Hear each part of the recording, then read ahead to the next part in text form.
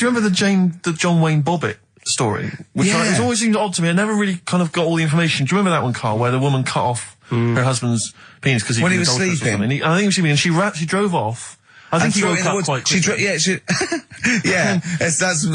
so much better than the alarm clock. Yeah. And she threw it off. She threw it out of the car into the woods, and he went and found it. Yeah. But imagine if he'd got to the hospital and they'd sewn it back on, and he'd gone, that's bigger than I remember. I'm not sure this is mine. How many of you got us where we dump all the knobs? We dump all the knobs out there. Yeah. That was an extraordinary story. And then, bizarrely, he became a porn star. Yeah. Yeah. Very strange life that man's had. Well, it is a bit of a shock to the system, isn't it? Oh, cutting your knob off. I know. Do you remember that French bloke, the performance artist of about 1910? Do you remember him? No. He, as a performance art, in a theatre, he cut his knob off to a crowd of people. Now, what? That's only a one-night trick, though, isn't it? Exactly. Yeah. But what if there had been a bang outside? They went encore. He went, what? Yeah. Or they looked outside because a car backfired. He went, did you see that? I go, what? I go, just cut the... Did you? Yeah. Think of that. Sacre bleu. I know. French are funny, aren't they? Cutting your knob off for your art. Weird, isn't it? Longview. Further on XFM 104.9. As we're having so much fun with penises, I thought perhaps I should just mention... That's a slogan. We should just mention this story, briefly. It's in the paper today.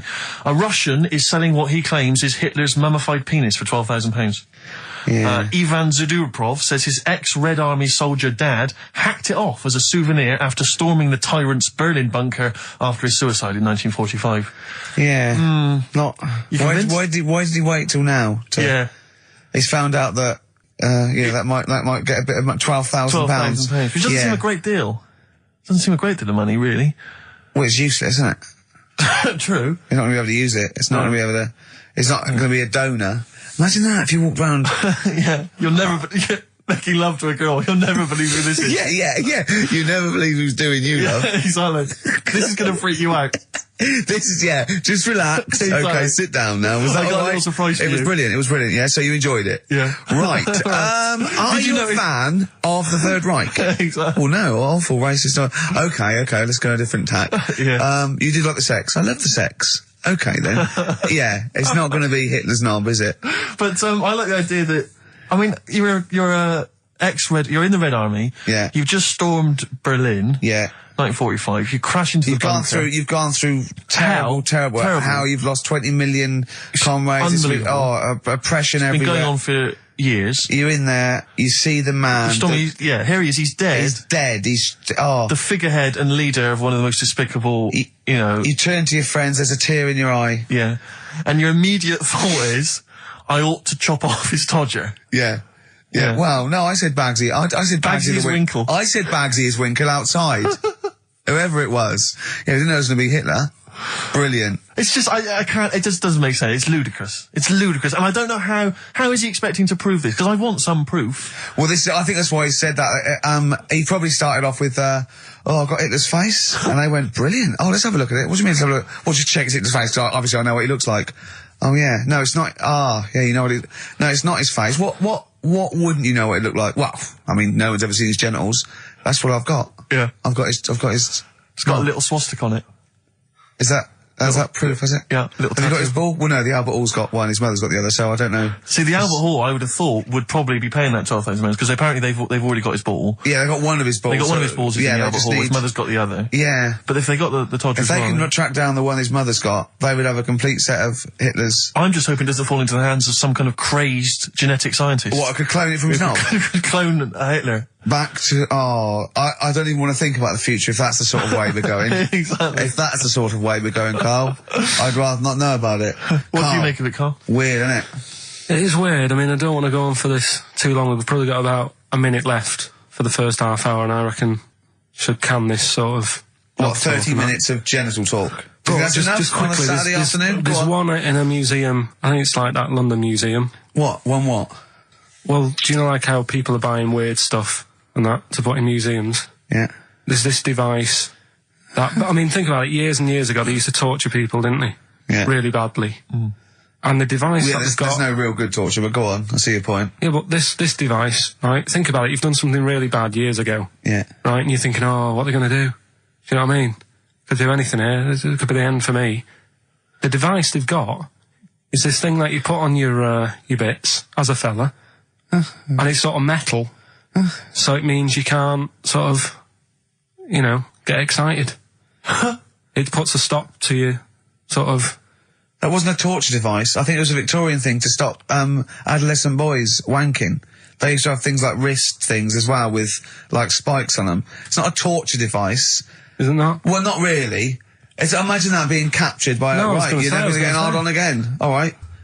Not really a torture device, is it?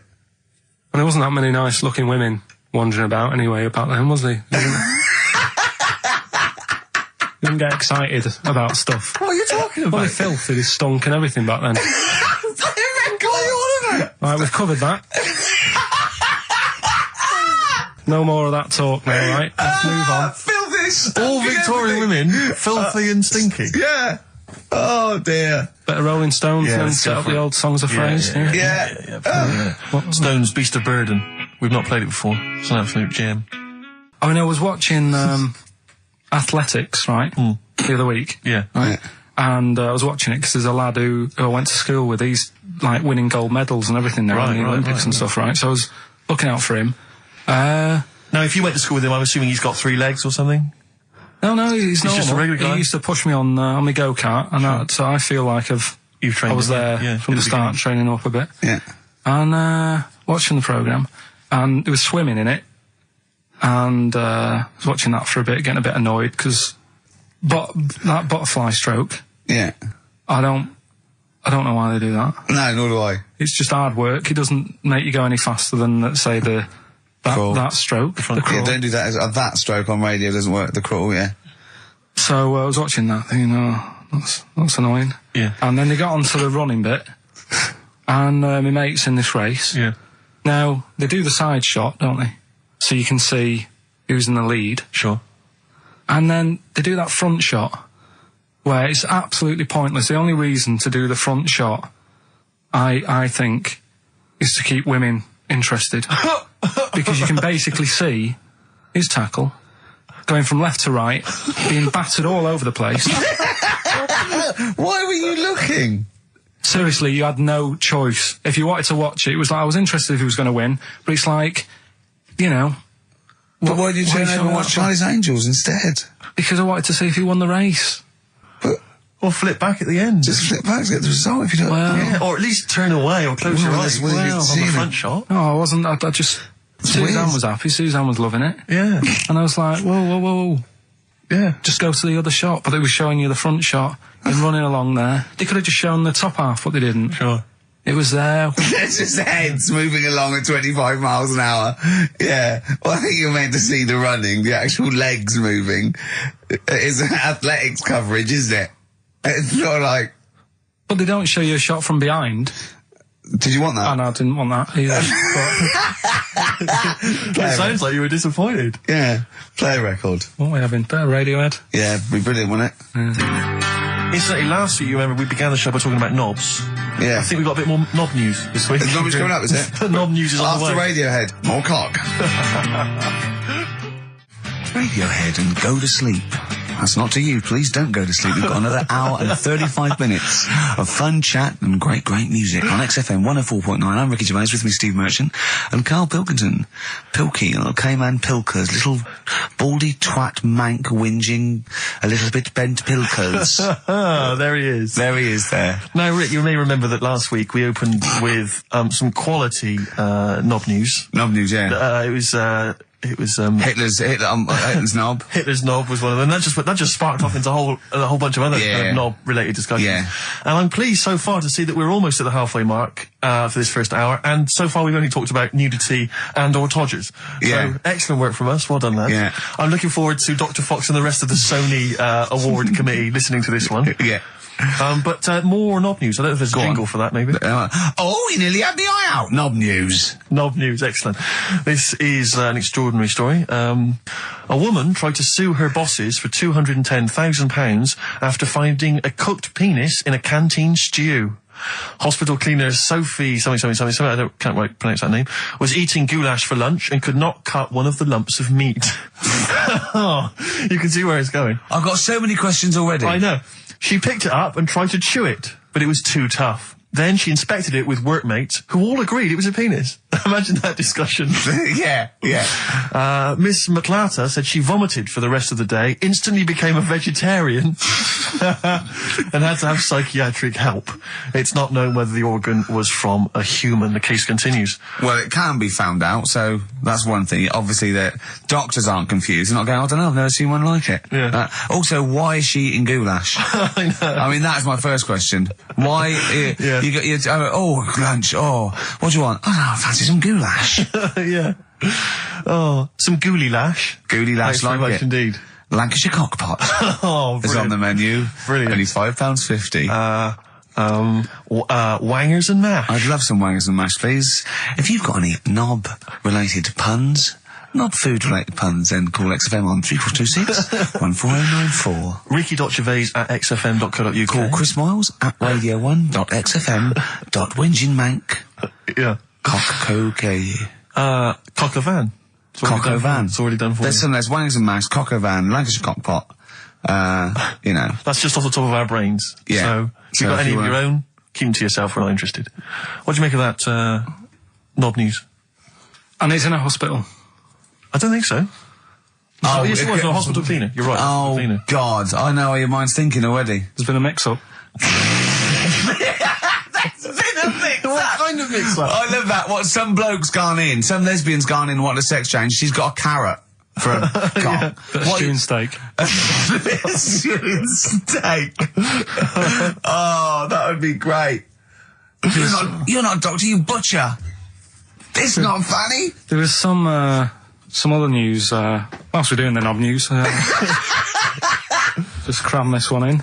There was some story on some news website about some lad who wasn't happy with what he'd been given. Right. What do you mean? He had an op? No, he wanted to have an op. He wasn't happy with what God had given him. Yeah. Yeah. What the Lord had popped downstairs for him. Sure. And, Sorry, no, wait a minute. Was he a bloke who wanted it? yeah, fella. And what he Wasn't happy with wanted, he didn't want a knob, or he wanted a bigger knob? Wanted a bigger one. Right, okay. And, cost £5,000. Right. And they made a mess of it. Well, how did they make a mess of it? Don't know, it came out smaller than they went in with. Well, no, what do you mean? That's I don't know all the ins and outs. Oh, God. It's just Well, like he borrowed the money off his There's been mum. a slight mix-up. He borrowed the money off his mum. I love that. How bad is that? What do you want for your birthday, son? Yeah. Interesting. Thanks, Mum, for asking. A couple of bits of news as well. Hello, Doctor. How did it go? Well, firstly, don't look under the bandages and don't have the goulash for lunch. It was smaller than you went Mum, in we got $5,000. Why? Just give me tell me what it's for. with. You can have it if you tell me what it's for. Well, look at that. Oh, you need a bigger one. Yeah, definitely. There's the money. On you go. Nothing can go wrong. What did he say to the doctor then? That's rubbish. I didn't read all the ins and outs. I just, like I said, I saw Just it. look for the picture. They weren't a picture. But you just thought, well, thanks for it. You just thought you'd pop that one in. Thanks. Yeah, that's the end. Yeah. Knob News Extra. Yeah. Play record, Carl. So if you've got any knob news, we've got one more show left. Send that to ricky.gervais@xfm.co.uk and we'll hopefully get that knob news on there next week. Yeah. All right. Some Dizzy Rascal. Oh, Dizzy Rascal, yeah, he's one of the hot new English rappers. Let's play it. Dizzy Rascal, apparently, according to Carl, he hails from Bow, if he's listening. Good work. You have a number 3 hit with that. XFM 104.9, Ricky Gervais reading a magazine, Karl Pilkington, in a good mood today, so everything to play for. Some adverts. Excellent. The Beatles from the soundtrack to The Yellow Submarine, actually, and that's Hey Bulldog. On XFM 104.9, our last show, maybe. Me, Ricky, Steve, and little Carl. All right, Carl? But that book, that wasn't a fake. It wasn't like just a ruse to get you back to show you me and dancing him in pants to Elton John. It's that. What was your girlfriend doing during that instantly? I think she was just getting on with sort of like packing up sort of boxes because we were moving. So sure. I don't think. Well, she's seen it all before. Yeah. And the book was. Do you remember that book that I showed you? That it was A Man's Body, an Owner's Manual. And it's just like Yes. loads of stats and there's one in there. Yeah, it's kind of like a Guinness Book of Records of men, yeah, there's one section there. There was, Sorry, hang on, it's not a Guinness Book of Records of men. That just sounds a little bit like you and I were sat around your house looking at a big book, picking of men. The big man book. The big man book. He is a big man, isn't he? Yeah. He should be on the front cover. Yeah, it was a book more about the kind of physical body and Exactly, about statistics biology and social and, you know, sex and all that sort of stuff. And But we didn't which look at is, the sex which is chapter. where we got the knob news for today from, right? This is true, right? I read that oh, you'll have someone's eye out. Knob news. Then you've got the jingle. Yeah. I read that the smallest ever functioning penis, right, was under 3/4 of an inch when erect. Extraordinary. That is bad luck, isn't it? And Yeah. it's a micro penis, so it's perfectly scaled down. Just a little look at Carl's face. Well, couldn't the fella have said, look, right, I'm not happy about it, so don't print it. It's not the sort of press people want, is it? There wasn't a picture of him. It was anonymous. They didn't read the book and at work the next day and go, look at this, Frank. What? Smallest ever penis, half an inch. He didn't go, it's me. He just went, yeah, loser. Yeah. You know what I mean? Anyway, let's have a shower. I'm alright. I'm alright. He must have had to have a little jod with a pair of tweezers. Yeah, presumably. Because you couldn't even get a fist. I mean, No. that is bad luck, isn't it? Was he a good-looking fella? What would you do, right, if he invited you round and said, right, and he was like the king, right, and he went, oh, Carl, can you just go in there and just nibble at it? And you've gone under the water, and you're just about to nibble at it, and you come up and you go, that's tiny. Would you be disappointed or relieved? Right, well, that wouldn't happen. No! Carl, I'm saying if it did, would you be disappointed? Would you go, oh, that, I can't even get, I don't know where to start with that? Or would you go, oh, thank God it's not a big one? You've got to remember that he's the emperor. So you've got to do what he says or he'll have you killed. What would you do? Would you go, oh, I lovely set of tackle, or, oh, it's not as big as I wanted, or would you secretly think, I'm glad it's not big because I didn't want to, because I'm not that guy? I'm not even gonna think about it, because I wouldn't do it. I know I wouldn't do it, even back then. Even back then, what do you mean? Even Well, when was Nero at it? What? Well, the Roman Empire was sort of like 2000. Well, it stretched up for to years. about, yeah. So, It's a long time ago. Yeah, I wouldn't do it. You'd have to. I always remember, we're still doing knob news? Yeah. Just It's just Knob some News Extra. Knob News Extra, excellent. well, I didn't do that well at school and that, right? But we had biology. Mm-hmm. And I didn't take much of it in, but there was one day when it was about, knob news and stuff. Sure. And it was all about how, blood, is what makes... Engorges Yeah. the erectile tissue. Sure. Yeah, it was all about that. And there's this girl in our class called Paula, right? We were sat there watching it, and she fainted. You just heard her go, oh! And she hit the floor, right? Because we were all sat on top of the desk watching this. Right, I wasn't that interested in that. No. I wasn't looking at it and that. But Paula, right? She fell over. And the funny thing was, right? What was it, a video? Yeah, a video of like this blood Yeah. doing the business to this fella's member, right? And she fell over, like, and everyone's like, oh, what's up with her? And the teacher was trying to, like, wake her up and give her water and that. And it was really weird, because then the nurse came in, and yet this video was still playing. And the nurse came in, what happened? Well, do you seen this? Yeah. And you could hear, like, then it was going on to, like, sex education on the video. It was all done from start to finish. What happens? Da-da-da-da. And by the end, and she was still out cold by the time it got to, like, and then they had a baby. Yeah. Yeah. Right? And that just reminded me of it. It then. seems to me that was her sex education class. She fainted when the penis got erect, and when she woke up, a baby was born. That's probably what she thinks happens. She's wandering around now. And the whole class just missed out a bit because they saw if someone's she's ever face. with a bloke and he gets an erection, she just goes, oh, no, Well, that's get it. She was a bit of a class tart, really. That's why everyone was like, what's up with her? Carl. No, but she was. Everyone was like, what's up with her? It's not as if she's not seen it before. But just reminded me then. Weird. But anyway, yeah, so I wouldn't He was going to be loving it. Anyway, He'd yeah, be well, down let's there. leave Nero aside. Yeah. The other thing in this, should we play a record and come back? Yeah, There's another yeah. interesting fact. There is some extraordinary facts in that. Yeah, well, more facts. We're running over. It won't be knob news. Won't be knob news. There'll be all different types of news. Alright. Good show, though? Enjoying the last show? Yeah, it's alright, and, I hope it gets better because, Telegraph are listening today. The Telegraph, the paper? Yeah. Why are they? Why did you say that? Just, Jenny, the PR woman, said to me yesterday, she said, just, do some good topics and that, so you don't have to worry there. What they phoned up to say, hello, it's Telegraph here, we'll be listening tomorrow. I don't know what they're doing. Are they doing a review of it or something? I don't know. Why would they do that? There's no reason to. I'm a bit... why didn't you mention this earlier? So the Telegraph have said, why would they call up to say we'll be listening? It's a free country. Because they said they'll be listening, but also, can you make sure you record it? Because if we can't listen to it because of the pirate stations that are on at the weekend, because it affects our signal and stuff.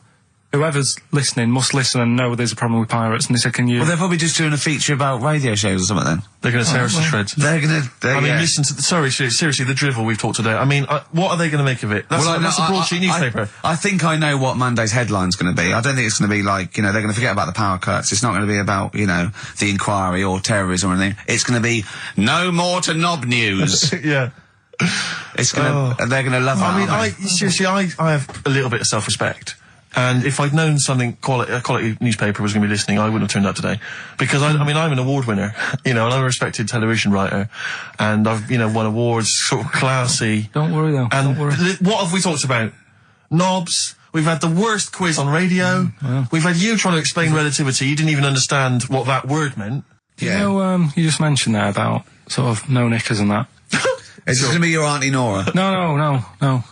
It's just, like the last flat that I lived in, I always had a good view across the road, and I could see, it was the hairy... There was the hairy Chinese not kid. hairy Chinese kid, he was just a Chinese kid, actually. Yeah. Yeah. Running Because about. that's rare, isn't it? Hairy Chinese kids are very rare, isn't it? Yeah. There's only one official sighting, isn't there? In one of those shit little magazines that you buy. Yeah, he was running around in his underpants. You just swore ironically. I mean, I imagine if there's any newspapers listening, you sort of did that. Because he's sort of jokey and... Yeah, go on. Yeah. Let's not swear. And there was Go the on. old woman who didn't move, she was just sat there reading a book all the time. Who we think possibly died and no one came round for weeks, yeah. I mean, but, and now I've moved, right? And it was quiet for a bit. I always look at what view I'm getting, right? Looked across and it was just sort of empty, sort of flats ready for people to move in and that, right? Anyway, people are in there now, right? And they've put all the furniture in, but I haven't put any curtains up. Oh. Right. So anyway, I'm sort of washing up, just having a look out the window. Yeah. Right. Girl sort of wandering about, knickers on. Right. With no knickers on. You mean naked? Knickers. Well, she had a bra on. Right, okay. But, She's probably looking for a knickers. So I thought, and I don't know how long I was looking. No. Right. But anyway, she looks across. Oh, God. I think she spotted me. Yeah. I think, oh, God. I felt really bad. Yeah. I said to Suzanne... Sorry, is this some sort of Peeping Tom confession while the Telegraph are listening? I've no idea. Well, it's not... That's the thing, though. Peepington. If I was peeping, she was peeping as well, because she was looking over. Works both ways, doesn't it? Yeah, but yeah, all she could see of you was your bald head. Yeah. No, but And your this hands is it. moving as you were washing up. And some white-looking substance rotting up. Particularly stubborn stain on this glass. Yeah. Oh, God. Imagine that. Imagine if she looked across. I'm assuming your sink is lower than the window. But didn't she just cover up or something? Or she looked back and go, oh, you looking at my fanny? Well, the thing I did... What? I thought, just sort of drop me boxer shorts. Because I thought... Well, Suzanne said, what are you doing? What are you talking about? What are you talking about? No, just so they can see me cheeks of me. What are you talking about? No, because I thought, if she thinks I'm walking about in the nude as well, then we've both got something out of it. Carl! This sounds like a bad excuse in court. I know. This is Or the plot of a film on Channel 5. I mean, this is like the doctor who got done, right, for exposing himself to a patient and then painted that little thing that you look down their throat at pink. Yeah. And go in and go, this is what they saw. yeah. No, so sorry, you immediately, so you were looking at a woman dancing around naked, right? So the only thing you could do was immediately drop your boxer shorts. So she looked across, saw you fully clothed, saw you took your boxer No, she wouldn't have done, because it's sort of just the top half and the sink's at a side angle, so I was sort of looking out. This is genius. So she wouldn't have seen your trousers then anyway? No, she did. I moved in front of the window. So you then made you actually climbed in front of the window. Oh, this is amazing! So you climbed in front of the window to show off No, your it wasn't naked obvious. lower half. Suzanne said, "What are you doing?" And I I said, bet she did. What are you looking at? I sent you in here to clean What up. are you doing? I'm just taking my trousers down, stand by the window. Why? Because there's a naked woman across the road. What do you think I'm doing, Suzanne? I'm exposing myself while looking at some free fame. leave it. What's up with you, Suzanne? Leave it then, leave it. Christ. Are we doing Rockbusters or Yeah. Oh, she sent you in there to read up on Einstein. She comes in and finds that. Oh, brilliant! Wait a minute, can I just say? A final question. What did the woman across the way... What happened? What was her I reaction? didn't look again. I just thought you've seen a bit of action as well. We're both happy. Let's leave it. Brilliant. So were you waddling around like a penguin with your trousers around your ankles? I just was walking about, and Suzanne said, "What are you doing?" I said, "I'll explain to you in a bit, but don't look out the window because then it's Excellent. obvious." Then he sees, she calls her husband to look at Carl walking around naked. He goes, oh, she's got a... Quick, Suzanne, get him out. There's only one we can do. Get some more friends. They've gone one more. Anyway, Brilliant. Right, play a record and come back to Rockbusters. And Monkey News. We haven't got enough time. Do Rockbusters. Oh, God almighty. I make it clear now, I do not condone in any way, shape or form what Cheryl Tweedy did. But I have to say, they wind me up. By they, you mean toilet attendants? Yes, No. yes. Right, Yeah, yeah, not not- Pop Idol winners. That's what I thought you meant. Yeah. So, go on. But, because I'll tell you what it is, you go into a club or pubs or big trendy pubs, you go in there, and there's the toilet attendant in there. He's got his little display of aftershaves, sprays, some sweets maybe, Blue Stratos, whatever it might. Yeah, and maybe a Blue lollipop. Stratos, maybe a lollipop. And all right, I don't know if they're. I assume they're not employed by the club. I'm assuming the club's got. We've got the DJ, we've got the bar staff. Wait a minute, we need a guy to irritate them in the toilet. When the manager walks in, do they hide? Well, this is it. I don't know if it's a guy who's just like. Is it like busking? Yeah, he Do they snuck just- in. like, yeah, okay. He came in when it was free during happy hour. He's got a little bag, carrier bag. Yeah. He snuck in the toilet. But the thing is, it's the fact that toilet attendants, fair enough. I mean, I'm happy if a toilet attendant sneaks in under cover of darkness, cleans it for me, and then shoots off. But it's when I have to see them there. I feel know. guilty because I'm like, I've got. It's like I maybe wash my hands. I'll forget he's there. He'll hand me a paper towel. Suddenly I've got to tip him like a quid or It something. annoys me because just out of I piss. wash my hands at all. I don't usually wash my hands. never wash my hands. I sometimes don't even bother getting my knob out. I do it by stand and change my trousers when I get home. Exactly. So it annoys me I have to go through this charade of getting it out, slushing out of it, shaking it dry, and then washing my hands. See, if just he 'cause did there's- any of those elements, What, I'd shaking tip it him for a you? quid, yeah. Pop it out. But yeah. not to hand me a paper towel and get it myself. And I know. it's this guilt. And sometimes I'll hold it in because I'm nervous. I don't want to go back in there. What It's annoys costing me a is fortune. like a posh award ceremony, it's a pound of piss. It is a pound of piss. Do you know what I mean? So, or in a top hotel or something. Yeah. It's absurd. And I tell you what's worse than that. I know that he's doing it because he's got to feed his kids, but it's the fact that I've got to look him in the eye.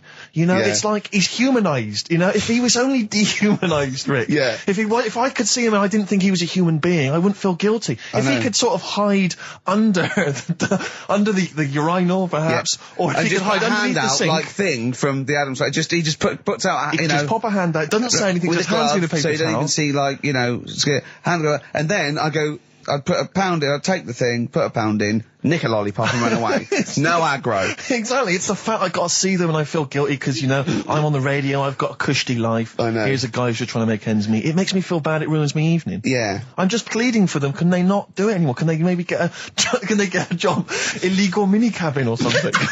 Please. it's 10 past, isn't it? We haven't done a little bit of knob news. No, we haven't done no news, no. But It's been 3 months. It's been 3 months coming. There's this thing. I don't know the full story. I don't know how it happened, right? But little Russian fella. Yeah. He was sort of having sort of emptying his bladder, right? And Yeah. somehow electrocuted himself. Right. And sort of did a bit of damage. How did he slashed I don't onto know. some I don't live know. wires or something? Something like that. So Did anyway, it damage to himself or to an electric fire or something? no, to himself. To himself. Yeah. And So the doctor didn't slip and curling tongs went up his arse when he was pissing, because that's happened a lot. Yeah, we've all been hospitals. We've all shoved the old curling tongs up the arse when having a piss. right. So I can't even be bothered. No, go on, no, we're interested. We're interested. Come on, we're interested. Don't You give up. can't be bothered. You get Mondays off. Do some work. Right. So anyway, so the doctor says, "Oh, it's not looking good. We'll have to take that off." What? I was like, "Oh." Novectomy.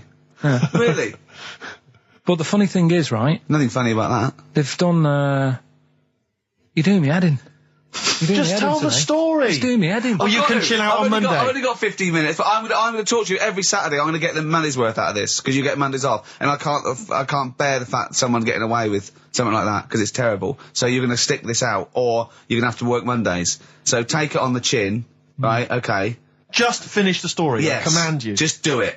Anyway, so they said, he said, you know, will you be able to sort me a little knob out? A prosthetic Right? cock, Yeah. But they put him out for the operation. Yeah. He woke up. Yeah. Right, and he's thinking, oh, thank God that's over and done with. Yeah. They've only grown it on his arm. What are you talking about? You twat. Shut the you're an idiot. What do you mean they've grown it on his arm? Apparently, like, that's the way they do it. Oh, yeah, but to then put it on, that wasn't a mistake. It wasn't doctor going, did it go there? Some bloke I didn't do a degree. Are you a real doctor? Yeah, yeah. But why put it there? Because it's got to grow, it's got a graft there, so where they can control it. To skin tissue. On your arm. Well, But they're going to your remove it back from or- the arm itself. What do you mean on the back? on your back. Somewhere, well, we can't wear a t-shirt.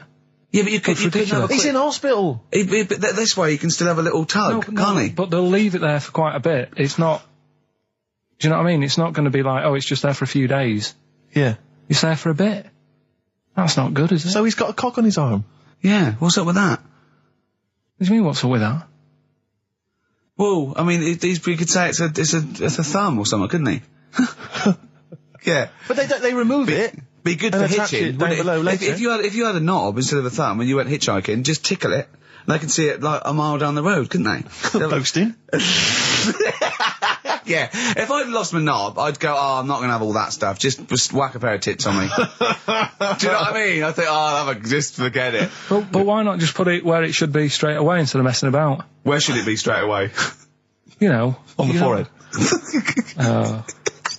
Listen, are we doing a competition? Let's then? play I a can't be tune. bothered. Let's Come on, let's just. Carl, you can't be bothered. Right, Alright, okay, bit of we're rainbow, going to bit of scrap rainbow, this yeah? and you're going to work Mondays again. Well, I read. I think it was in Hot Tickets magazine. Sure. It's free with the Evening Standard.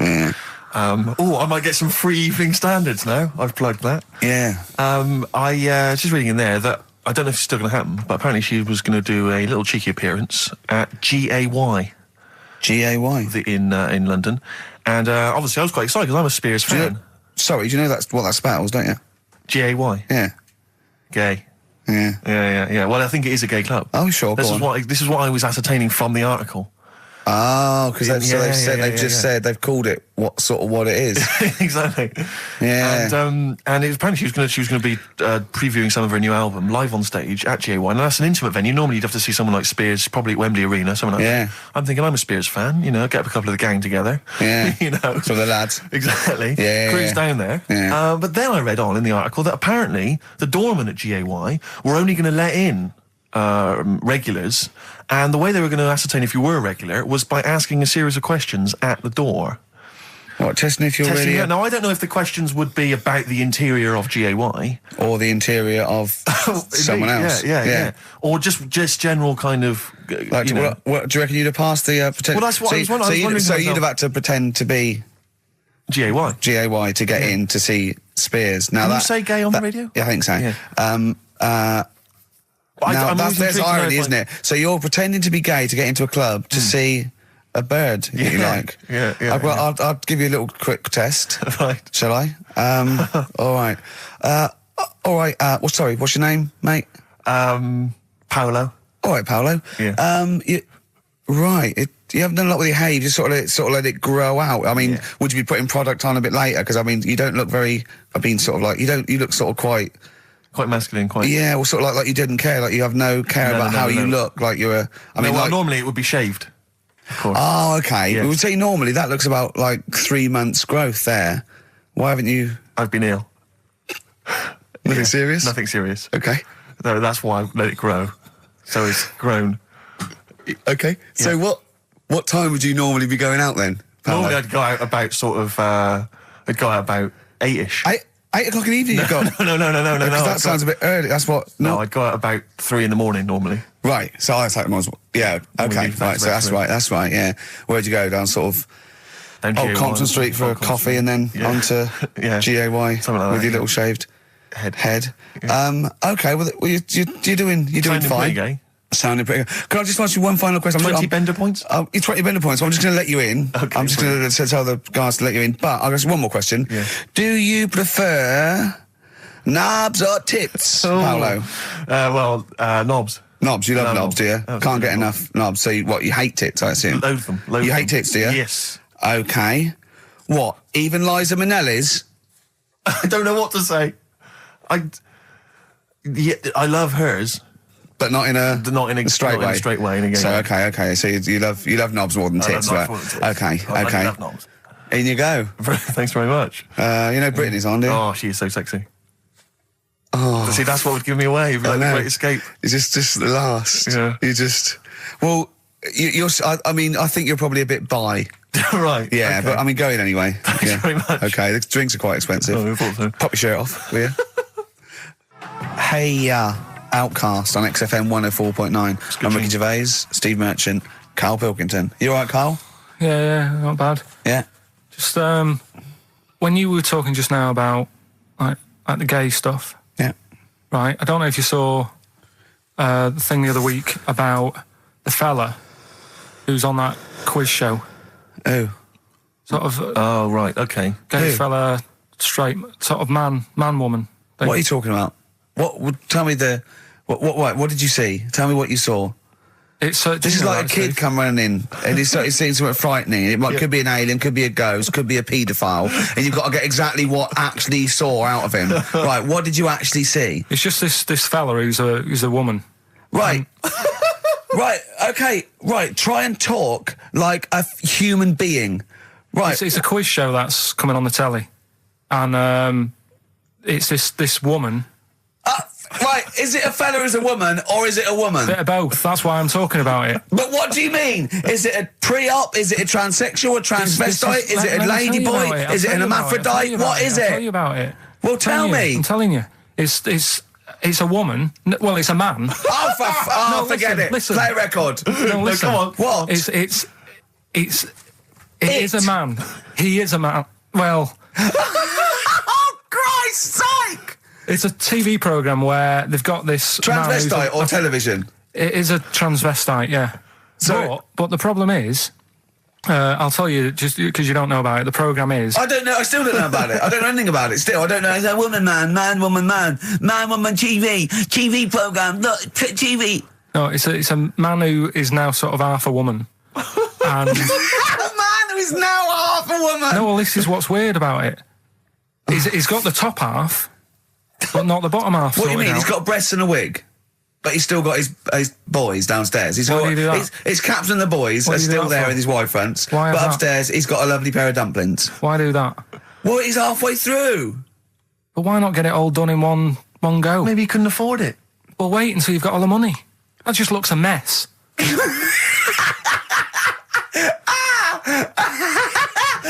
And who's he pleasing there?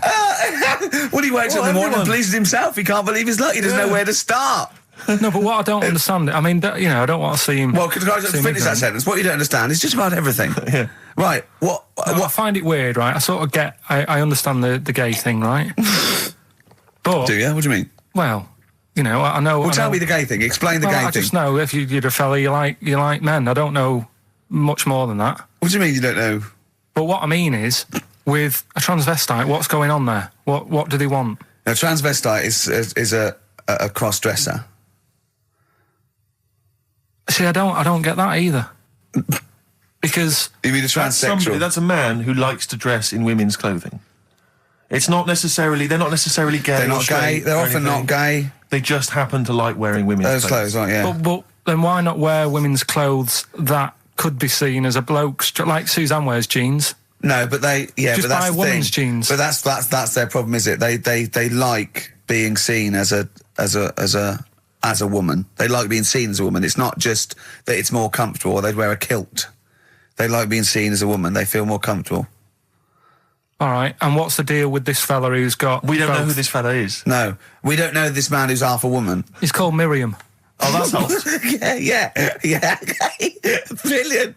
I love this scientific basis. No, I so think- all he's done, he's had the tits done, he's probably had the hormones, probably lived as a woman for a while. The last step, because you can probably reverse the breasts anyway, because they're probably implants and hormonal things, and whereas you chop your knob and boys off, that's, you come back the next day and go, sorry, I didn't mean that. I wanted my ears pierced. It's a bit more of a bigger operation to put them back. So doctors are probably making sure that he's just Surely absolutely... if you've had the top half done, you're not going to go back on what you've said. But no, what's the top half being done? I could get you breast implants, give you a bit of hormonal treatment. Now, that you would be a great idea for next week. and you could reverse it. What you can't do is grow a knob back. Well, you can. Last week you were talking about growing one on your arm. Yeah. We've done that. We can, so that is possible. But the thing is, the truth of it is, I think I do know about this story. I think it was a television programme called There's Something About Miriam. The conceit of which was that this pre-op transsexual... So I guessed that right, yeah. was masquerading as a woman. Right. And various blokes who didn't realise that this was a man had to I've heard try about and this. seduce her. And when they found out that it was actually a bloke, and a lot of them had kissed agree. her, they refused to let it be shown. I and there was a big agree though. outrage. That's just terrible. Yeah. That's It's deceit. absurd. But I mean, that's awful. I hated that. Who's the biggest, most professional person in radio? It's probably Terry Wogan, isn't it? And it was you that said you can't tell what the sentence he's saying because he keeps going up at the end before. But he and never. after. There's never any punctuation. Yeah. So he'll just segue from one point to the next. So he'll be like, going on my holidays, Friday. We're having a lovely time, says Mrs. Dorothy Shears of Westminster. I'm thinking of going to Greece. And it's halfway. So he's got his knobs, but he's still got the tits. Yeah. Typical. Oh, hello, Paolo. Do you want to come into my club to see? Yeah, I'd love to go. Britney Spears, I'm a massive fan. Yeah, well, it doesn't start for a while. It's it's only about 8 o'clock, and you're not going out for hours yet. No. 8 or 7. But might as well watch a bit of telly. We've got FA Cup final. Ooh. Oh, yeah. That's a good one, isn't it? Or we've got the Eurovision Song Contest. What do you want to watch, Paolo? Oh, blimey. Well, I love all the camp and lame of the Eurovision Song Contest. Yeah. But is that David Beckham playing? Because I love him. And his hair and his legs. See what you've done. You see? So you will watch the football, Yeah. but you'll be mainly looking at Just looking at the legs and the tight shorts. So while Beckham's knocking them in, you'll be exactly knocking one. Right. Let's. Do you notice? Remember, I never really looked, but when you see old clips of, say, early '80s footballers, the shorts are much tighter, aren't they? I don't know. I don't don't really know. I wasn't really looking. I remember Carl was saying when he went and there was 2 strippers, a bloke and a woman, and they whipped off their clothes at the same time, and you looked straight at the boys. Yeah, everybody would. You would have done. Right. You do. You do. You look at his doo-doo. What do you mean?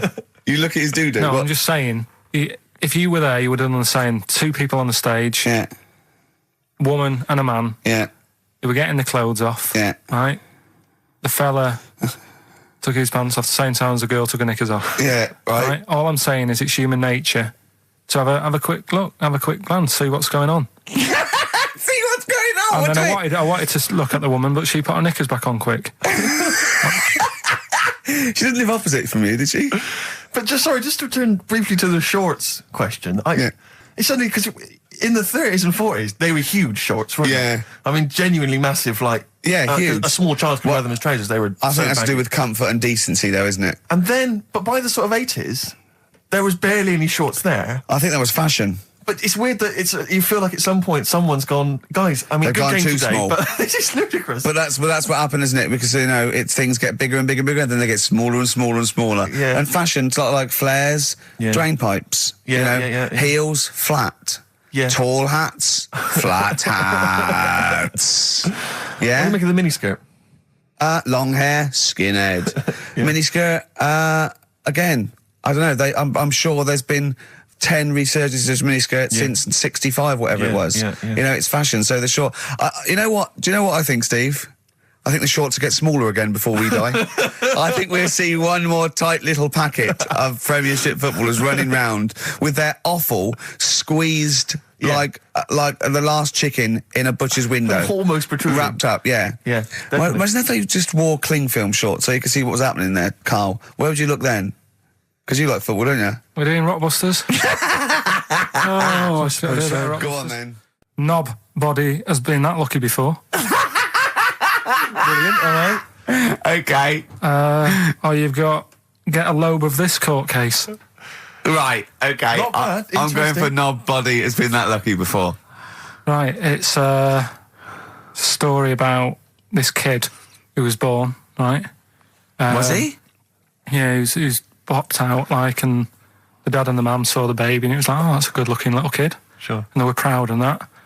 And then... I know they're surprised that it's a good-looking little kid. It's theirs. yeah. Like, it could have been a frog, and they'd have gone, oh, he's got your eyes. And then the doctor goes, yeah, it is, but look at that. What? He said, it's a boy and hasn't got a knob.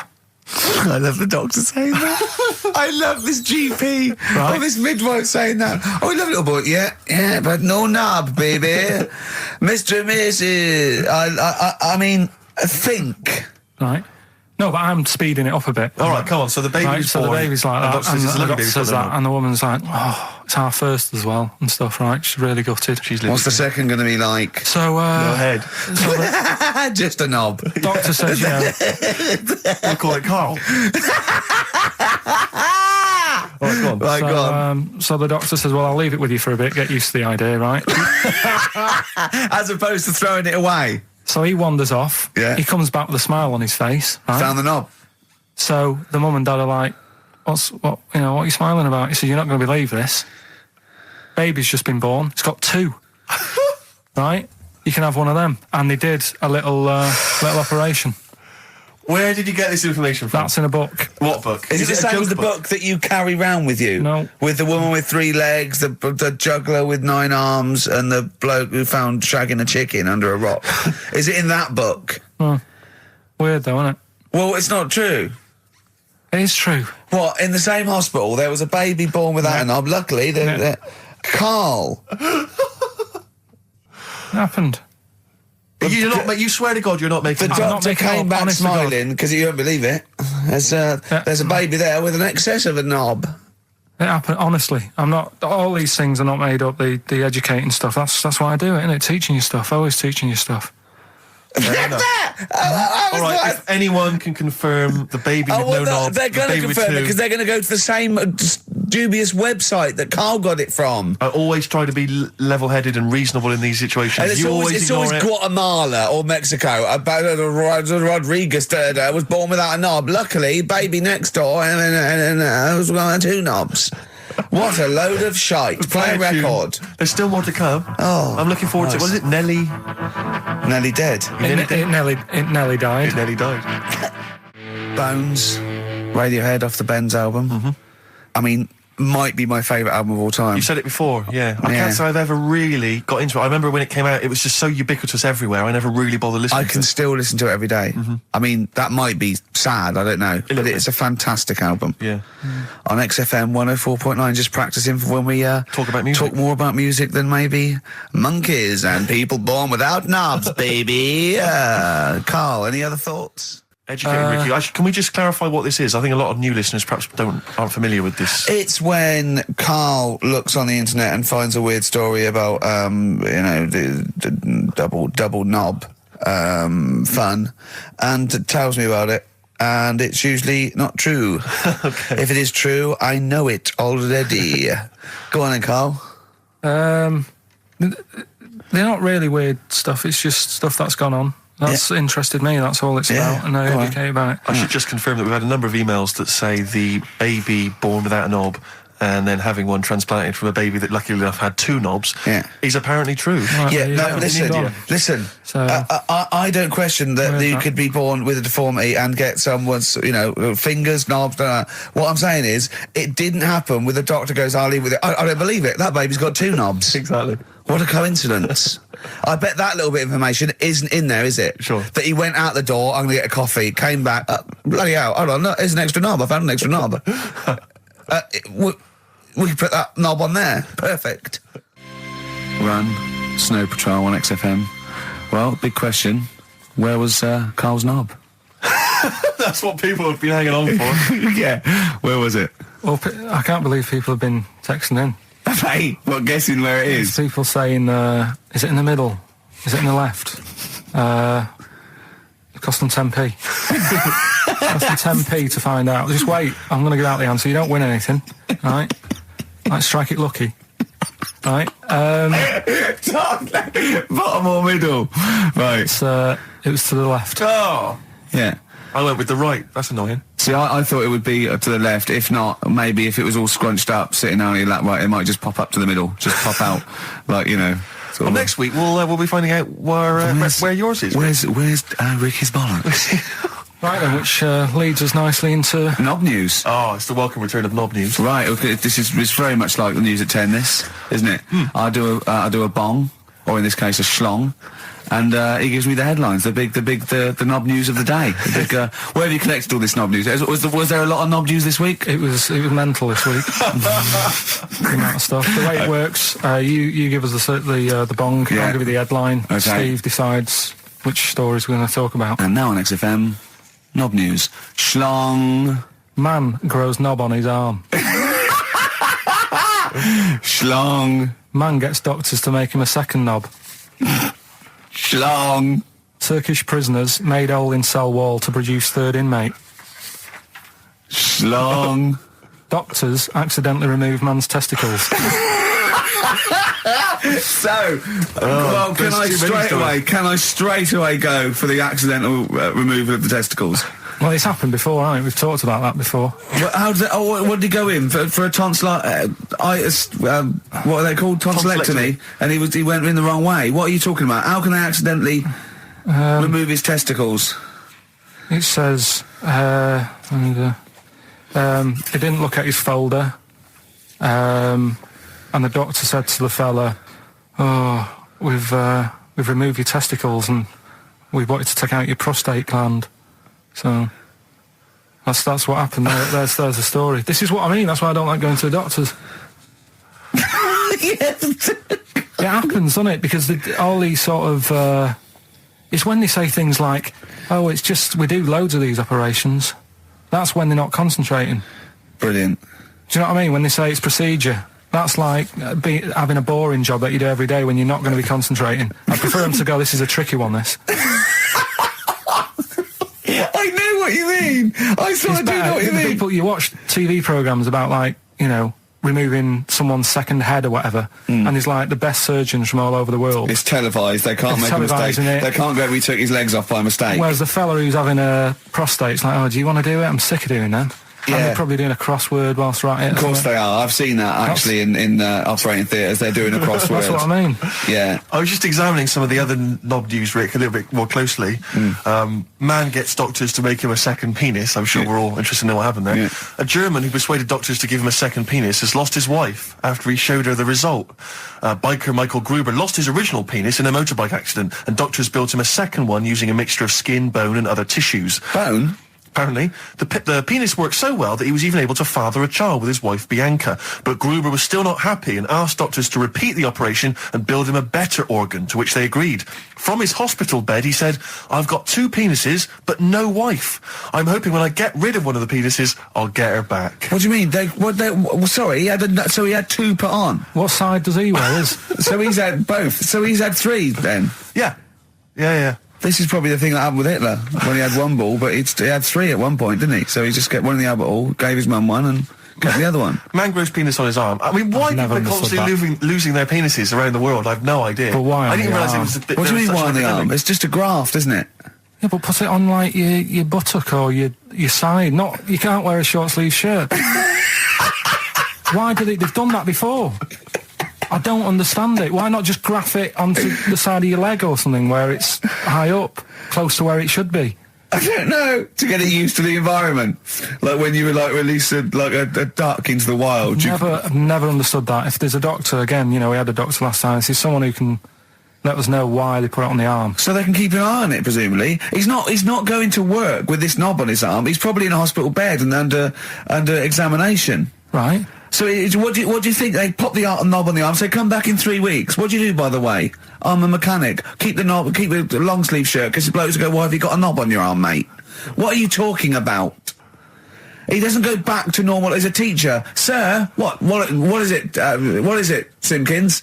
You got a knob on your arm. No, don't worry about that. Do your maths. What do you think this bloke's walking around with a big knob coming out of his arm? Why on the arm?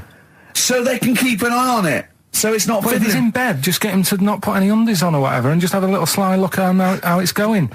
Even in hospital, if you're in a shared, little hospital room, people going, oh, I've had heart problems, what's your problem? He's there with his arm out. He's got his knob out! Yeah, but I don't think it counts as indecent exposure when they're grafting a knob on your arm, sticking that up the bed. Imagine if he's driving, he's just got it out the window. People driving by. Yeah. In fact, at the end is that bloke giving me the finger? At the end of the man grows penis on his arm story, it says, a Moscow surgeon said the man will be able to have sex in a few months. He said, women will never suspect. What kind of a doctor talks like that? Yeah. I'll tell you, it's his cock now, seriously. The birds will never know. He'll be able to go berserk. Yeah. They'll never realise we grew it on his arm. That is unbelievable. Will he have a little scar on his arm, do you think? Yeah, I don't get it. Like I say, 83936 if there's a doctor out there. Or indeed, if you've ever grown... Or a tailor. Making you a shirt. What side do you wear your cock on, sir? It's on my left arm. What's this? Bit of stones? Yeah, beautiful. Lay it on me. Wild Horses by the Rolling Stones on XFM 104.9. Well, I think the listening public would have enjoyed knob news there. Oh. So, I mean, there was a lot of knob news this week. I was surprised. I would have thought it would be hard sometimes to get knob news together, but... I would have thought it would have been part of a bigger news programme, but, I mean, I don't think we'd dedicate a whole sort of, like John Craven's news round. Yeah. A whole 5 minutes to knob-related news. Yeah. There was other news, was there, in the week at all? Carl, it wasn't just all knob-related, you didn't just research. No, they're the ones that sort of stand out. And it's knob news time. We're all very excited. Now, last week's knob news was what, Carl? Do you remember it was a man... Who grew a knob on his arm? Sure. No, he didn't grow it there, did he? He put it there. Well, I know that, but, yeah. Just popped it on his arm. Yeah. A bit. Yeah. This week. That's just a recap of the week's news. Yeah. Right now it's the headlines. Well, we talked about it before. Do you know the little mouse that had an ear on its back? Yeah. Sure. Right. Well, you thought he had a bad time, right? Listen to this one. Mouse walking about with us sort of wearing a monkey's testicle. They're just having a laugh. This is what I mean about a lot of scientists. What are they doing? When's that going to come in handy? I don't know what you mean. Well, they were seeing if, say if a fella loses one, right? Yeah. Hitler or whatever. And they go, well, don't worry about it. We can sort you out. I don't know what the monkey's going to do. I don't know if they keep passing them on or whatever. But the actual monkey testicle was put on the mouse. And it worked. It worked for the mouse. But isn't it... I mean, isn't a monkey's testicle quite large in relation to a mouse? Would it not look like the mouse was on a space hopper or something? Oh, yeah, it didn't look good. Well, they didn't put it where its testicles would be. No, they did. They put it... Well, how could it walk, then? The ear was on his back, so he could just get about. Well, I don't know. But well, you don't know, do you? You just guessed. Did they grow the monkey's testicles where the mouse testicles would... Well, it looked stupid anywhere else, though, wouldn't it? Oh, whereas a mouse with monkey testicles, that's fine. Oh, you'd be showing off. You'd be all right. I'd prefer that than the ear. When that mouse gets put back in with the other mice, do the other mice go, George, you look different. Have you had anything done? but the weird thing is, as well, apparently it still works as a monkey. What? So, like, what are you talking about? Like the sperm and that was it was still sort of monkey. Of course sperm. it was. What are you talking about? Well, that's weird. But What, Carl? What do you? It's only a thing to give it nutrients. That's all the thing they're testing. It's like grafting at that level. Right.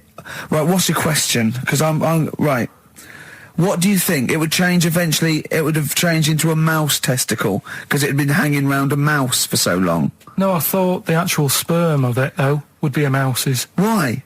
Because it's hanging off a mouse. No, but your sperm is actually created in the testicles. So that's why it has to be outside your body. Otherwise, we put them in a nice little cage. But I'm guessing then that they've done this operation so that they can do it to humans. Yeah. Why would I want a monkey testicle if my kids are going to be monkeys? What use is it? No, think. That's no. That's going to happen anyway, Carl. Yeah, but think. Think of what you're saying. They've grown a monkey testicle on a mouse to see if it would still function as a monkey's testicle, okay? So they can do that to humans. So think, Carl, what they'd do is they'd grow a human testicle on a mouse and it could still be used as a human testicle. So what? To give you a testicle that you've lost. From a mouse? No, from another person who it was kept alive on a mouse.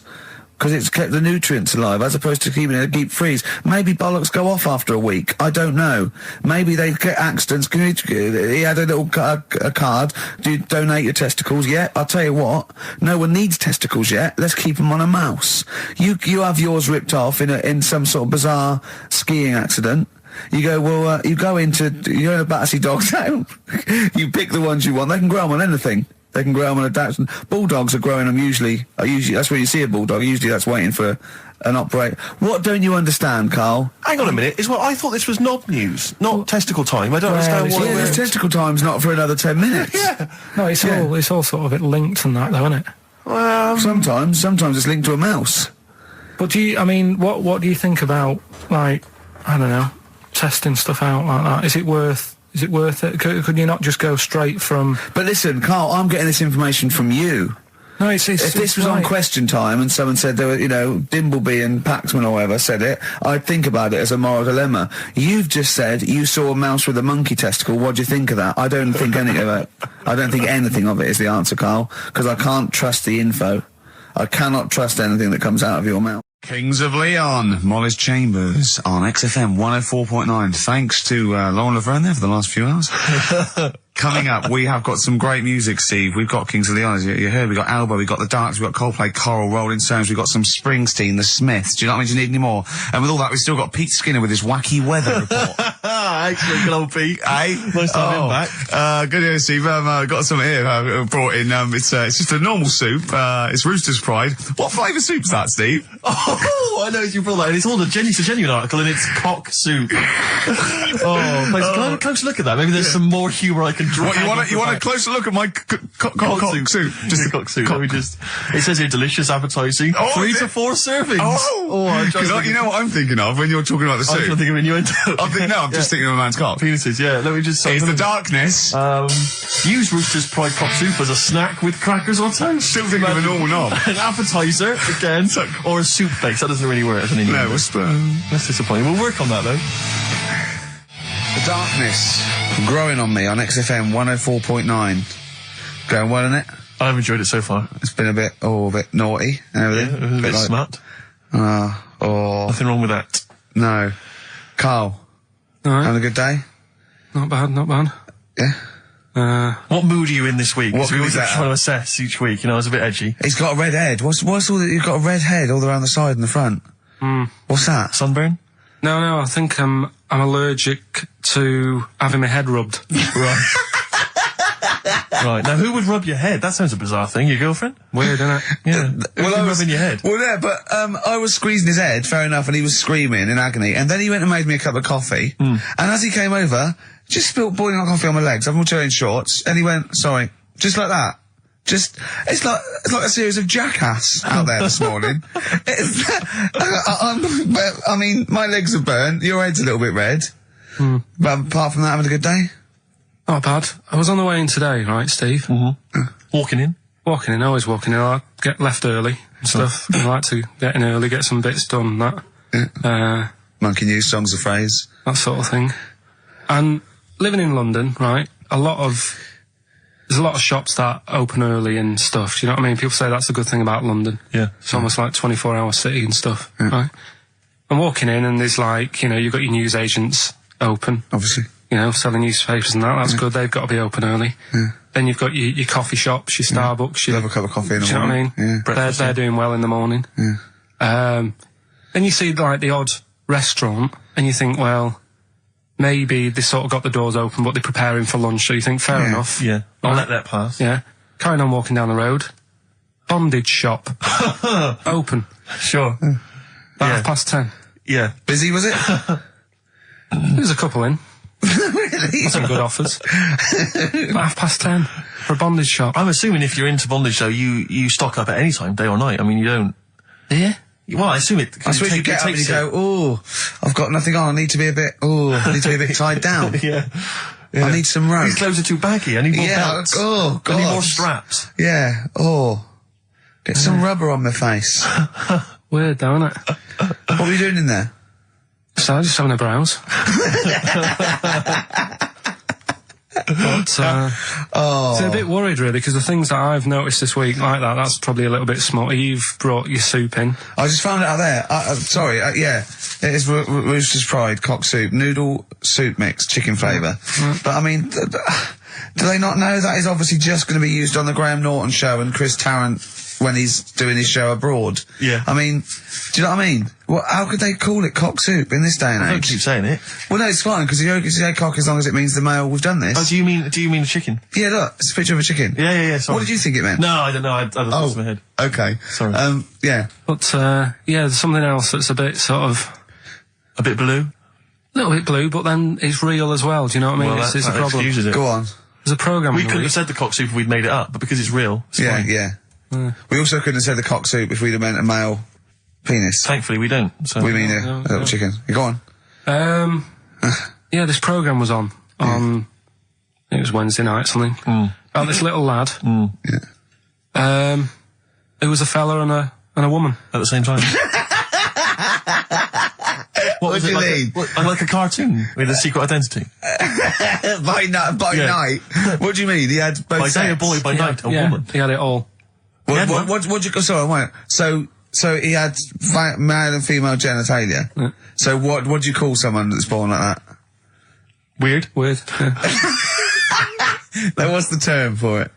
Go on. You know it. We've talked about it before. Aphrodite.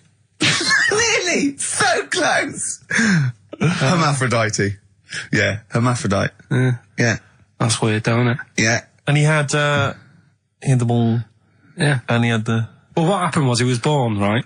Obviously. And the doctor said, there you go. Lovely little boy and girl. So the mum was like, what? So he said... No, I don't think the doctor was sarcastic. Yeah, what? I don't think the doctor was sort of dissing them. Yeah. There you go. What do you mean, doctor? I'll have a look. There's the cock, there's the minch. All right, see you later. What are you going to call her? Hit. But doctor, what do you mean? Have a look. He wasn't sarcastic. He didn't give Doctor, clues. tell me what you mean. Give me a straight answer. He probably went, oh shit, she's got a cock.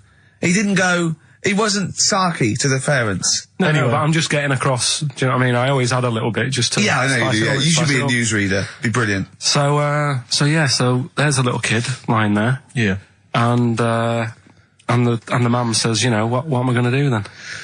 So the doctor, I mean, I'm condensing this. It was like an hour long. Sure. Yeah. Yeah. So he says, she said, what will I do? And the doctor said, well, he's not sort of well hung. Right. Oh, So he's not sort of well on. This doctor has term. been, I assume, has been struck off since for saying these things. It was a real doctor. It wasn't Dr. Fox. Yeah. Right, go on. So the doctor said, so I recommend that we make it a woman. Right. Right? So they sort of do a little bit of, Jiggery pokery. a little bit of work. And I don't think that's true, Carl. No, it is. It was on the programme.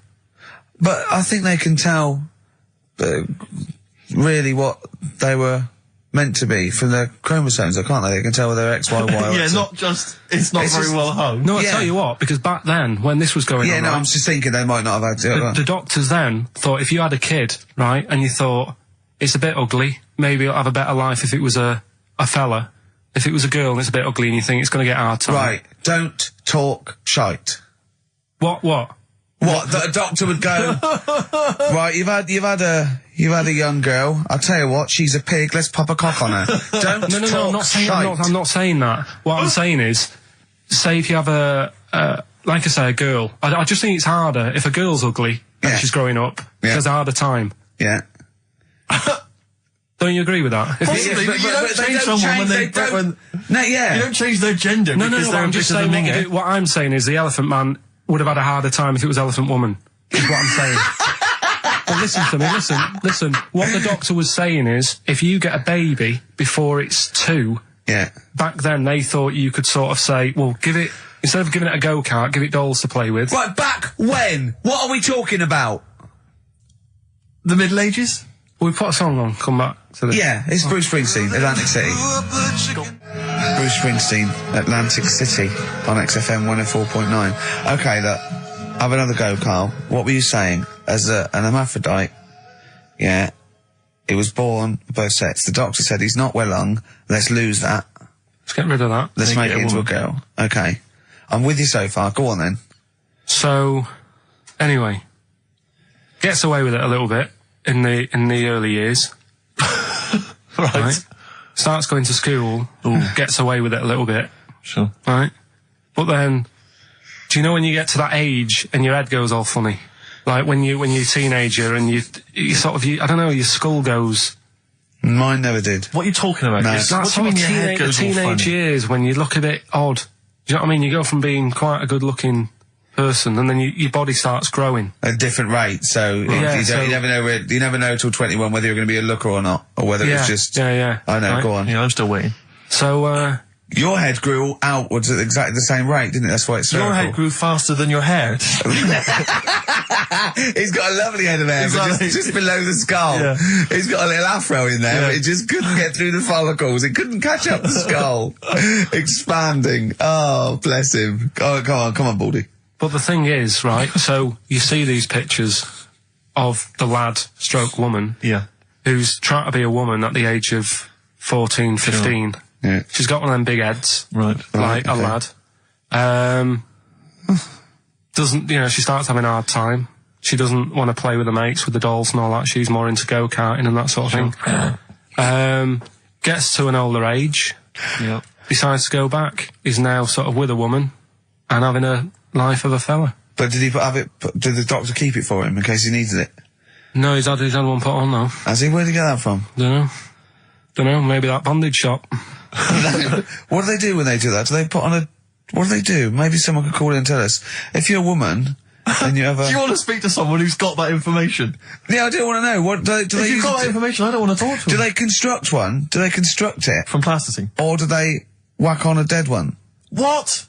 What? Whack on a dead one? Yeah. What? What? That's not, it's not, what do you mean? No. When a woman has a knob put on Yeah. to have a sex change, where do they get it from? Is it constructed? Do they find, like, I don't From know... a donor. A donut? From a donor. Oh, well, yeah. A donor? A donor, yeah. Yeah, but presumably it's like... Maybe there's someone who wants after to they're become- dead, I mean. No, I thought maybe Very there's- few people... It's not like giving someone a kidney and then sort of like celebrating maybe with if you're them. a guy and you want to become a woman, you've That's got one to true. spare. That's true. Yeah. Well, a swap. Yeah, just do a little swap, probably on the internet or something. Or Noel Edmonds. What do you mean? On Swap Shop. He's not a man. No, but you could go, we got a fella here who, got a lovely, nearly new, unused penis. Yeah, Keith Chegwin out in kind of Bognor Regis. Wants a couple of tits and a fanny for that, so, call in. It reminds me of the, do you remember the John Wayne Bobbitt story? Which Yeah. it's always seemed odd to me. I never really kind of got all the information. Do you remember that one, Carl, where the woman cut off her husband's penis because When he was sleeping. I think he was sleeping, and she drove off. I think he threw it woke in the up woods. quite She quickly. that's so much better than the alarm Exactly, clock, the isn't alarm it? call, Yeah. And she threw it out. She threw it out of the car window. into the woods, Yeah. and he went and found it. Yeah. But imagine if he'd got to the hospital and they'd sewn it back on, he'd gone, "That's bigger than I remember." I'm not sure this is mine. How many of you got us where we dump all the knobs? We dump all the That's knobs where- out there. Yeah. That That was an extraordinary story. And then, bizarrely, he became a porn star. Yeah. Yeah. Very strange life that man's had. Well, it is a bit of a shock to the system, isn't it? Oh, cutting your knob off. I know. Do you remember that French bloke, the performance artist of 1910, Do you know him? No. He, as a performance art, in a theatre, he cut his knob off to a crowd of people. Now, What? That's only a one-night trick, though, isn't it? Exactly. But what if there had been a bang outside? They went encore. He went, what? Yeah, or they looked outside because a car backfired. He went, did you see that? I go, what? I go, just cut the... Did you? Yeah. Think of that. Sacre bleu. I know. French are funny, aren't they? Cutting your knob off for your art. Weird, isn't it? Longview. Further on XFM 104.9. As we're having so much fun with penises, Yeah. I thought perhaps I should just mention... That's a slogan. We should just mention this story briefly. It's in the paper today. A Russian is selling what he claims is Hitler's mummified penis for £12,000. Yeah. Ivan Zadurprov says his ex-Red Army soldier dad hacked it off as a souvenir after storming the tyrant's Berlin bunker after his suicide in 1945. Yeah. Not. You Why convinced? did he wait till now? Yeah. He's found out that. That might get a bit of £12,000. £12,000. Which doesn't seem a great deal. Doesn't seem a great deal of money, really. Well, it's useless, isn't it? True. You're not going to be able to use it. It's not going to be able to. It's not going to be a donor. Imagine that if you walked round. Yeah. You'll never... making love to a girl. You'll never believe who this is. Yeah.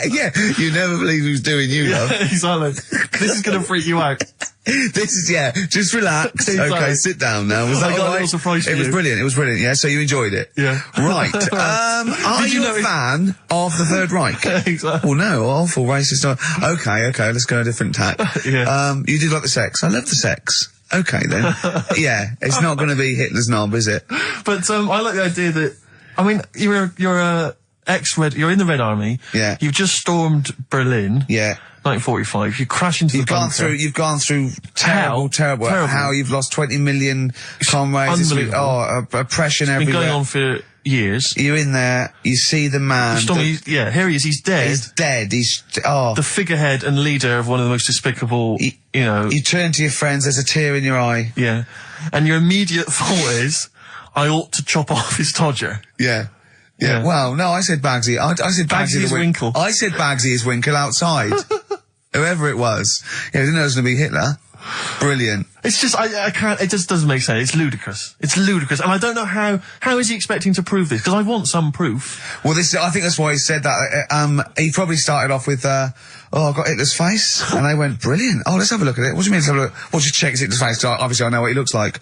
Oh yeah. No, it's not. Yeah, you know what no, it's not his face. What wouldn't you know what it looked like? Well, I mean, no one's ever seen his genitals. That's what I've got. Yeah. I've got his. It's got a little swastika on it. Is that proof, is it? Yeah, little Have you got tattoo. his ball? Well, no, the Albert Hall's got one, his mother's got the other, so I don't know. See, the Albert Hall, I would have thought, would probably be paying that £12,000 because apparently they've already got his ball. Yeah, they got one of his balls. They got one of his balls in the Albert Hall. His mother's got the other. Yeah. But if they got the Todger If as they well, can track down the one his mother's got, they would have a complete set of Hitler's. I'm just hoping it doesn't fall into the hands of some kind of crazed genetic scientist. What, I could clone it from his knob? Could clone Hitler. Back to, I don't even want to think about the future if that's the sort of way we're going. Exactly. If that's the sort of way we're going, Carl, I'd rather not know about it. What do you make of it, Carl? Weird, isn't it? It is weird. I mean, I don't want to go on for this too long. We've probably got about a minute left for the first half hour, and I reckon should can this sort of... What, 30 minutes of genital talk? Do you But think that's enough just on a quickly, Saturday afternoon? Go there's on. one in a museum. I think it's like that London Museum. What? One what? Well, do you know like how people are buying weird stuff and that to put in museums? Yeah. There's this device that, I mean, think about it, years and years ago they used to torture people, didn't they? Yeah. Really badly. And the device Yeah, that there's, they've got... there's no real good torture, but go on, I see your point. Yeah, but this device, right, think about it, you've done something really bad years ago, Yeah. right, and you're thinking, oh, what are they going to do? Do you know what I mean? Could do anything here, it could be the end for me. The device they've got is this thing that you put on your bits, as a fella, and it's sort of metal, so it means you can't sort of, get excited. It puts a stop to you, sort of... That wasn't a torture device. I think it was a Victorian thing to stop adolescent boys wanking. They used to have things like wrist things as well with like spikes on them. It's not a torture device. Is it not? Well, not really. Imagine that being captured by No, I was right. gonna You're say, I never was going to get gonna hard say. on again. All right. Not really a torture device, is it? And there wasn't that many nice looking women wandering about anyway about them, was there? You didn't get excited about stuff. What are you talking about? Well, they filthy, they stunk and everything back then. What are you on about? Right, we've covered that. No more of that talk now, right? Let's move on. Filthy. All Victorian women, filthy and stinky. Yeah. Oh dear. Better Rolling Stones Yeah, and let's set go up for the it. old songs of phrase. Yeah. Stones, Beast of Burden. We've not played it before. It's an absolute gem. The Rolling Stones, Beast of Burden. Can I just take this opportunity, Rick, to say to Sir Mick Jagger, happy 60th birthday this year, Mick. Happy 60th birthday this year. Yeah. Was it today? No, I don't know. Well, otherwise you'd be saying happy birthday to everyone every day. No, every year. no, because I don't know Mick Jagger, do I? So I'm just taking the opportunity, in case he happens to be listening today, to wish him a 60th. Happy 60th, or someone who knows him. What about Brian Ferry? What about Brian Ferry? How's Brian? Well, I mean, he's got a birthday this year. Ferry. I'm not going to wish Brian Ferry a birthday. Happy birthday, Brian. Well, Silence is easy. Star Sailor on XFM 104.9. Right, it's the quiz of the week. if you want to go out and do some shopping, this is probably a good time, and come back again for about 2:15. But don't forget, what I will say is, even though these clues, we're going to do songs of phrase, by the way, where Karl picks out a phrase that he might have said once, tries to find words from songs to put it together. You've got to guess as many as you can, song or artist, I can't remember. But even though you might look at it and go, that's mental, I don't know any of them, you might win if you get 2 right. I mean, I think the winner last week got about 3 out of 3 Well, or I have 7. to be honest with you, I mean, last week, Rockbusters, surprisingly, was a very, very popular quiz. Yeah. It just happened to be awful. Yeah. This one is pitiful. I mean, it's truly atrocious. Yeah. And it really doesn't even have a fan base. I mean, there's no one championing this one, Karl. Last week, seriously, mate, I got about Karl's face. 7 or 8 replies. Oh God, that's terrible. That was like when you told a kid that you couldn't afford a Christmas present this year. Look at his face. Yeah, he is a bit distraught. Karl, I suppose it's like Chris Evans' face when they said they were cancelling Girls and Boys. It's like, but I can come up with great TV game shows like that. No, you can't, Chris. Not anymore. Oh, his little glasses slid down his nose. I'm the guy who don't forget your toothbrush. Yeah. All that money you owe me. No, you owe us. Oh, believe it. All right. So, will I just play it to you and Whatever, you Karl. try and work out what the phrase is? Sorry, it's a phrase that might have once been uttered on this show. It was said last week. Oh, right. All right. Okay. Brilliant. All right. Here we go. I know you're just 16, but looking all of 21.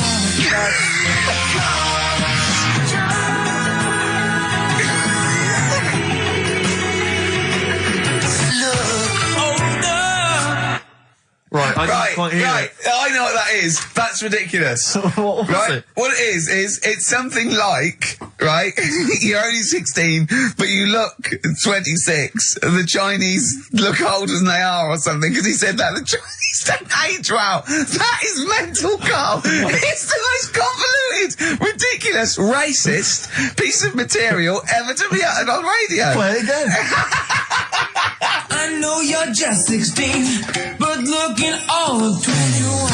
That's...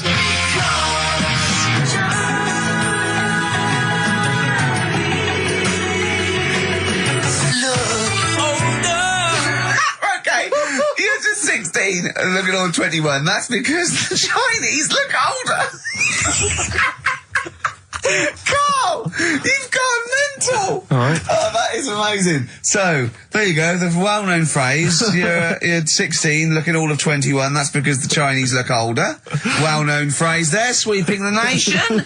That'll be up there with "was up," and "shut that door." If they do a poll, right. Okay, play it once more. We're after the artists. Just the artists. Yeah. I know you're just 16, but looking all of 21. That's...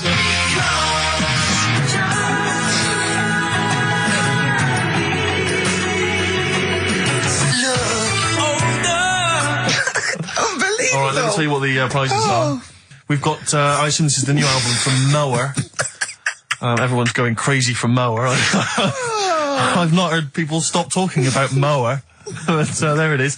We got the new album from the Webb Brothers, which might be quite good. The Polyphonic Spree album, the best dance album in the world ever, which is ideal perhaps if you're having a barbecue and you've got lots of 8-year-old children coming. The Polyphonic Spree, I look at them and I think, well, you're a pretty good band, But if that album sounds like $1 million, you're going to make that 40 quid each. I know, it's extraordinary. I mean, They're the sort of indie equivalent of the So Solid crew. yeah, you're not going to make any money. The manager's getting 20%. Exactly, yeah. And also on DVD, Red Dwarf Series 1. So, some absolutely barnstorming places. And if you can identify what artist to use in this well-known racist phrase, that's because the Chinese look older.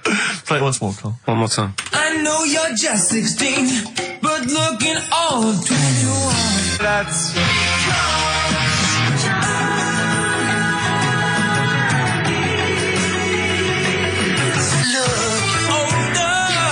Oh, God. Ricky.Gervais at xfm.co.uk. Play a record. This is radio. Panic, the Smiths on XFM 104.9. Well, we've done the first half hour, which is mainly genital related. Then we've kicked in with some racism. You have to guess what artist. It seems appropriate at this juncture just to mention something that's in the paper today. Dominic Mohan, I know you're a big fan, and as am I. He is just writing about the demise of Radio 1, or as he perceives it, and talking about the Radio 1 breakfast show, and apparently it's lost lots of listeners. And he says, talking of the BBC, it must act swiftly to replace Sarah Cox and look to exciting and inspirational figures like Jonathan Ross, Anne and Dec, Johnny Vaughan, or Ricky Gervais to try and save Radio 1. He's right. I mean, He's has right. he ever heard this show? What is he talking about? All those other acts, they're dynamite. I can't genuinely. That's someone who said I quite like Ricky Gervais show, but he can't have listened. I mean, can you imagine what we just played? Or in fact, can you imagine the last 50 minutes on Radio 1, on the breakfast show? Well, we can pre-record it though, so I wouldn't have to get up early. Sure. That's not your point, is it? That's not really No, it. your point is the quality of what we're doing, not how early it is. Sure. Get it. What would you provide though, Ricky, do you think, if you went to Radio 1? What sort of, because I mean, obviously... Wank, oops. I can do all that. Because I mean, obviously our time at XFM is going to basically... We're running on empty, aren't I'd be the furry shreddy. Right. Yeah, so I'd get that. Would you have some wacky catchphrases? I think I would. You'd bring back Holy Fook, presumably. Holy fuck, yeah. Oh, ding dong. Oh, hello, it's my little Chinese neighbour. Hello, what's your name? My name is Holy Fuck. Hello. Look at Carl, he looks just going, oh, I know, like, you didn't even do the Chinese accent that time. Well, that'd be racist. Okay, sure. I mean, yeah, Sure. it's just his name's Holy Fuck, and there's nothing Nothing wrong with that. funny about that. Nothing. So yeah, you'd have that. You'd have have crazy that. comedy characters. You'd probably have some wacky quizzes. Yeah. Oh, look, it's Dirty Old Queer. Hello. No, I'm not. He's a new character to me. I'm quite excited. He sounds very modern and contemporary. Yeah. A new spin. Yeah. On an old idea. Yeah. Just tell us a little bit more. Oh, wow, he's an actor, isn't he? And, Right. and he likes to, take it up. All right, well, that's just, if anyone from Radio 1 is listening, and Yeah. they've listened to Dominic Mohan in the paper, they thought, yes, you're right, we need some new blood at Radio 1. Ricky Gervais has got a myriad of comedy characters. Yeah. Whack, oops. I can do sound You effects. can do sound effects. So- you could probably do funny voices like Chris Moyles, couldn't you? Yeah. Wow. Not as good, but I mean, I can... What about comedy songs like Moyles? Again, not as good, but I mean... Do you remember when Moyles rather hilariously changed the words of This Is My Moment by Martin McCutcheon to This Is My Motor? We listened to it, though, didn't we? Unbelievable. I remember when he was doing a competition, this was pathetic, wasn't it? We were listening to Radio 1 once on our site, and I don't know why, we just wanted to, I think it was research, wasn't it, for The Office? Yeah. And he was doing this, he had to phone in with... We were listening to idiots. And No, I'm not saying that. And he was doing this competition, you had to call in with some songs that are golf related. And people were phoning up going, drive the cars. He was going, drive the cars, good. And I was on that phone, I must have wasted about 40 quid, and I wanted to get through and go, hello, Chris, it's not Milesy, yeah. Derek here, I got one. Oh, go on then, Derek, what is it? Something like Spandau Ballet with golf cart and that.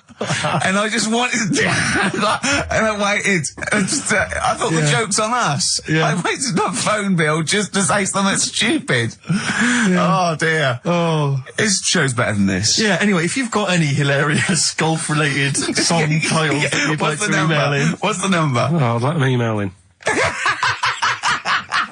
ricky.gervais@xfm.co.uk. What would a song title be if perhaps we were doing something about, I don't know, air travel? Yeah, If you've got any crazy ideas, email in. We'd love to hear them. yeah, brilliant. I've got a thought of another golf one. Okay. You know, Duran Duran? Somewhat down the fairway or something, if they wrote that. Alright? Girls on the putting green? Or Yeah. something? Alright? Yeah. Oh, hello. Have you introduced you? My name's Holy Fuck. I'm Dirty Old Queer. I could do all that. Ding dong, whack whack, oops. Elbow. Fallen Angel. See, they're the odd one out, you see, because of what they're like and who they are and how successful they are, I can imagine saying, will you please welcome to the stage, Elbow. Indeed. But yeah. I wouldn't have. On paper, I'd have thought that was a terrible band name. Yeah. Yeah. No, I know what you mean. There are exceptions to the rule. Yeah. Ladies and gentlemen, please welcome to the stage the Boomtown Rats. Yeah. Yeah. See, I'd have thought that was I mean, I think it is a bad name. It is a bad name. But you can't imagine it happening. Yeah. Yeah, so that's a bad name. So call in if you've got email addresses and let's call in with funny observations on life and shit. So, well, it's going well, isn't it? That's halfway through. Carl, what do you think? It's been alright. It's been alright. Yeah. We've covered a lot of bases. We haven't taught them anything. Not taught them anything. No, I think we taught them to tune into a different station. Yeah. I think Heart 106.2 is probably picking up a few of our listeners as we speak. Yeah. Who's on at the moment? Don't know. Doesn't matter on there, does it? They just sort of... Don't slag them off. No, I'm not slagging them off. I'm just saying I don't think... You tune in because you want to hear Simply Red and that, don't you? Do you know what I mean? Well, they play other great stuff as well. Magic is the one that I love, because I only ever listen to it in a cab. Yeah. If I'm in a mini cab. Good, that's good. That is a good station. But Magic is dynamite. But I know on Magic, the DJs have got like 5-hour shifts. It's incredible. They're all... And they do read their own news. I know. It's like they've cut out any expenditure on that channel. It's just some old records, and one guy has to go on for 5 hours, read his own news, his own travel. There's nothing else. I saw a bloke struggling once. He sort of wants to be a bit of a sort of comedian, and he does one link. It's sort of one sort of 15-second link between each record. Goes, that's Celine Dion. There's a story in the paper again that people were late for work. On the Underground because there was leaves on the track. Just wondering if leaves are ever late for work because there's people on the track. It's Simply Red. Oh, bless him. I still think that he's got to come up with them for like 5 hours. He's been sweating. Before I was going, I'm going to kill myself. I'm going to kill myself. Chair's almost finished. Thinking the story about war on Iraq. I imagine if I can't do this anymore. I can't imagine if humans become extinct. With leaves. Dinosaurs would still around. I don't know what I'm doing. Oh, God. Look at Carl's face when I said that. The man moth. Yeah. They've cloned a man moth. No, but that's the sort of thing I think we need now, right? We've covered a lot of stuff. What, education? Teaching, yeah. Well, okay, what do you want to know? Don't know. Have you got something? Can you educate us on anything? I've been reading bits So and could we bobs. bring back just for one night only, educating Ricky? Oh, I'm excited. Yeah? Do you think it warrants that? I don't know enough about it. Do you know what I mean? About what? It sounds perfect. Play the jingle. Educating Ricky. He's getting smarter. A couple of things happened in the week that I read about. Okay. Keeping up on what's going on in that. Sure. Yeah. One was about that Galileo fella. Okay. Was it about 1636? Was it? I think it might have been not earlier. bad. Go on. Did some stuff with light and that. Yeah, he did lots of physical experiments, yeah. Is that it then, Carl, is it? He did some stuff with light and that. What did he do with light? What was that? Well, I think he invented the first... Telescope. Telescope. So I think it's a particular lens though, and he did experiments where he dropped famously two different weighted balls from Pisa, and they hit the ground at the same time, showing that it doesn't matter, the weight doesn't matter, air resistance does, and stuff like that. I think he probably explained it a bit better than that. Yeah, but I'm talking to Carl. Sure. Did they need to know He's stuff? just thinking about pizza. Yeah. Did they need to know stuff like that back then? What do you mean, did they need to know stuff like that? It's just... There weren't people going around going, I've got to drop these two things off the bleeding tower of pizza. I just don't know which one's going to land first. Yeah, I need to know. What do you need to know Bring me about? Galileo. Yeah. It's for a bet. Yeah. No, but if I was knocking about then, I'd be like, stop messing with that. We need a telly. Or, do you know what I mean? I bet he thinks the Flintstones is real. I know. That'd be brilliant. That's what I'd do if I was a caveman. I'd make a telly out of rock. Yeah. And a pelican And a as car a that I cement just mixer. ran along the road with. Yeah, exactly. Yeah, we need a car. Yeah. Well, we haven't really got the internal combustion engine. Can you stick your feet through the bottom? Yeah, just get me a car, for Christ's sake. Anyway, so I learnt that. And then, What? You learned his name. Yeah. Other people I learned the Brilliant. name of this week. Oh, if a chimp could watch telly. Go on, Carl, go on. and there was also a fella in the week who said, that women shouldn't be wearing trousers. Why? Because they don't look good in them. Right, and who was this man, and from what era French did fella, he- French fella. Last week, Did he mean walk around naked? he just said, women should wear skirts rather than trousers because no woman looks good in a pair of pants. Right. How old was he? He was probably about 67. Uh-huh. About that, 67, 68. Yeah, yeah. Wasn't happy with that. What do you think? What do you think about that? It's rubbish. Yeah. These are the only things that have caught your eye over the last couple of weeks. This is the entire news. Galileo did something with light. A French fella said women shouldn't wear trousers. See, that to me wouldn't pass as education. It's not education. I don't know where you could ever use that. I don't know when that would ever be applicable to life. I just like reading stuff that sort of reminds me of. Do you know what I mean? If I read it and it gets me thinking, I think that's a good little piece. But I mean, but surely can't you just sort of like sit near something that vibrates to keep your brain going, or shake your head every now and again? I mean, what does this do? You mean it makes you start using your brain? But what aspect of a Frenchman said women shouldn't wear trousers got your mind working? What questions were you Because I asking? thought after that? that's a bit daft, isn't it? Right? Yeah. Okay, And it I was ends there thinking- with me. There's nothing else. There's nowhere else for me to go on that. He closes Your the mind's gate. still whirring. Yeah, go on. What did you think? Let's go through this. Oh, I wish we could download his I know, thoughts. I know. Just watch it. Yeah. Wouldn't it be great, like a DVD? And Like a cartoon. imagine that extra footage on the Office DVD. Yeah, Carl's brain. That would be With a commentary. amazing. Oh, with I a mean is- commentary. Go on. Women wearing trousers and that, right? On the estate that I grew up in, Yeah. on right? There was a woman about 4 houses down, right? Right. Rough. She's the She one. was, or the estate. She was, right? Yeah. She's the one whose kid took a horse into her house. Yes. Right. Right. Now, we won't go over that again. No. If you're a new listener, I think we covered. I think they get That's the all you idea need to now. know. Right. Yeah. Now, she used to wear leggings. Yeah. Now, they're a bad idea. They are a terrible idea. I agree with you there, Carl.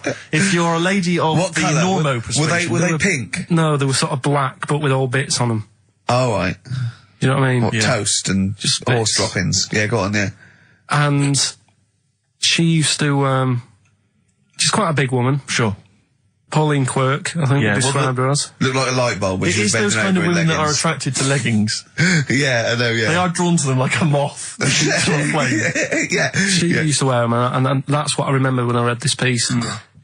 She used to work on one of those sex line things. Right. Right, she used to do that. But What, was she, an engineer? the weird thing with her was, she had big eyelids Right. Go on. that were too big, and this is what I was thinking. What right? do you mean she had big eyelids?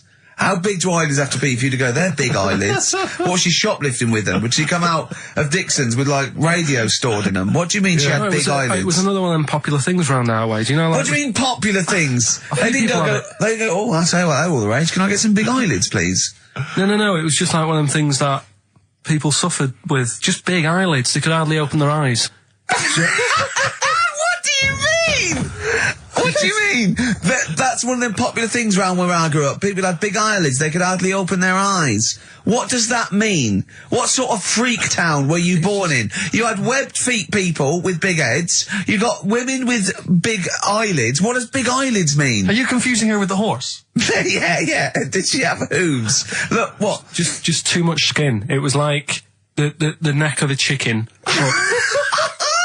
but on the eyes. Well, what's your point? Anyway, so there's this big eyelided woman with the And leggings. that's what I'm saying to you though. That's when I read that story with people with trousers. Yeah. I went from that. Yeah. To Into a that. woman who used to have big eyelids. I still know the point. But then, and also the other bloke who had the eyelid problem was a mate of mine. Right. His dad had it, and same problem, massive eyelids. I don't know what that means. I don't know what that means. I used to say to my mum, I'm going round to, Dave's house. Yeah. And, Or to say, Drew, as you call him. that's alright, but make sure his dad doesn't take you out in the car. Because he could hardly... he could hardly see. He had to have his head... He had to tilt his head back to keep his eyes Make open. sure! Did he have a couple of matches with him at all times? What a load of gobbledygook. But this began as educating Ricky. I know, So it's what, like he was people thinking, with eyelids. but it's like you're supposed to make that leap as well. Yeah. If I mentioned the trousers, Ricky will probably be thinking about people with big eyelids and women wearing leggings. Play a record, Carl. Got nonsense. Adverts. No. Alright. Muse, time is running out on XFM 104.9. Just a couple of emails just to update you on what's coming in here. Go on. Natasha has emailed us. She says that she's of Chinese origin, and at 27, she often got mistaken for 24. So your notion that Chinese people don't age well is obviously factually incorrect. Yeah, well, we didn't need... thank you for playing, but I mean, honestly, trust us, Natasha, we didn't need you to tell us that. We know Carl is talking absolute nonsense. Wait till you get to 30. Oh dear, now this is quite a nice email from Paul. He says, let Carl know that I have a Chinese friend called Oi. Imagine the confusing and amusing situations we get into. We're out and about in Yeah. busy Soho. Is his surname come here? Or lightning wit from Carl. Wait That's nice. till you're 30. Yeah, I know. Brilliant. But no, actually, we've had a surprising response to Songs of Phrase this week, despite the fact everyone has agreed that it's racialist. They've nevertheless had a go. So keep your answers coming in, because we may as well. You're a hit, Carl. You're a hit. What, have we still got monkey news? Yeah, that's still coming up. Yeah. Later on. We're not Don't worry doing about Cheeky Freak of the Week anymore. We're not.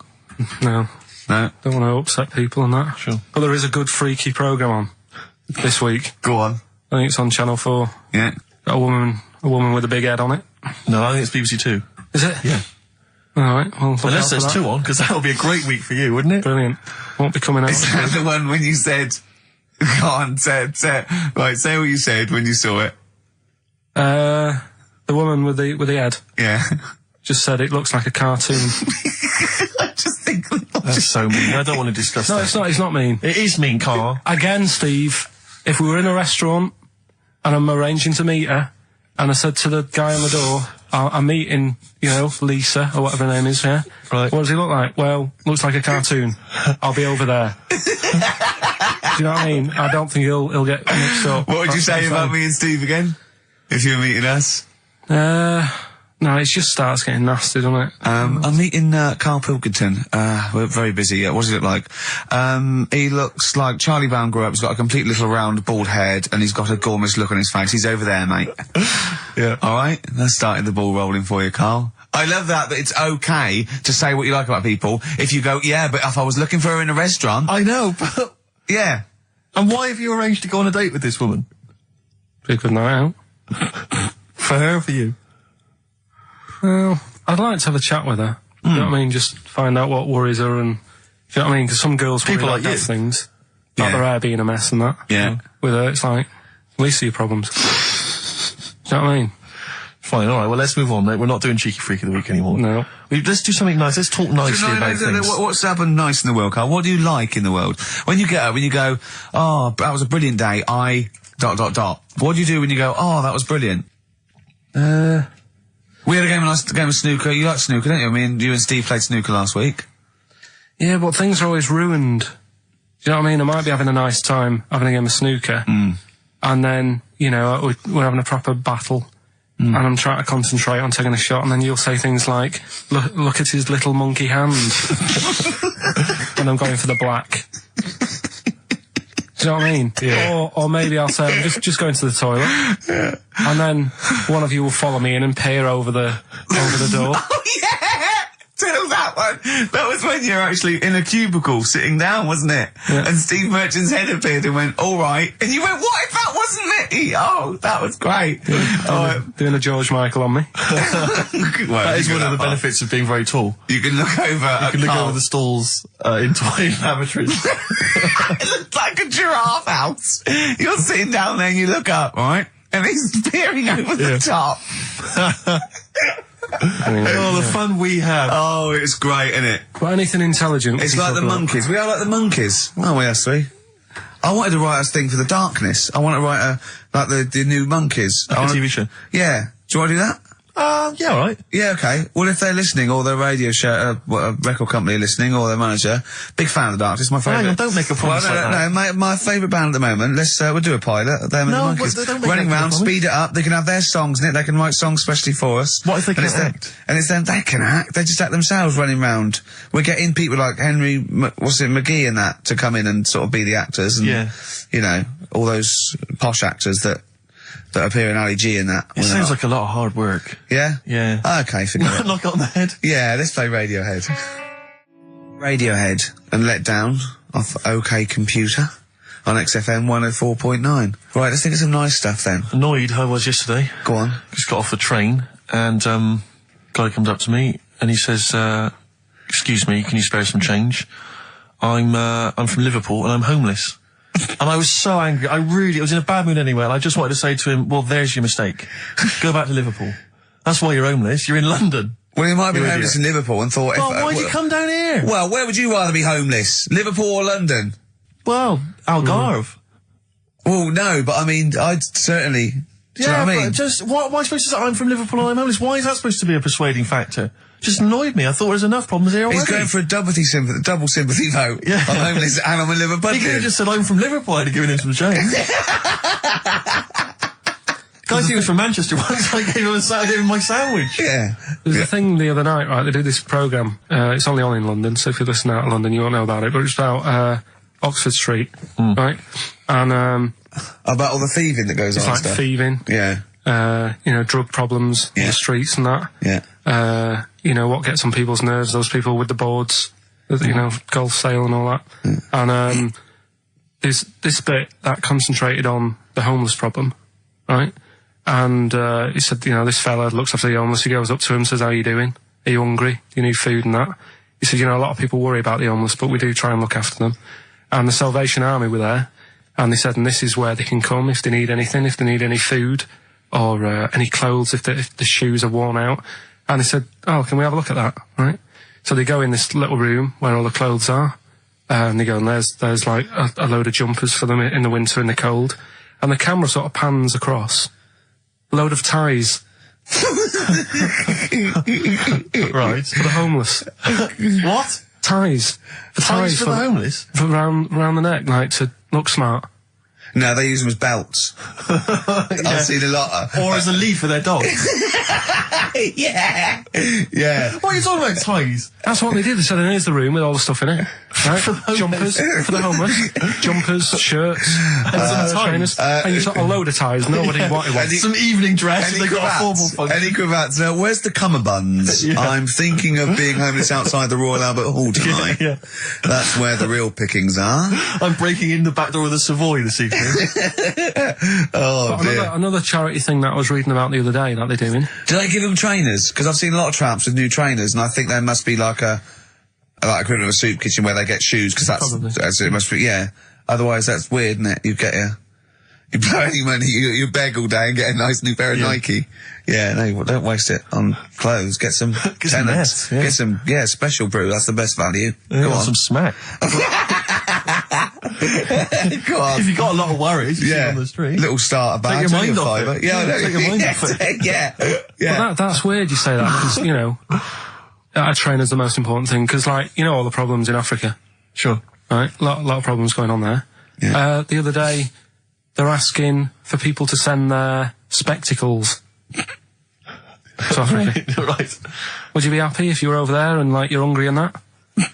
And then they say, here you go. Well, yeah, but it must be for a reason. I don't Just think say it's... they've got bad eyes and that. Yeah, I know, but I don't think they go round... It's not like when you see those things on Live Aid and there's people dying but they're putting specs on them. No, I think that's what it is. No, it's not, Carl! They sort think out that's what they do. food and medication before they put a little pair of specs on the lads. That isn't how he came across in the advert. I think they probably walk hand in hand. You know, the people handing out the food are also, you know, walking alongside guys with the specs and they're handing them out as well. But what have they got to look at? What? They don't own anything. They'll realise how bad everything is. God, it's rubbish here, isn't it? tell you, I try and help out the world. I've joined a little charity thing. They pay me £5 a month. Yeah. Yeah. I'm all up for helping. Yeah. But sometimes you think, what can we do? You know what I mean? Yeah. What can we do? Okay, what can we do? We can't do anything. Okay. That thing. Play a record. We were talking about the debt the other day. I was reading up on the amount of debt that South Africa are in and that, and it's just like, that's without any shops. Do you know what I mean? If they had shops to spend the money on, there'd be murder. That's third world debt isn't because they bought too many smeg fridges from us. It's shopping. Look, who's been shopping?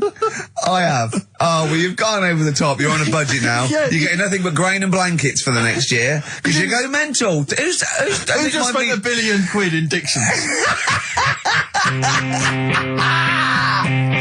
Oh, God. Forthcoming single from The Thrills, that's called Santa Cruz. On XFM 104.9. We were just talking about people who do good work, wandering up and down Oxford Street, giving stuff to the homeless and thing. And I was at they have a little kind of music festival back in my hometown of Bristol, periodically in the summer. They can never really attract any decent acts, but, we support it Not even anyway. Portishead? No, they never turn up. Tricky? No. Right. I think that, this year it was Robert Plant, who sang lots of old blues covers, and people were quite bored until he played Whole Lot of Love at the end, and then we sort of went, you should have done all the old Led Zeppelin, stop playing all this other nonsense we're not interested in. So I always set this for next time. Yeah. Robert. No. But I was just snuck off into the woods for, a whiz, because I'm quite rock and roll like that. And I was passing, and these are a group of people, and I've always thought they never get enough praise, enough credit, and I genuinely, and I mean this entirely sincerely, I really do. I don't mean to be, I'm not taking the mick at all. But the St. John's Ambulance people, they're absolutely blinding because they all look like nerds. I mean, they all look like kind of goods. They're normally kind of fat women or kind of blokes. I think you're doing very well for their new recruitment campaign. Well, so I was going to say, I think you're selling it to people who want to join. This is my point, Rick, is that they've not changed the uniforms in like 40 years. And it's normally, it's normally the kind of the nerds from your school who went into it or whatever. It's kind of old people. I saw them, they were all sat around in this little area. No one was, nobody just sat around, they were bored, they weren't really enjoying the music. And I thought, look at that, they're not that fat kid over there. I pointed them out to my mate. I said, see that fat one over there in the uniform? With the glasses and the hairbrush forward. The glasses, hairbrush forward, the kind of blue navy jumper. Satchel. There's a little satchel, yeah. He is never going to get off with a girl probably until he's like 30. And even then it gets to loosen clothes. And even then it's because he's giving mouth to mouth to her. Yeah. Right, and I thought, he's never going to get anything. And I'll tell you this, all these trendy young girls walking around in their kind of, cool summer gear, in their trendy tie-dye and the like, I'll tell you, when one of them, takes something that's a little bit dodgy that they bought off some guy with dreads, right? And then they're desperate for him and they zip in there. Oh, quick, my friend's, passing out. She's had a funny turn. And he's straight there with his water and his medication. Oh yeah, they need him then, but he doesn't get any action the rest of the time.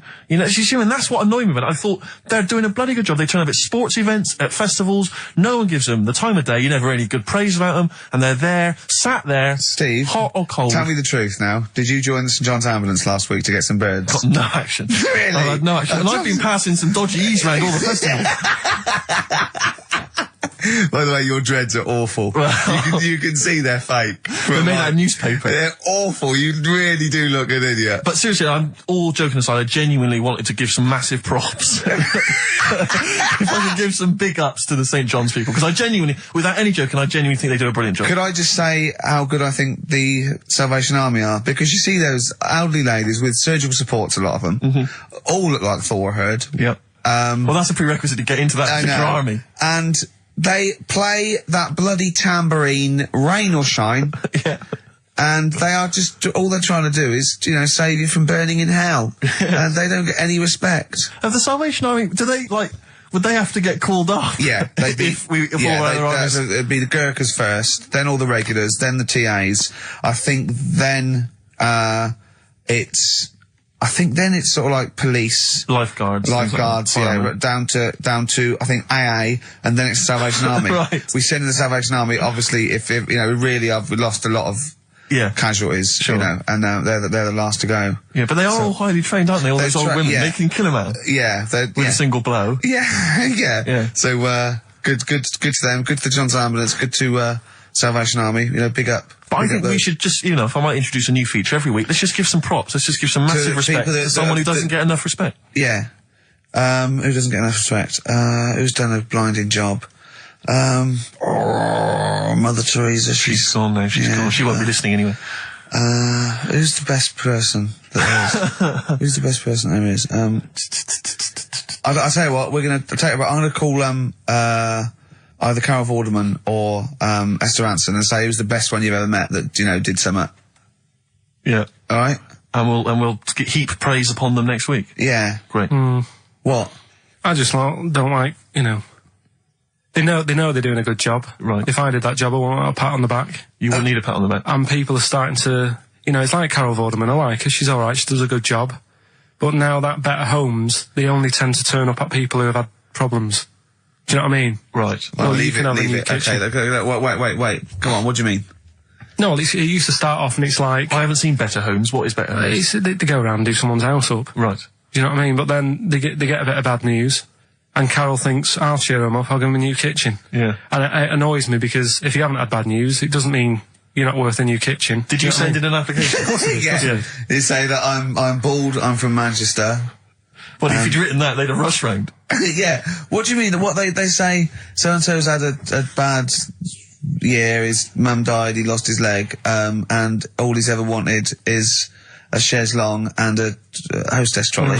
And the annoying thing is, right, they might not be the ones who write in, it might be a neighbour. Yeah. But they also get something sorted out for them.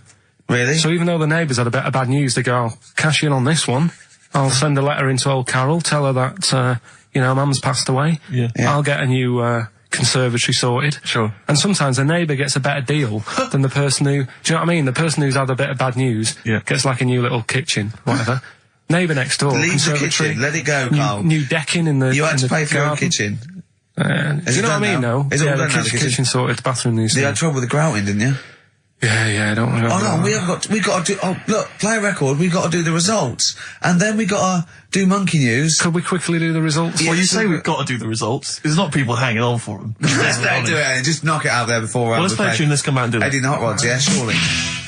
Eddie and the Hot Rods, do anything you want to do. That's uplifting, isn't it? Oh. The drumming. Brilliant. Takes me back, all the way back to 1978 on XFM 104.9. What were you doing? What are your memories? I was actually probably dancing around miming the drums to that in my bedroom. In fact, I remember... Were you nude? No. I remember, I think I had that What were one you wearing? on a What were you single, wearing? but I'd got it from an old jukebox, so it didn't have a middle. Sure. Right, I think they're called dinked, right?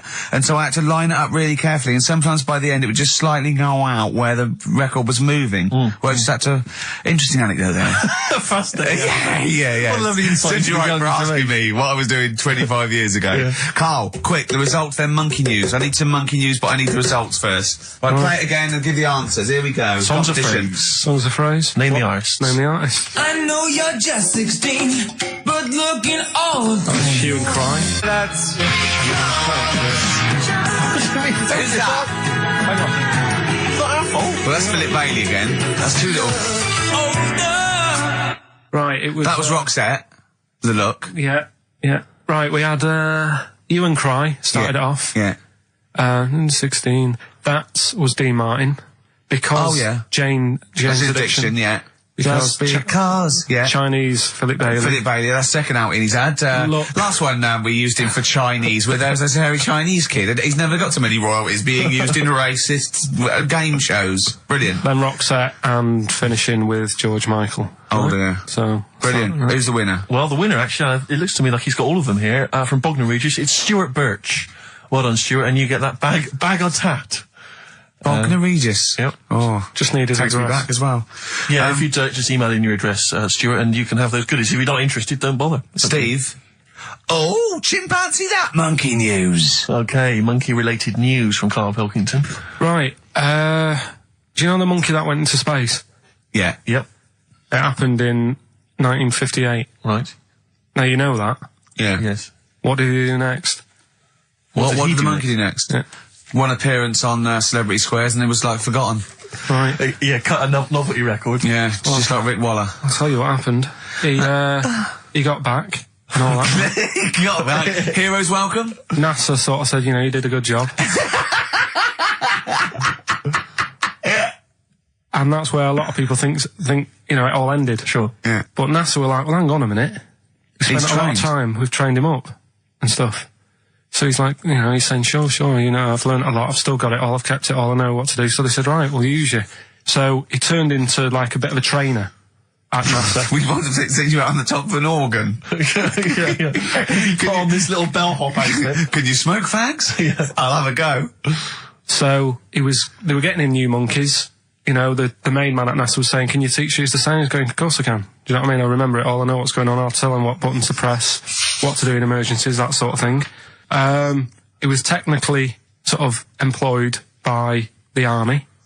Right, can I just fit in here? I don't know the story, Carl, and I might embarrass myself here. You've got an army of people out there that will probably send me an equally deranged email from a different website, but I'm pretty sure when they sent the monkey into space, it was to monitor his physiology. He didn't press any buttons or learn to dock or take off. It was just the effects of weightlessness and space on basically a primate. I'm pretty sure he was tied in with electrodes to his head. So, well, yeah, I'm pretty sure. I could be proved. But even if that were the case, and he had learned to press one or two very basic buttons. Definitely not. Definitely But not. even if it were the case, I'm pretty certain they wouldn't have brought him back to train up Neil Armstrong. Right, definitely. Go on. Neil, what are you going to say when you come out there? Yeah. I was thinking of just saying, hello, I'm on the moon. Hello, it's made of cheese. Don't say that. Don't What say about, I've noticed that you got little legs, right? But mankind stepped forward. Well, how could I put that? I was just going to say, hello, I'm on the moon, it's great to be here, I wish you were here. I've got to think so Hi, better than that. Mum. Yeah, go on. Anyway, basically he got back, they sorted him out with a nice pension, he was happy. Because of, like, the rank that he got, he was like, he had loads of medals and stuff. He said, right, we'll make him a colonel. He got that. Like I say, he got a pension. That was the end. He died in 1969. He was buried with his wife. He passed away. His wife. I'm sure it just goes on to a different website about something completely different. And You're talking about Buzz Aldrin. Yeah. His page is missing. Oh dear. So, well, Carl, if someone could call in, did they train Leica the dog to sort of like, dock and He re-entry? never made it back, did he, like? They didn't bother. They didn't even bother. They didn't bother to bring him back. They just sent him up there, and they didn't have technology to bring him back. And they just went, yeah, that's that. That's brilliant. Well, I can do that. Yeah. Amazing. really? Yeah. What do you think of that, Carl? Rubbish, isn't it? Sort of brought it down a bit. But But the little monkey made a colonel. Hero. Big hero. What was he in? What craft was he in? Sputnik. just hang on a minute. He was in Jupiter AM. Yeah. Let me see that piece of paper. Yeah, I can guarantee there's nothing there about his training other than let's hope he's not sick on the control panel when we shoot him up at 400 Gs. Oh dear. I love the fact that you think that this monkey was a high... Do you know what I mean? When you think of these things that they send a monkey in space, do you think of the Planet of the Apes? Like they're sort of talking sort of chimps and gorillas and they're in tunics on horseback with snub-nosed rifles. What do you think of? Just a little monkey getting on with it. He knows his job, he knows what he's got to do, he gets on with it. Look, he's pressed the button. Watch him press the button. This takes me back. Do you remember 1965, I think it was? We're going to use him to train other DJs. That's it then. Goodbye. Thanks, cheers. Cheers. Travis, Level come through on XFM 104.9, Ricky Gervais, Steve Merchant, Karl Pilkington, etc. Got some great tunes actually lined up. Excellent. I've brought in some Amy Mann, some Neil Young. I'm playing my favourite Clash track. What have you got for us, Steve? I got a dynamite hip-hop tune by Yeah. The Roots, which I think you'll enjoy. Love it. Got a little bit of Joni Mitchell, maybe swing that on later. Oh, excellent. I nearly brought in some Joni Mitchell. Good job I didn't. Yeah, exactly. Well, it wouldn't have made any difference. It wouldn't have made any difference. No, we would have probably played yours and then I'd have been told to go away. with free my ear. Carl, what have you got lined up for us as the producer? Right, well, Rockbusters. Been off this week again. Has he? Yeah. Another week off? Another week off, yeah. Yeah. No, I didn't have a full week off. I had 3 days off Yeah. because I was working all over Christmas. Yeah. And still didn't stop working, preparing stuff. You've got a nice load of prizes there that I've sorted out. I had to come in especially to sort that out. Yeah. Rockbusters. Did you will rifle continue. through the drawers up at Capital Gold instead of down Yeah, here? yeah. Rockbusters, we're still doing that. Yeah, you're bigging it up. Yeah. He's bigging it up. Yeah, still doing that. We've got that. Last week, we sort of changed Educating Ricky a bit. Just a little Don't bit. say we. I don't want to be incriminated in it. Well, changed it in a sense that rather than giving you too much information about different things, it's hard to sort of keep it all in. Yeah. I'm giving you sort of information on one thing. So last no, week, because some of your stuff was a little bit too intense. My favourite story was there was a blind girl, she hit her head and got better, and I couldn't take all that in at once. So you should really ration some of the education. We sort of Wasn't started last week war-related stories? Yeah, it was War. Do you think of that then? What do you think of that? Sure. 3 things. And it was the French battle. Going over the top was John's got a moustache, which you think was ambiguous because someone might have said that anyway. Well, look, you've remembered it, so it's working. So we're doing that, and last week Loads you of said French people have just gone to war who were listening to this. Yeah. you said you wanted to learn some science this week. Did I? Yeah. so the title this week for that is I said I would sort you some science out. Acid, because that's How long did that take you to come? Listen, but you know, look, people love Carl. There's comedians come to me and go, "Carl's the funniest man." They absolutely love him, right? But I think we're only seeing half of it, right? If we can get him on television, his face then when he's told me that title was like a child at Christmas. Yeah. He was so proud of it. He was excited what I was gonna. It was brilliant. It's a bit like when a child's drawn a picture in art class. You know you've got to stick it on the fridge, You've got but to, you basically yeah. think it's crap. Yeah. It's very much like that. All right, Carl. Is that good? Yes. So we'll be doing that. Do we need them? Yeah. Have you got another one? We have got another one. Looking at snails this Oh, week. Do we yeah. need snails? Do we need Because I know you're not a snails? fan of snails, are you? Well, after a bit of research, I found some good stuff out about like they sleep for 13 years. Some of them. Yeah. And that. So we'll be looking into that You later. tried that one. Yeah, I know, yeah. We've got ritual, Yeah. Yeah. which is something that I told Ricky about. Yeah, well, last week's was brilliant. It's was good it? to have a flathead in India. It's good to have a flat head in India. I've That's forgotten all about that. brilliant. Yeah. Well, I'm that's about gonna. it. That's- I'm gonna just play one of my favourite Smith tracks. Can I just make a request? So I'd quite like, if we've got time, to bring back, just for 1 week only, White Van Carl. Sure. Because there's some quite interesting topics this week. Oh, there's things happening in the world. There's some Carl things doesn't think there happening. is. No. There is a light that never goes out. What?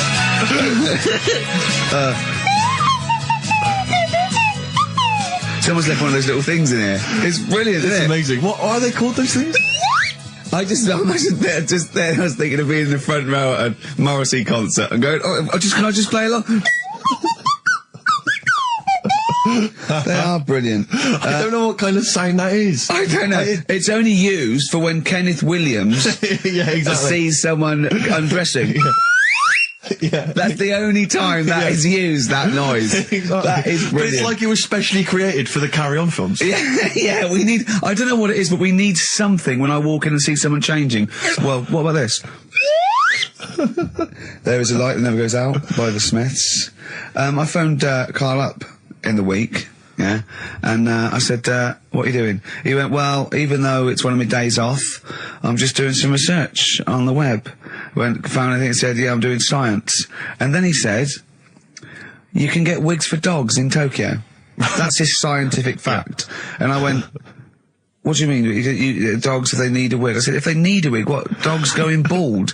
And he went, like, this is fine to him. He went, it's a stressful city, Tokyo. The world's alright with Carl. He's always got an explanation. I've only ever seen him confused once. When, in Edinburgh, he looked out of his window one day and he saw a bloke putting a parking ticket on some rubbish. Yeah. And that genuinely confused him. Yeah. He couldn't work out, could you? It's a bit weird, isn't it? And the woman breastfeeding her 8-year-old child, you didn't like, did you? I don't like that. But what's the name? Animals with wigs. I kind of thought, after I put the phone down to you, I kind of thought about it, thought, yeah, it's a bit daft, that. Are you sure he's not the ageing pop group? No. The Animals? But when you think, have you ever seen, like, a bald pet? No. It's weird. What do you mean? Because my mum, we had a cat, we used to get through loads of cats because we lived on a... Oh, God, it started early today, isn't it? What do you mean? It's only 10 past Just one. because What we are lived you on... doing? No, we Running a lived, restaurant? we lived on... Oh, God, what do you mean? No, we lived on, like, a main road. Oh, yeah. Right?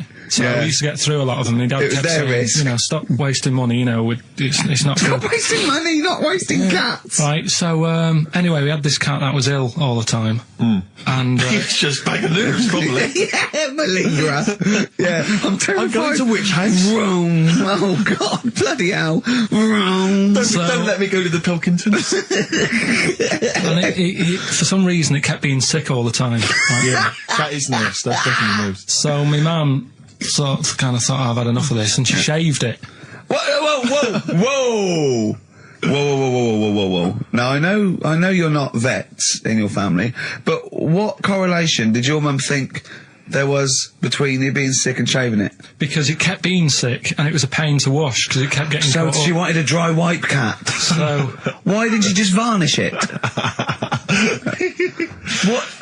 it's weird, though. So now he's cold and sick. No, but not all of it. She left sort of the back half, but sort of from its waist, sort of. I love that! Shave it because it's sick on itself! And That is it was yes. the weirdest looking thing. I mean, normally I like cats. I'm always like giving yours a stroke on the head and that. Yeah. As soon as she did that, it was like, oh, Yeah. can't touch it. And then So now it's sick, cold, and hated. Yeah. I love. Carl. It must have, I mean, the other cats must have been taking the mick out of it constantly. It's just making things worse. Did it get, I'm hoping that it got run over and was put out of its misery. no, I think it got all right, that one. Or is that the? Yeah, it did get run over. It did. Oh God. Oh dear. How many cats do you say you've got through? I'd say whilst I was living at home, I mean, it's still on the increase even though I'm not there. So whilst I was there, probably 5. God. Wow.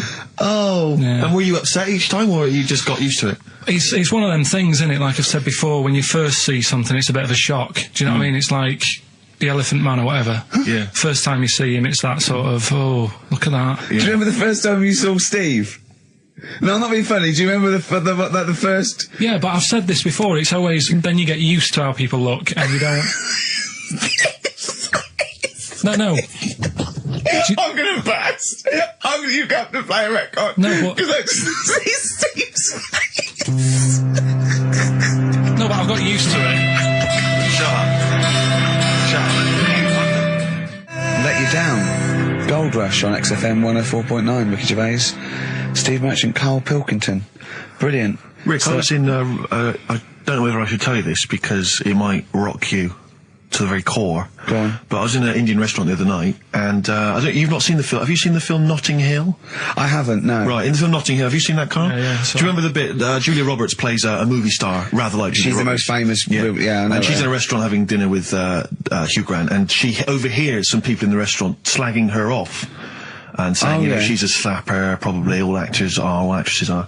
And, she's sort of stewing on it, and Hugh Grant wants to say something, and she says, no, I won't let you. And then as she's walking out, she goes and says something to them, and of course their faces drop, they can't believe it's her. Anyway, I was in, Indian restaurant the other night, and they were slagging you off, Rick. Well, they were saying is they were going, oh, Ricky Gervais, the thing about Ricky Gervais is he's just like the character he plays. Right. He's just like David Brent in real life. And I was listening in, and I was thinking, well, I want to say something. I want to go over and have a word and say, you know, you're partially right, but I couldn't. I didn't know what to do. I didn't know what to say. I couldn't. What could I do? I couldn't really go over there and get into a rumble. I want to say, what do you mean that I'm Yeah. like him? I use his face and his vocal cords, but I mean, I can't help that. But it's that thing as well of I don't know where they've got this information from. No. Because you're not. It's so they're received. wrong. Well, so it's yeah, they've received it from somewhere, or they've read it, or something. It's just, but I don't know. I mean, I can't really be annoyed that they're just wrong. But it was very weird, 'cause It's like being annoyed at a vicar believing in God. I can't get annoyed with him. I just don't believe. But because obviously they didn't recognise me, it's rather like, you know, when they talk about that idea that if you could go to your funeral, what would people Yeah. be saying about you? It's Yeah. the closest you could get to that, when Well, that you can hear what people are saying about your friends. But why don't you to get him around to that? You go, he is, yeah. What do you think of the other fella? Sometimes with him, Yeah. that tall fella, he's good, isn't he? Yeah. I know. Yeah. It's a shame actually because on the occasions I do get recognised from minor appearances, I never get any cool fans. I just get the nerds. I get the real nerdlingers. I don't get, you know, beautiful women You're coming putting out. them off, though. You're putting them off. You've got to take what you can. Well- but you'll have nothing. No, I know, but this girl came up the other day and she said, hey, are you that guy who's involved with The Office? I went, oh, yes, I am. She went, my boyfriend loves you, he's over here. And she pointed him out. I was devastated. I thought, I'm in here. Yeah. There was nothing going on. But there was a guy who was in HMV and he was working with the till. He'd been working with the till and he saw me. He said, would you sign this DVD? I went, oh, no problem. I said, and I was trying to make conversation. I was trying to be frothy. And I said to him, oh, selling well, is it? And he went, it is. Although we've had quite a lot of returns. I said, well, don't tell me that. I don't want to know that. What did he mean? That they didn't like it? And I said, what? People have been bringing it back. No, I think it's glitches. He said, they've been bringing it back. I said, what was the problem? He said, they didn't really like it. No! Yeah, some of them didn't really like it. You can get it back if you don't like it. No, I mean, I don't know whether they gave him the money back, but certainly that's what he dealt with. That's what he'd encountered. He said we didn't give the money back, they just wanted to drop it off. What, they didn't want the money back? Yeah, they just wanted to get rid of it. Yeah, they just didn't want it in the house. It's like, I don't want this rubbish in the house. Oh, but we still get the money for it, do we? We still get the money. But do you know, I told you that at the time. Again, because people don't recognise me, again, I was in a record shop, there was a stack of Office videos, and this guy went by, and I sort of heard them as they went by, he went, oh, Office, yeah, a lot of people like that. I think it's shit, when I agree. Really? And of course, again, I was like, what could I do? I couldn't say anything. I couldn't pipe up and go, well, that's sort of... I like the fact that you're always hearing these loud vocals. Yeah. Christ, what's the chance of that 2 feet? That's brilliant. Maybe everyone's always slagging it off. But it's partly, that's it. Yeah, that's partly it, but also because I keep hanging out by stacks of Office DVDs. Oh, dear. Wearing a t-shirt with a picture of you and me on it. Yeah, that'd do it. What we got to play, Carl? Something Steve wants. Well, actually, I must dedicate this to someone who's emailed in. I mentioned earlier that I was going to play some of the Roots, and Joe from Peterborough is very excited about that. So, this is not from the current Roots album, sadly, which I've not fully absorbed yet, and therefore don't feel I can make a decision on which track to play, but maybe that'll come That's the sort of sometime in the future. And thought we put into our... picking music. Exactly. I had these cassettes still in my bag from last week. Sure. Anyway, this is from the album Things Fall Apart. It's The Roots featuring Erykah Badu. You Got Me. Let's play it. Featuring Erykah Badu, that's The Roots and You Got Me. Good. I like that one. Yeah, you've enjoyed that? Yeah, I love it, yeah. Well, it's coming up to 1:30. And so it's time for Rockbusters. It's a structured show. It's a new leaf. This show in the new year is going to be structured. Set pieces, hitting our marks. Do you know what I mean? There'll be time checks, weather checks, a bit cold out. If you're driving, careful on that. So do the prizes. Check for traffic, if it's bad. Yeah. Okay, well, again, an arbitrary selection of goodies. What are those politicians doing? Was that XFM News? Yeah. Right, what have we got? So we've got, for those that are a fan of the movie Donnie Darko, which a lot of people rave about this year, a sort of weird teenage movie, then there's a sort of sweatshirt there. It is actually quite nice. It's not bad at all. It's medium, so if you're a bit of a bloater, don't bother to apply unless you've got a friend already. We've also got here a Graham Norton video. Certificate 18. Oh, that's so please don't phone up don't email in unless you're above the age of 18. Yeah. And that's, I think, the best of his TV show. Yeah. Look forward to that. It's a big stiff video, that, isn't it? It's a big stiff cock of a video. Thanks very much. I meant you meant the bird. Yeah. There's also a fairly mediocre British wartime thriller, Enigma, which a lot of people, it was hyped for a while, but it's actually interminable. I've seen it. The first series here of The Kumars at number 42 on DVD. I think that's award-winning, so that's available as well. We've got 2 CDs by the look of it. We've got Pulp's Greatest Hits, which I don't think sold very well, and so presumably they are giving that away. And Johnny Cash's current album, American For the Man Comes Around. There's some good cover versions there. Again, another big sell. A big sell. We're really pushing this. It's quite kooky. Johnny Cash here does covers of things including Personal Jesus. Oh, right. By Depeche Mode. Yeah. We've got Bridge Over Troubled Water, his version of that, Desperado. And anyway, it's not bad. That's probably the best treat in that bunch. And, right. I'm assuming there's some questions there, Carl. Yeah. Right, here we go. If you're a new listener, the way it works, I'll give you a cryptic clue and some initials, and it sort of makes up a band. Yeah. Makes more sense when you hear it, I reckon. Not particularly. Wow, not really. Although people do get it. I just worry about the state of our listeners. Go on. Right, so there's 3 of them. You email in ricky.gervais@xfm.co.uk. It's email only. I repeat, it is email only. We are too lazy to answer the phone. Yeah. Okay, right. Here we go then. Number 1. There's normally 2 easy ones and a difficult one. Sure. So here we go. Number 1. Don't argue with him. He ain't going to change his mind. Don't argue with him, he ain't going to change his mind. Yeah, that's AA. AA. That's, yeah. So that's the Don't first argue with him, one. He's not going to change his mind. What do you mean, You've just got them written out, haven't you? I'm just thinking about what the answer is, so I didn't write the answer down. Don't worry, they get it. Yeah, don't worry. Well, you can't remember it. You came up with it. There's only 3. I know, it's weird, isn't it? No, it's not weird. It's incompetent. Right, the second one, anyway. I hope you get this. I hope you get this. You don't even tell us the answer. This is a shambles. Hang isn't it? on a Come on, minute. keep going. Go on. He always gets what he wants and doesn't worry about anyone else. P. And you don't know You the don't know answer. that is. I'm sure he'll come to me once I see it on email. What do you mean? I get it. You'll agree with them. I'll know if it's the one I had down as the answer. This is brilliant. Come on, Imagine it's the- Jeremy Paxman doing that. Going, Yeah, University "What's- Challenge." Is that right? Go on. Right, so that's that one. Give us that one again. He always gets what he wants and doesn't worry about anyone else. P. But you're confused. I don't understand how you can be confused. Yeah. Alright, what's the final one? The third one, I'll have to put that woman in the oven. And that's AB. Alright, quickly give us them again. Right, so the first one, don't argue with him, he ain't going to change his mind. That's AA. He always gets what he wants and doesn't worry about anyone else. That's P. And I'll have to put that woman in the oven. AB. Alright. Okay. Ricky.gervais@xfm.co.uk. I'm going to play a classic track now by Unfortunate. Neil Young, Alabama. It's beautiful. Beautiful. Neil Young, Alabama. Carl is still confused. He's waiting. He's biting his fingers, waiting for an email to tell him the answer to the clue he made up but can't get. I love that as an experiment. As a I mean, that would confuse psychologists, that you come up with something that you can't get. It's brilliant. Yeah, you came up with the question, you don't know the answer.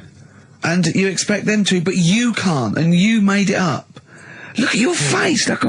Play some adverts.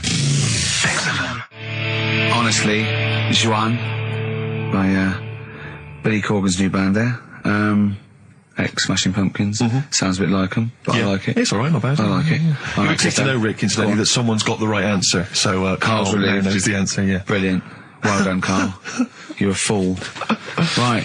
Well, talking of which, it's a long time since we've had any White Van Carl. For those that don't remember this particular hot feature, we basically ask Carl some of the questions that are asked of a white van driver in the sun. They always have this on Saturday afternoons. Anyway, here's the first one. They're not fascinating, Carl, but I'm just interested on your take, really. Yeah. What do you make of Cilla Black quitting Blind Date after her husband sent a message from beyond the grave? Are you familiar with this story? I didn't know that. What's that? She went to see a medium, and supposedly her husband passed on information through the medium, which was incredibly vague, but persuaded her to quit live on air. Well, it's about time, isn't it? If even dead people are saying, enough's enough. But I'll tell you what, though, talking about ghosts and that, do you know how I'm into them? Yeah. Right? How weird do you think this is, right? Well, it's not true. Before you say it, play a record. No, go on. Go on. Right, it's this woman. I don't even know if it's ghost, really. It's just a bit weird. Sure. Yeah. Sure. There's this woman, Yeah. and she's not a woman, she's a kid. Sure. Okay. Sure. She's walking down, like, a street in her area. It's a nice day and everything. Everything's normal. She's walking down, and a woman comes up, cycling past, right? The woman on the bike looks at the kid, absolutely terrified, right? Got a really scary face on her. Yeah. The kid's thinking, why is she doing that? Yeah. Right? So anyway, she thinks nothing of it, goes, I think she was playing in the park or whatever, goes and has a nice day. About 15 years later... Oh, right, yeah. She's, I don't know, I think she was going to work, right, on a bike. She was riding her own bike. Riding her own bike, cycling down the road. Oh, yeah. Looks at the kid. That's the thing that happened, like, 15, 20 years ago. Right. It's her on the bike looking at her as a kid. Right. Not another child. No. So it's her, she's seen herself. Carl? I mean, I don't know where to start. Firstly, where's this information come from? But I mean, why do you ever? I mean, I don't know what part of that you think can be true. I mean, honest. I'm speechless. I don't know what to say. What are you talking about? Bit weird, though, isn't it? But it's not It true. didn't happen. Nothing happened like that. She said it did. Well, Who? she's Who? wrong. She said she saw herself.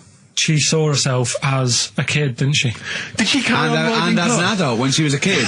Did she stop and talk to herself, or did she ride on by and think, that's a bit weird, there's me as an 8-year-old. I won't stop, I'll be late for work. Yeah. If I'm late again, the boss said he'd be in trouble. Yeah. Oh. Well, And where is this information? Did it happen to someone you know? No, You overheard it on the bus? no, it was in the 14 Times. Oh, right. Well, Okay. that's the answer. Good. We've Okay. got to the bottom of that. Right, good. Brilliant. Now, what do you make of David Blunkett accusing gangster rappers of making kids believe guns are cool? It's a hot topic there, Carl, and I imagine you've got some strong opinions. He's saying what? He is saying, basically, that all this rap music is advocating gun use and violence against people, and he's very worried about it. Nah. Okay. All right. What's the next one? Have you thought about going into politics? Because gotta go- I'll tell you this, they wouldn't be able to argue with you, really, in the Houses of Parliament. They'd have where would they start? Yeah. My learned fellow is an idiot. No, but violence has always been about, hasn't it? Like cowboys and Indians, they didn't have PlayStations and Tupac then, and there was still violence. What do you mean? In the Wild West? Yeah.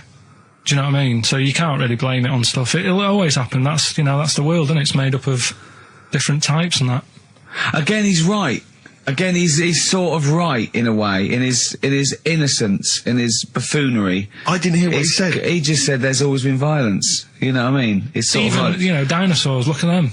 They cause a lot and of then he trouble. went too far and made himself Yeah. sound like a but, fool but again. I'm just saying, it's always happened, it always will. Yeah.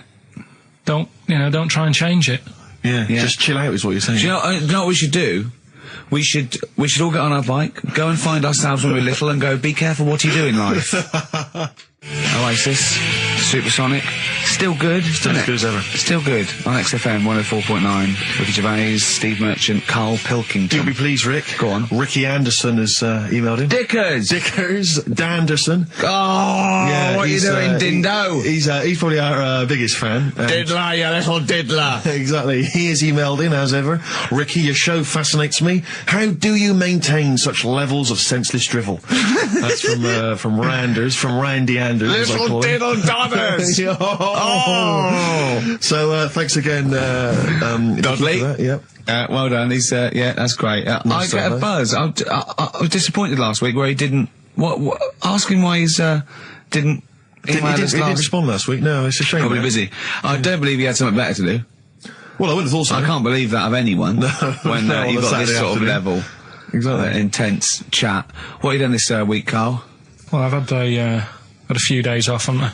Yeah. Still, doing stuff for this show and that, but managed to Well, get a not few really. hours in. Yeah, not really. Just doing nothing, and bought a place. So I was looking at kitchens, Yeah. weighing some of them up, and Yeah. Checking him out. checking them out, and also ordered a sofa. Yeah. Nice sort of comfy, sort of leatherish sofa. A leatherish. Oh, I don't like leather sofas. No, yeah, but what are you picturing? A leather sofa. A leather sofa. Yeah, I just but don't, like it's what? squeaky and it's. No, this isn't. This isn't isn't. it? No, this isn't like that. But I want a really old, sinky Yeah. into fabric. I want a sofa that is as comfortable as a bed. Do you know what I mean? Well, if it was acceptable, you'd have a bed in your lounge, wouldn't you? If that was allowed, Yeah. without seeming like you were sort of like elderly, or That would be just, good. And I'd have a drip going in. Yeah. Sort of like with nutrients. I can't be bothered to chew. No, you just can't, lager, yeah. sort of lager with sort of vitamins. Vitamins and pumped then in, yeah. and then one going from my knob down to the toilet. To the lavatory, yeah. And with all the remote controls. And that would be amazing. To be fair, you're almost there, Rick. I've certainly seen the toilet tubing when I've been round in the past. My dad's bed, right? My dad would never change his chair. Mine would try and get rid of it because it would just fit to him and it'd just be absolutely dilapidated, right? And What, same with his bed. he had like his own chair in the lane. Yeah, his own chair, right? And then, and his bed, right? When, they had separate rooms towards the end. And his bed, right? It was just, it had it for years. And it was a big dip.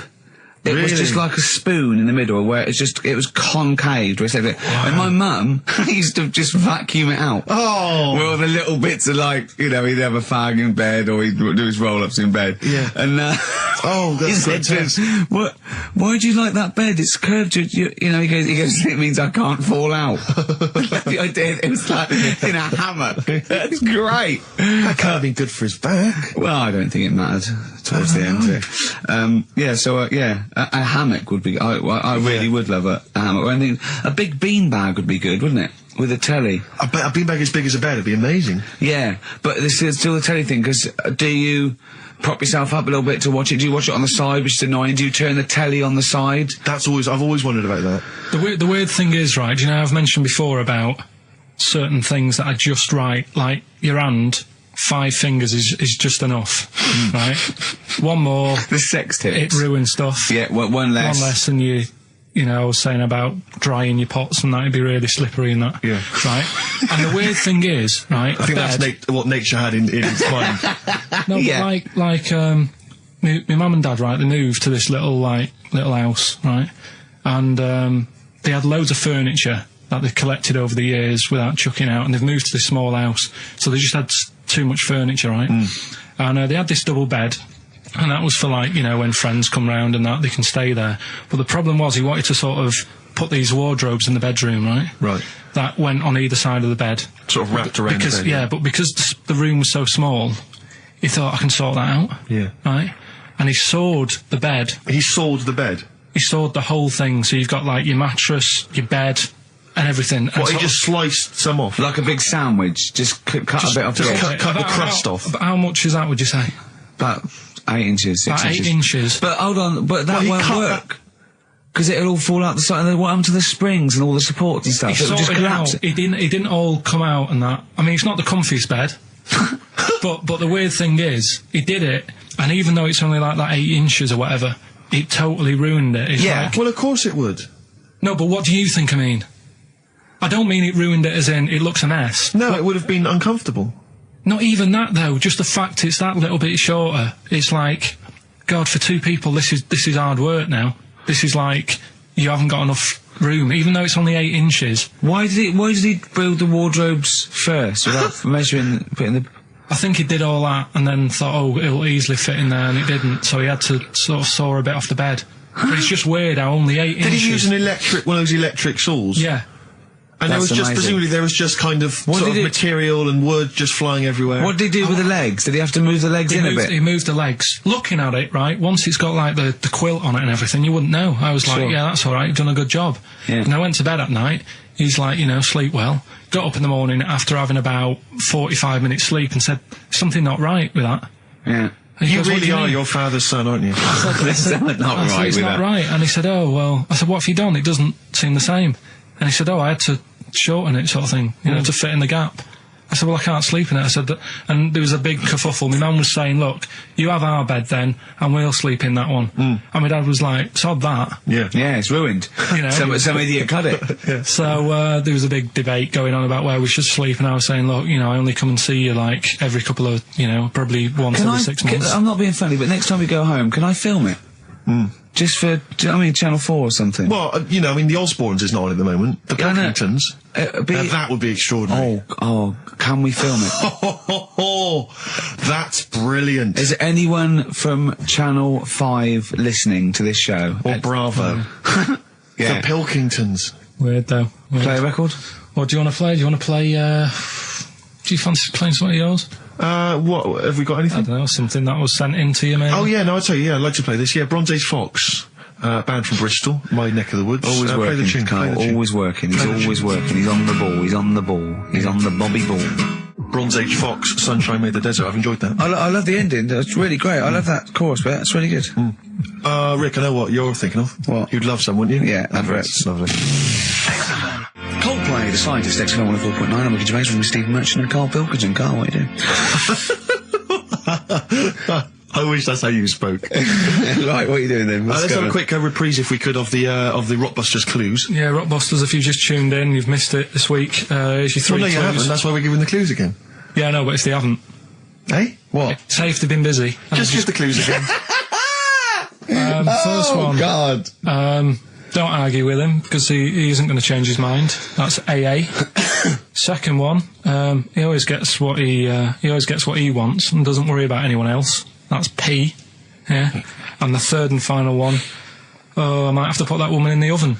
AB. Interesting. Are we telling him or still? No. Yeah. People have still got a chance to win those extraordinary prizes. ricky.gervais@xfm.co.uk. We've still Email got me. features to come, though, Steve. It's Go on. incredible. We've still got Ritual. Remember last time? People in India, it's good to have a flathead. Yes. We've got Do We Need 'Em? I've got That's Ridiculous. That's a great game. What should we do next? It's too much. Do we need them out of the way? Get Do We Need 'Em out of the way? Yeah, just again, Let's explain it again. if you're new, I'm sort of on a bit of a mission to find out. You know, we've got a lot of animals and insects in the world and stuff. Yeah. Do we need them all? It still amuses me. So we've found out we've got to keep jellyfish. We've done octopus. She said we've got to keep them. This week, snails. Do we need them?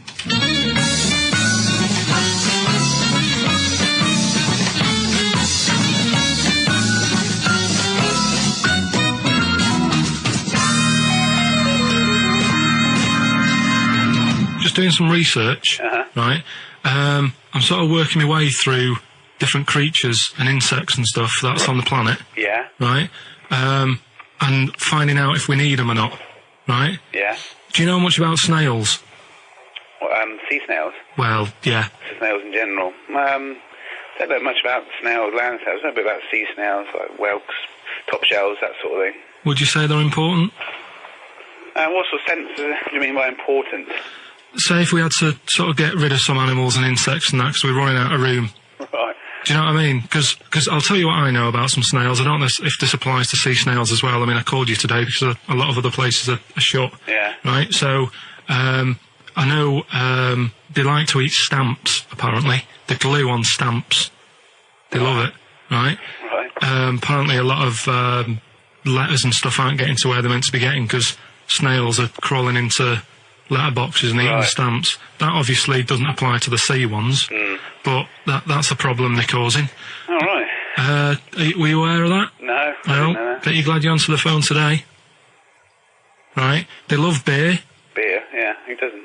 and also, I don't know if this is right, but I heard that they sleep for 13 years, or can do. Right, I wouldn't know if they can sleep for 13 years or not, but... I mean, sea snails are pretty important, yeah, they do quite a good job in the sea, they graze on algae and they But provide food for other animals. I mean, you can say that about any fish, you know, or any animal, why do they exist? would you be upset if, you know, someone said, we're getting rid of them? Oh, yeah. You would be. They're an animal, you know, I wouldn't... Forget being like favouritism and all that I get for them, right? There'll be other things knocking around you can sort of spend your time looking after. You'll still have a job. Don't be worrying about that. Because I'm not going to get rid of all the fish. Jellyfish need looking after, so you're safe. Yeah. But do we need them? Come on, there's loads of people saying, come on, we've got to move on through the animals, and you're holding them up saying, well, I want to keep them. Well, who's saying we need to... That just sounds a bit crazy to me. Just imagine. Do you know what I mean? And they would come to you because you work in an aquarium, so they'd be asking for your advice. Right. And you're slowing it down. Well, they asked for my advice and I'm giving it to them, so, you know, that's what I think anyway. Yeah, but snails, you know, I mean, like I say, they drink beer and that, you know. What did they do apart from some food for a whelk?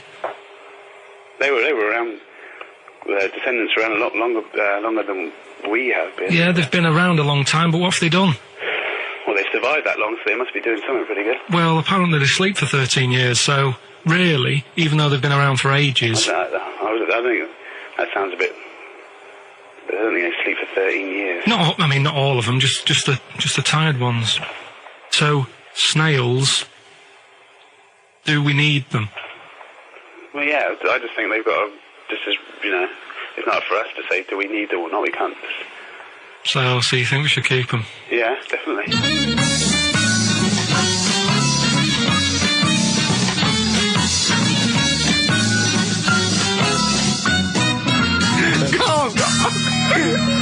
Go! I'm proud of you. That was getting really quite annoyed. I know. What did he think he was doing? What? I don't know what you tell these people. I mean, you don't get their permission to play this out, do you? You just don't tell the them. thing is, right, I sort of told him what it was about, but we won't say who he is or where he works, because it doesn't matter. I just needed to speak to someone who knows. I know the fact that you were trying to get an answer out of him by suggesting that he would be safe, because he could look after jellyfish if he gave the okay to destroy snails. He was getting livid, you could tell. Oh, God. Brilliant. So he's been around a long time, but what have they done? Well, that was great, Carl. Play a record. Well done. Bit of Amy Man. Oh, I'm obsessed with this song, Red Vines. It's brilliant. I love that. Amy Man, Red Vines. XFM 104.9, Ricky Gervais, Steve Merchant, Karl Pilkington. You mentioned earlier when we had our regular email from Dickie Anderson. Yeah. Randers, as I call him. Dandy son. Yeah. You mentioned it because we didn't get anything from him last week. We didn't get anything from him last week. Anyway, he's obviously listening, Rich, because he's emailed in to explain his absence. Dear Ricky, sorry for not tuning in last week. Only I was in HMV returning the 14 copies of The Office I got for Christmas. That's from Randers. So, he's explained himself. Oh, he's dear. excused himself. Oh, Anders, we should get him on one day. Yeah. Right, okay, Carl. That's ridiculous. 3 amazing scientific facts, one of which is spurious. Okay? Yeah. Okay, 1. Girls can't throw because the part of their brain that allow men to throw properly in a girl is used up in emotion. 2. Gravity isn't instantaneous. It works at the speed of light. The force of gravity. 3. Statistically, you're more likely to be trampled by a donkey than dying in a plane crash. Now, even though the last one sounds daft, I think I've read that. About the donkey thing. Okay. So, girls... What's the first one? Girls can't throw properly because the part of the brain that allow men to throw is used up in emotion in a woman. Yeah. Gravity isn't instantaneous. It works at the speed of light. So when you drop something, the force kicks in at the speed of light. What do you reckon, Steve? Well, it's not for me to say. Is this a trick one where none of them are ridiculous? Or One of those three.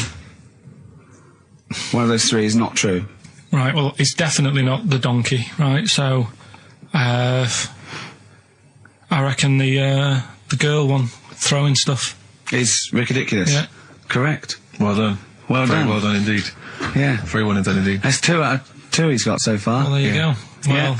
Well, I'll teach you some stuff now, right? I've always been fascinated by the donkey fact, because it is an extraordinary fact that more people are killed apparently by donkeys Yeah. than they are by airplane crashes. Well, I suppose in countries where they're used and used a lot, that they go a bit mad and squash it. But my concern is that there's when you go on a plane, there's so many checks. I mean, it takes on 40 minutes to go through all the checks: the air pressure, the cabin pressure, the fuel, checking the flights, the takeoff, all the rest of it. Our checks for donkeys. Nothing. Did someone close the gate? I think so. Exactly. That's it. That's is our he donkey annoyed? checks. Is he annoyed or not? Yeah. You're not working him too hard, are you? Yeah. He's got his hand. Is there two holes for the ears? Yes. Well, I think that's what's happening. I don't think it's accident. I think they're picking us off. I think they're so annoyed that a nickname for them is ass. Yeah. And they've got to wear the little hat. They've got to ride kids. Give kids rides on the beach. And now I think they're just sort of annoyed. Yeah. Maybe they're sort of just picking us off one by one. Yeah. Teaching us a There's lesson. not. If we had the same stringent checks on donkeys as we do on international flights, maybe there'd be a little less death. Exactly. Wise words. Cheers. Wise, if slightly incoherent words. Go on, Carl. Got that right. Acid. I would sort you out with some science. Brilliant. I forgot the puns in mine, didn't I? I forgot the puns. Go on. Right, so, you asked to sort of be taught some science and that last week after being taught about war, so, did some research. And, there's a few things, I think we'll just cover one of them now. Go on. We talked a lot about hairy kids.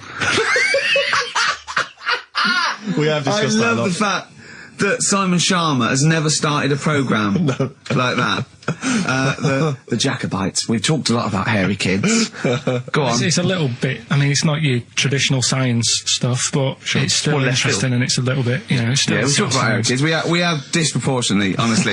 I think this show's talked about hairy kids more than any other radio show. Well, it's one that. Sorry, I noticed both of you there dropped the H, or the H, or however it's I had to, 'cause So it's- airy, airy obviously kids, mean yeah. hairy. Yeah. Hairy children, not Yeah, sort of kids. airy, kind of light-headed or... Yeah. Well, there was the case of the one who lived in China. Yeah. And Which was weird for two reasons, wasn't it? yeah, Well, go on. one was like he was covered in hair, That's already weird. and the doctor sort of checked him over and said, "Well, yeah, he is hairy, but he's quite healthy. Apart from he had a little bit of eczema and a boil." That was the main bit of the story, wasn't it? Yeah. But this one, right? We have sort of talked about it, and you weren't having any of it at the time. What? This next bit of science I'm telling you about. Go on then. Right?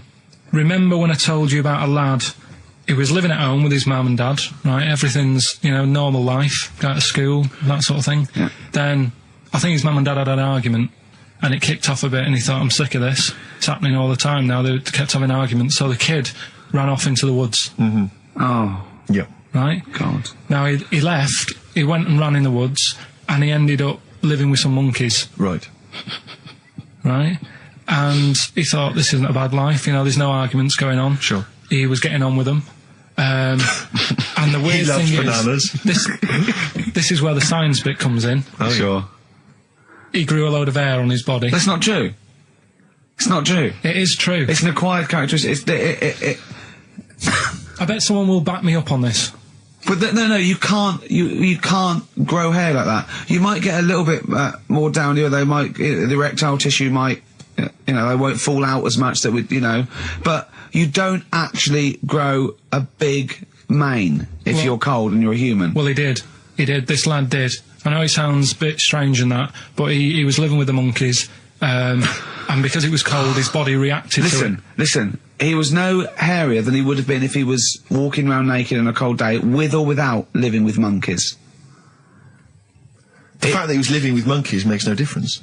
No, I know, but I'm trying to get, picture it in your head what it's like. Although Mickey Dolenz was always pretty hairy. Right? So he was living with them, and he went into town or something one day Oh, yeah. to get some food, and the people there were like, hang on a minute, that isn't a monkey. Well, he went in naked. No, he was there covered in hair. Yeah, but naked, but covered in hair. So it was decent. It was. Yeah. But they that was the weird thing. They thought it was a monkey in the shop. And then they So went, presumably he had a big long beard as well, because he couldn't shave, could he? no, he was just covered. He looked like a monkey. And they were happy to serve the monkey, were they? There's the monkey, he's How buying did he a walk? newspaper and How some did he milk. walk? How did he walk, Carl? Did he walk upright or whistling along? The picture that I saw on the internet, he was on all fours, but I Course don't he know if was. that's when he was Course he running was. away after they'd sort of, realised he was a kid. But this was a So he was picture. a kid as well. He wasn't even like an adult with the beard. No, he was a kid. Brilliant. And The people beard went, kicked in a little bit. So earlier. listen, so the Go on. people caught him. You're an idiot. The people caught him. Yeah. Shaved him. Right. Got it all off. Didn't grow back again. Right. It You're an grew. idiot.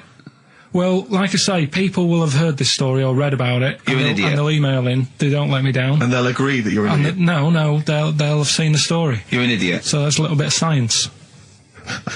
You're an idiot. Libertines, Time for Heroes, and XFM 104.9. Right, okay, so have you got anything that is science as opposed to nonsense? Well, Kid went off with some monkeys, grew hair, came back, shaved him, it didn't grow back. I mean, just think.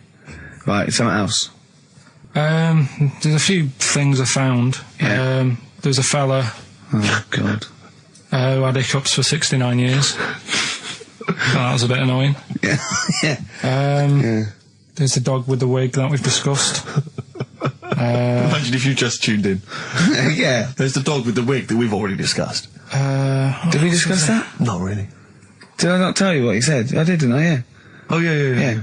Yeah. What else have we got? Well, there's something here that you sort of know. Is this going out live? At the moment? This is happening, right? Right, go on. But remember when you talked about sponges? Yeah. If you get a red sponge and a blue sponge, You liquidise them, pour them back into a tank.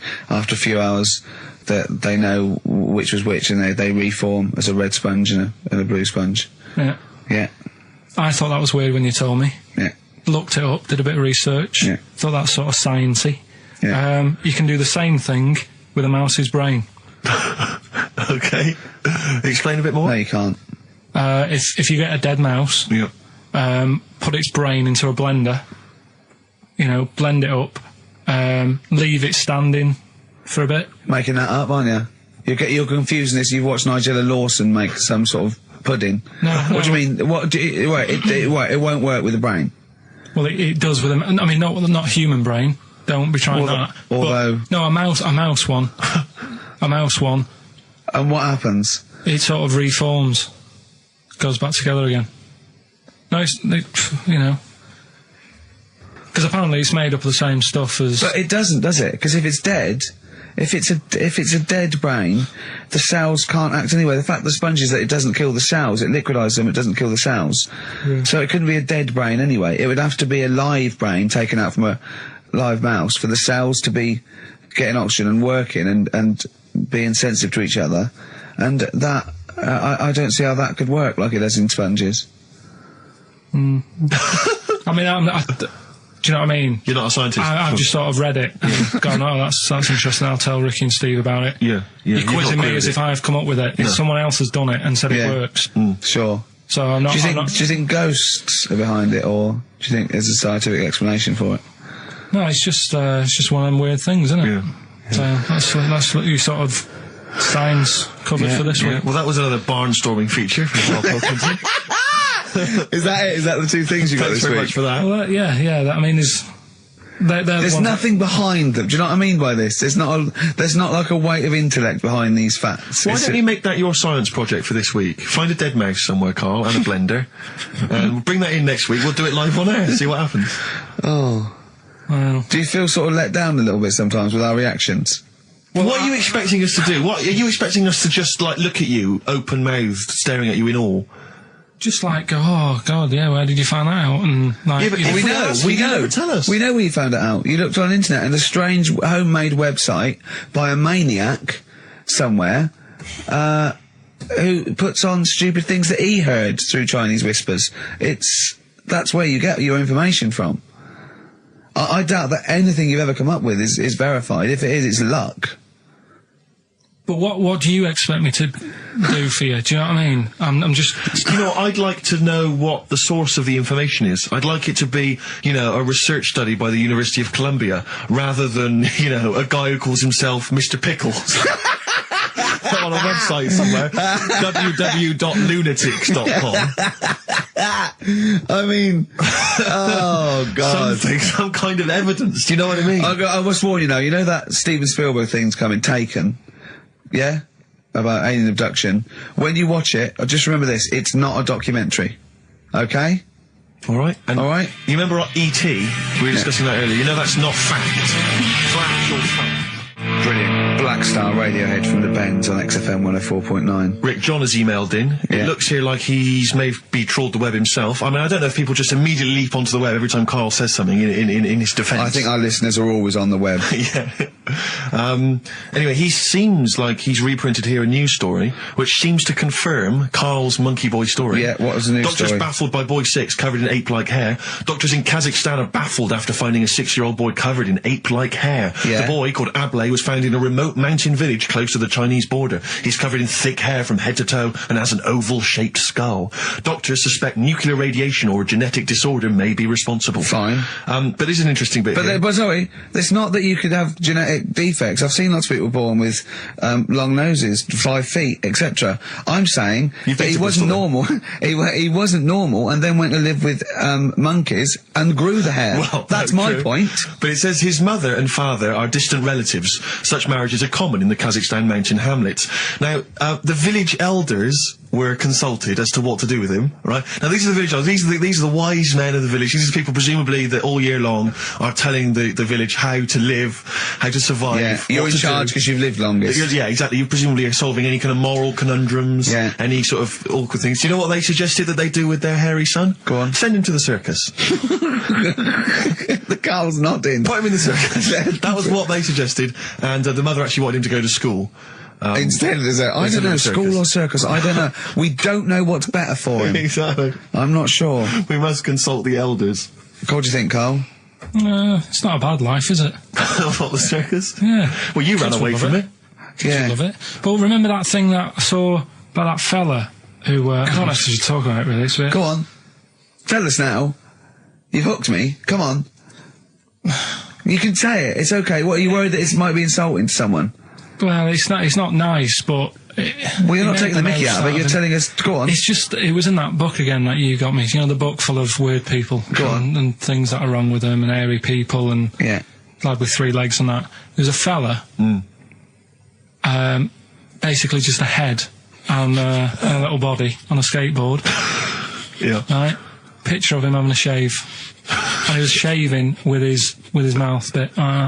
With his tongue. Like that on the radio. Yeah. Just like- Carl is now doing an impression of a man shaving with his mouth. Yeah. Well, it's just a head, bear in mind. He's doing an impression. Imagine a head with a very tiny body on a skateboard shaving with its tongue. That's what Carl was doing. And he was depressed because he kept getting hats for Christmas. But if you were him, you would just grow a beard, wouldn't you, rather than...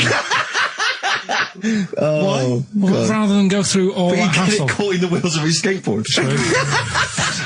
Clash. Rock the Casbah on XFM 104.9. Nearly it. Ricky Gervais, Steve Merchant, Karl Pilkington. So the answers to this week's Rockbusters. Yeah. Do you want to give us the clues again in the answers? Yeah. The first one was, don't argue with him. He ain't going to change his mind. The initials there were AA. That's adamant. Yeah. All right. That's good. That's a good one. Second one, he always gets what he wants and doesn't worry about anyone else. That was P. That was Pixies. Picks his. It kind of works, yeah. And the third one, I'll let you have that one. I'll have to put that woman in an oven. That was AB. That was Anita Baker. Anita Baker. It's good. Anita Baker. Anita Baker. I'll let you have all 3 today. So You've done well. So do you want to pick a winner, Steve? Well done to Mark Leder from Bow. He wins those fairly mediocre prizes. Enjoy them. Oh, brilliant. Oh, well, we've had a few laughs. We've had a few laughs, a today. few tears, a few scientific breakthroughs. Exactly. Got to get a picture of Carl somewhere in the national press. Just his little round head there. As an email here, Carl is trying to distract attention from the fact that he is a monkey raised among humans and horses and has failed to develop hair. It's I can just imagine him being the second cleverest in a troop of monkeys. You know what I mean? Second cleverest. You know what I mean? So Picking fleas out of their hair. oh, look at his little face. I'll tell you what. Heat, I'm gonna get a picture of you. Just put it in the radio section of Heat. Just this is what Carl looks like. Oh, another email. Someone said, when the monkey boy went to the shops, he was naked. Where did he keep his money? Good point. Didn't happen then. Right. Oh. So that's that. We didn't even do all. What do you mean? We didn't get round to ritual. Oh, come on, give us No, we ritual. haven't really We got have time. quickly. No, it's, We have got time. Just do it. Why haven't we got time? It's 10:02. right. Well, we've got a long track to finish on. Well, just do it. It's. Do Are it. you familiar with the place called Go on. Easter Island? Yes. Yeah. Do you know what they do out there? Eat eggs. I don't know. Well, Go that's on. close. Go on. Right. What they do, right? There's a load of people living on an island, Yeah. Easter Island. and to find out who's going to be running the place, they don't hold elections, do they? they have these birds that lay like expensive eggs on an island. Expensive eggs. Yeah. They like expensive eggs. Fabergé eggs. Yeah, go on. On this island, Yeah. Easter Island? once a year. No, off it, like about 2 miles out. Right? Oh yeah. And Whitsun and Island. the sea. True Tuesday. Yeah. Pancake We've run out of time, Just right? tell us. No, Steve, Steve, we'll play off no. Tell us. Right, finish Next it now. one, next You one. don't you dare. I'll See you later. Joni Mitchell. You. Blue Motel Room from the album Nigeria. It's the song for the ladies this week. Thanks for listening. Next week. XFM 104.9. Yeah, with Steve Merchant. What I was saying was, Yes. we could have a little trivia quiz, right? This is how it works. Their phone in, yeah, right, and they'll pitch a question to us two, right? We won't know it. They'll tell Carl, and Carl write down the answer, yeah, or on his email, right? And then it might be something like, who was the first woman MP? And write down the answer, and they go, okay, Steve Ricky was the first one MP. We'll write it down. You know, and you'll write down something like the Queen. Yeah. And I write down Britney Spears. Yeah. And they go, well, Ricky says Britney Spears. And the answer is, did you see? Yes. And then whoever's... So they phone in, or can they email as well? They can email as well, Steve. Right. Okay, so let me just try and clarify this, because I didn't really follow that, and I know what the competition is. Right. People listening, phone in or email in with a question, a trivia question. It can be about anything. I don't right? do game shows. But one which we may be able to get, right? They phone in with that, or they email it in. But only Karl knows the answer. He asks us here in the studio the question. Ricky and I write it down independently. We hand it to Karl. We see who's got the right answer. It's like 15-1, but 2-1. And the great thing is that the best question that we'll vote on at the very end of the show can win these 3 CDs. We've got Feeder, Echo Park, The Essential Bob Dylan. That's a 2 CD set, Rick. Maybe keep the questions highbrow to show our intellect, not things like pop and trivia. And good idea. And we've also got this big compilation, Reloaded 3. That's also a 2 CD compilation. We'll start phoning and emailing now. Phoning, emailing go with berserk. your trivia Absolutely questions go berserk. For Gervais. I'm best at science. Well, don't start Well, giving don't hints. say That's that. not fair, That's because just I'll not say fair I'm best because- at films if they want me Yeah, to but I've win. already said don't do trivia and entertainment and that. Well, they should do. Well, They should do no. trivia entertainment. Music and films is what they should do. No, they shouldn't. Or That's old stupid. TV. That's the cliche of XFM listeners, and I know they're more intelligent than that. They're not. They're not, Rick. They're- They're stupid people. They're stupid people, and they only know about a few things. Garbage, Cherry Lips on XFM 104.9. Well, either they really want those CDs or they want to embarrass us. Because the phone lines are going mad. And They are Carl's going mad. taking- We didn't even give out the phone number or the email, Rick. Shall I just give it out now? Well, obviously don't need to. Well, I ought to anyway, for those that didn't hear it but didn't know it already. Of it. 08700 800 1234. Sorry, that's not 08700 08700, because I started again because I sort of fluffed slightly. Yeah, go on. 08700 800 1234. And when he says he fluffed, like that's not how he got into television. Exactly.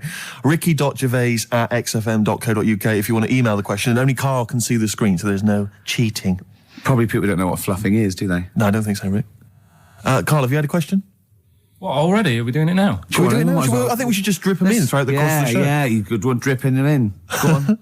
Ask us a question. I thought this was a good one. It's from Clive. Go on in. Clive, we've got a listener called Clive. Wow. That's all right. Who was the first James Bond? Oh, it's Right. this film one. I know. No, that. but wait a minute, wait a minute. I know this ambiguity because we've talked about We've it. talked about this ambiguity before. You see, he might be deliberately embarrassing us because the old myth is that someone played it on radio that we all know and love. Yeah. Now, he should have specified, did he mean the film James Bond, the first film thing James is, Bond? can I just say, we won't count this one because the definitive one, and I've talked to Glyn about it as well, it's Dr. No was the first one of the team that we... Sean know and Connery. love. So Sean Connery's the first screen James Bond. So we agree on that even if we're both wrong. What did he say it is? I bet he said it was Bob Holness who played him on radio in like the 1950s. He didn't say the radio bit, but he said Bob Holness. From Blockbusters. Yeah. And I was drawing a little Blockbuster thing. That's really spooky. That's weird, isn't it? But the thing about that is I'm worried if it might be a myth. It may be Well, a no, myth. I don't think it is. It's that we can't. One count point that. to me then.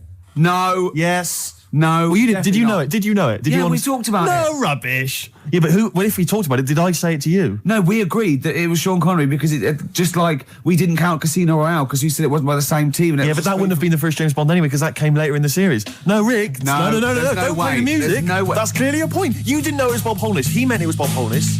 I knew the answer, wasn't it? Well, fun-loving criminals, Scooby snacks. Anyway, it doesn't matter because we both agreed once in a pub that the right answer is Sean Yeah, Connery. but wait a minute, And we both Rick, knew the that. point's not that. The man phoned in with a question, and the answer the man was after was Bob Holness. Oh, okay. And that's the answer I'll tell you I what, gave. the answer I was after was me. But that's I nonsense, went- I Rick. went He's into the question master, the man who phoned in. That's ludicrous. You to face the facts. You can't say what number am I thinking of. You've That's got to, you've what got to I'm be, talking about. It's got to be the real answer. No, but I knew the answer he was after. Oh, brilliant. Yes, because that's, even if he's got it wrong, it's such common parlance now that Bob Holness was the first James Bond that I knew the answer. Face the facts. Right, give us another question, Carl. Jeez. Give us another question. God, he's a bad loser, isn't he? I had a good one here, but You've forgotten it? Or I sort of scribbled it down. this is brilliant, isn't it? Hang on a minute. We can edit this out, can't we? It's not live, is it? It's only a piler. It's gonna this is going to look great when it comes out. Go on. Which food... Yeah. Carl, you know making up the question.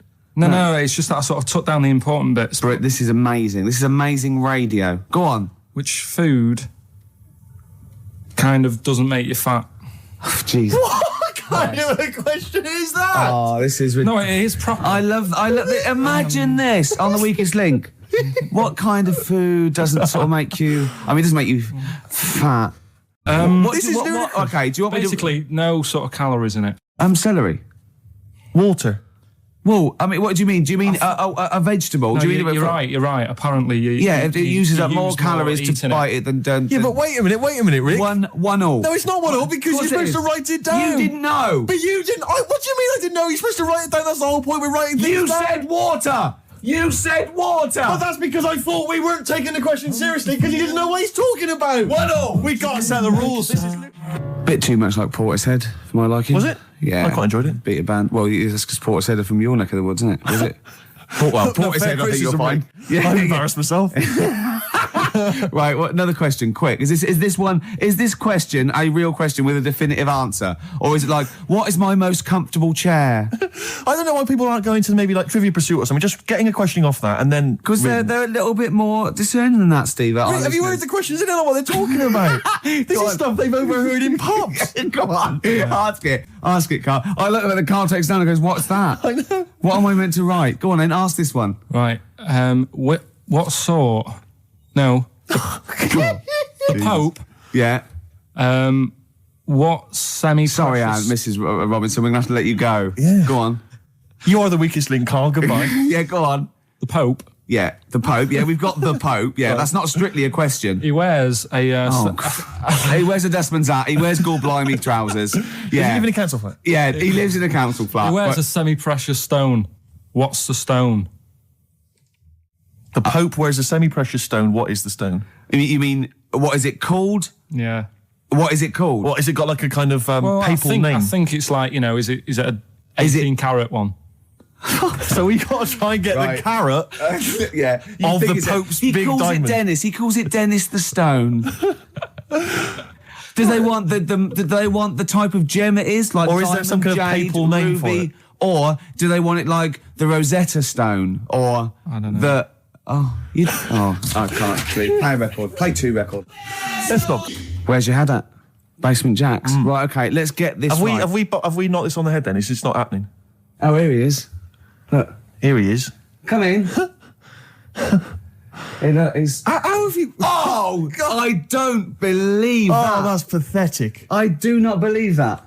That's absolutely pathetic. Now, they won't believe this, will they? No. Right, No. if I say that Jonathan Ross just got his massive member out, and he is a big lad, come and sit down. I've got your tickets, Mr. Gervais. Thank you. What's going on here then? I mean, why are you dropping off tickets? Well, because, in the spirit of the Comedy Awards, we like to have the rising young stars of the British Comedy That's Awards. right, and that's me. Well, we couldn't find any this year, so we've asked Ricky whether he would sit in the rising young star seat, and I wanted to deliver the tickets personally, so there's no excuses if he doesn't turn up later. Yeah. I always suspected that you were sort of pretty well endowed. Yeah. And now we've seen. It's on webcam. That was just one of my cocks.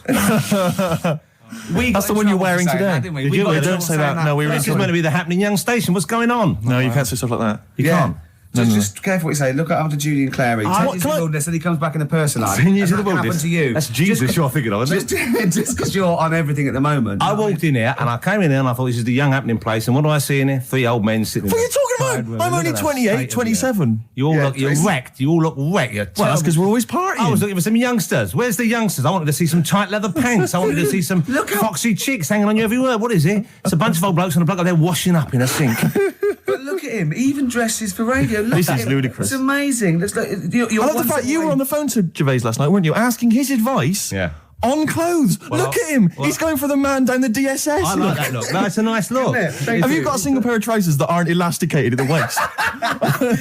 They're maternity jeans, aren't they? They've got a whole panel that pulls The forward. thing is, what I do at the end of the week, I can pop these in the pan and I can make a nice soup with all the food that's encrusted in At them. his years as a homeless coming to the fore there. Look at you, But one why- step away from Lawrence Llewellyn Bowen. I'd like to be that bit closer.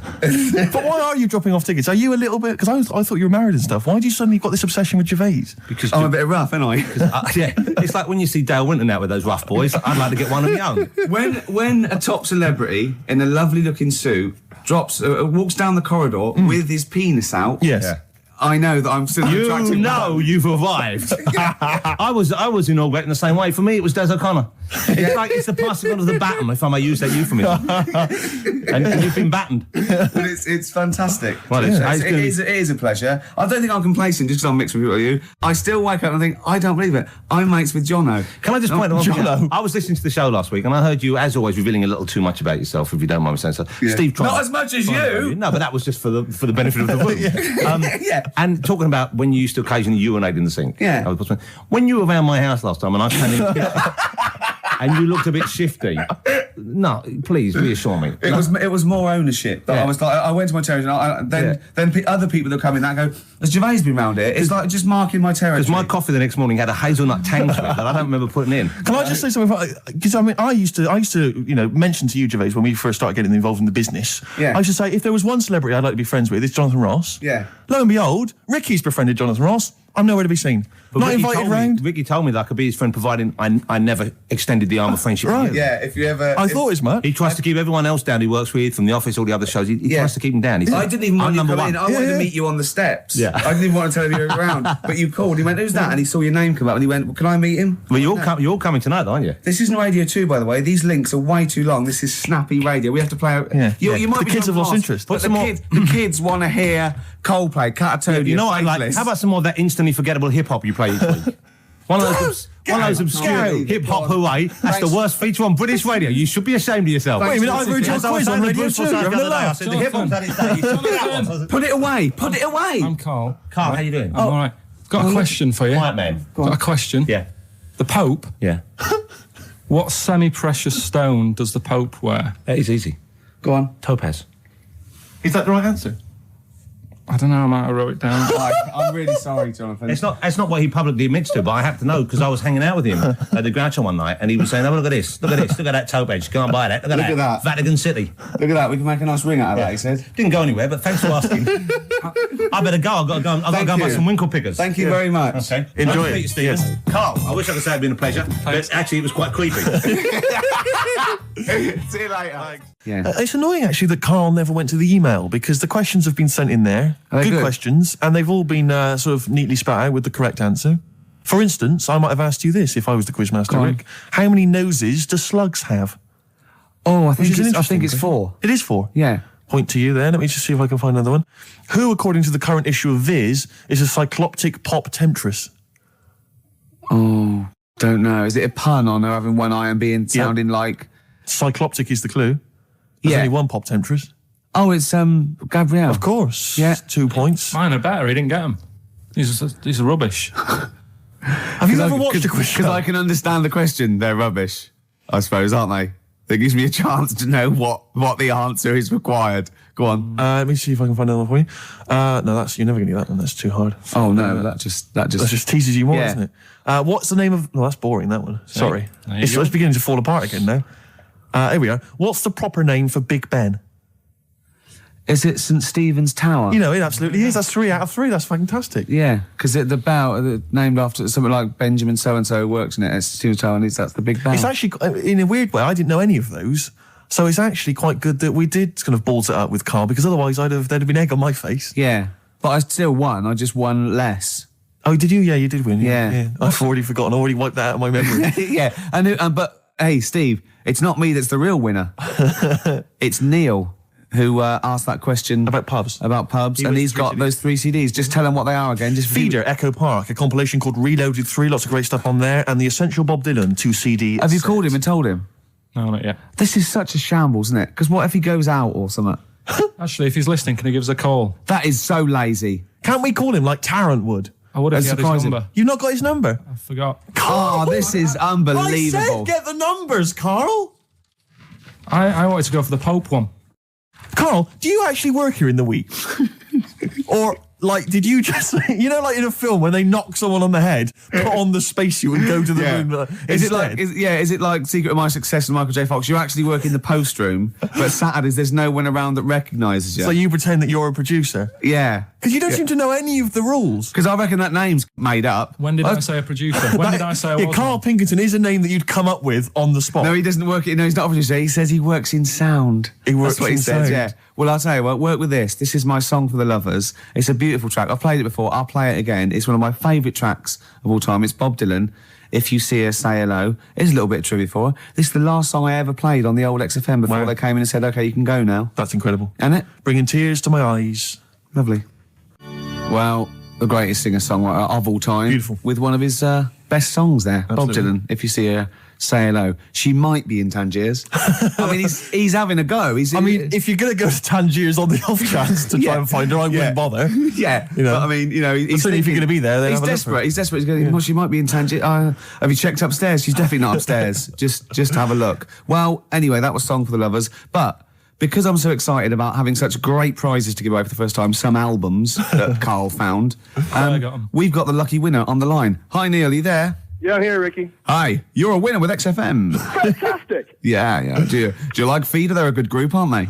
See the bed. Well, yeah, the kids seem to like him. They do. The kids like them, and then Bob Dylan. He's a great, lovely bloke with a guitar, isn't he? You're working hard, aren't you? I'm fed up with this, mate.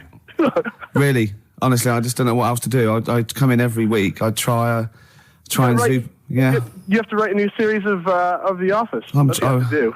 I'm trying, but I've got voiceover work now, so there's more money in that. You know. You're everywhere. Yeah. Woolies adverts. Yeah. Ooh, sorry, I shouldn't mention that shit on the radio. No, it's all right. It's all So, right. Neil, Steve Merchant here. Will you be looking forward to receiving these albums? You've got Feeder, Echo Park, Bob Dylan album, the best of, and a compilation. You looking forward to them? Oh, absolutely. You know, I mean, it's going to really lift my Christmas. I'm not going to get to your home this year, so that's going to make up for it, I'm sure. Neil, what of those three? Which one will you be putting on first?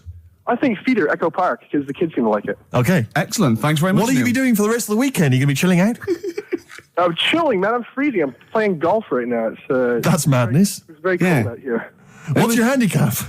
What's my handicap? My short game's terrible, but Right, yeah. You're going to be watching the National Comedy Awards this evening. I hear that The Office is nominated. you guys are the shoe-in. Sorry? You're a shoe-in. It's yours. Thank you. I don't know what a shoe-in is, but I'd like to go to I one. think it means like foot in the door. Lovely. Yeah, Does no, it? not foot in the door. It's like No. it's yours. Your name's already on it. Oh, really? I Wow. would think so. Yeah. Well, why would Ross stop around?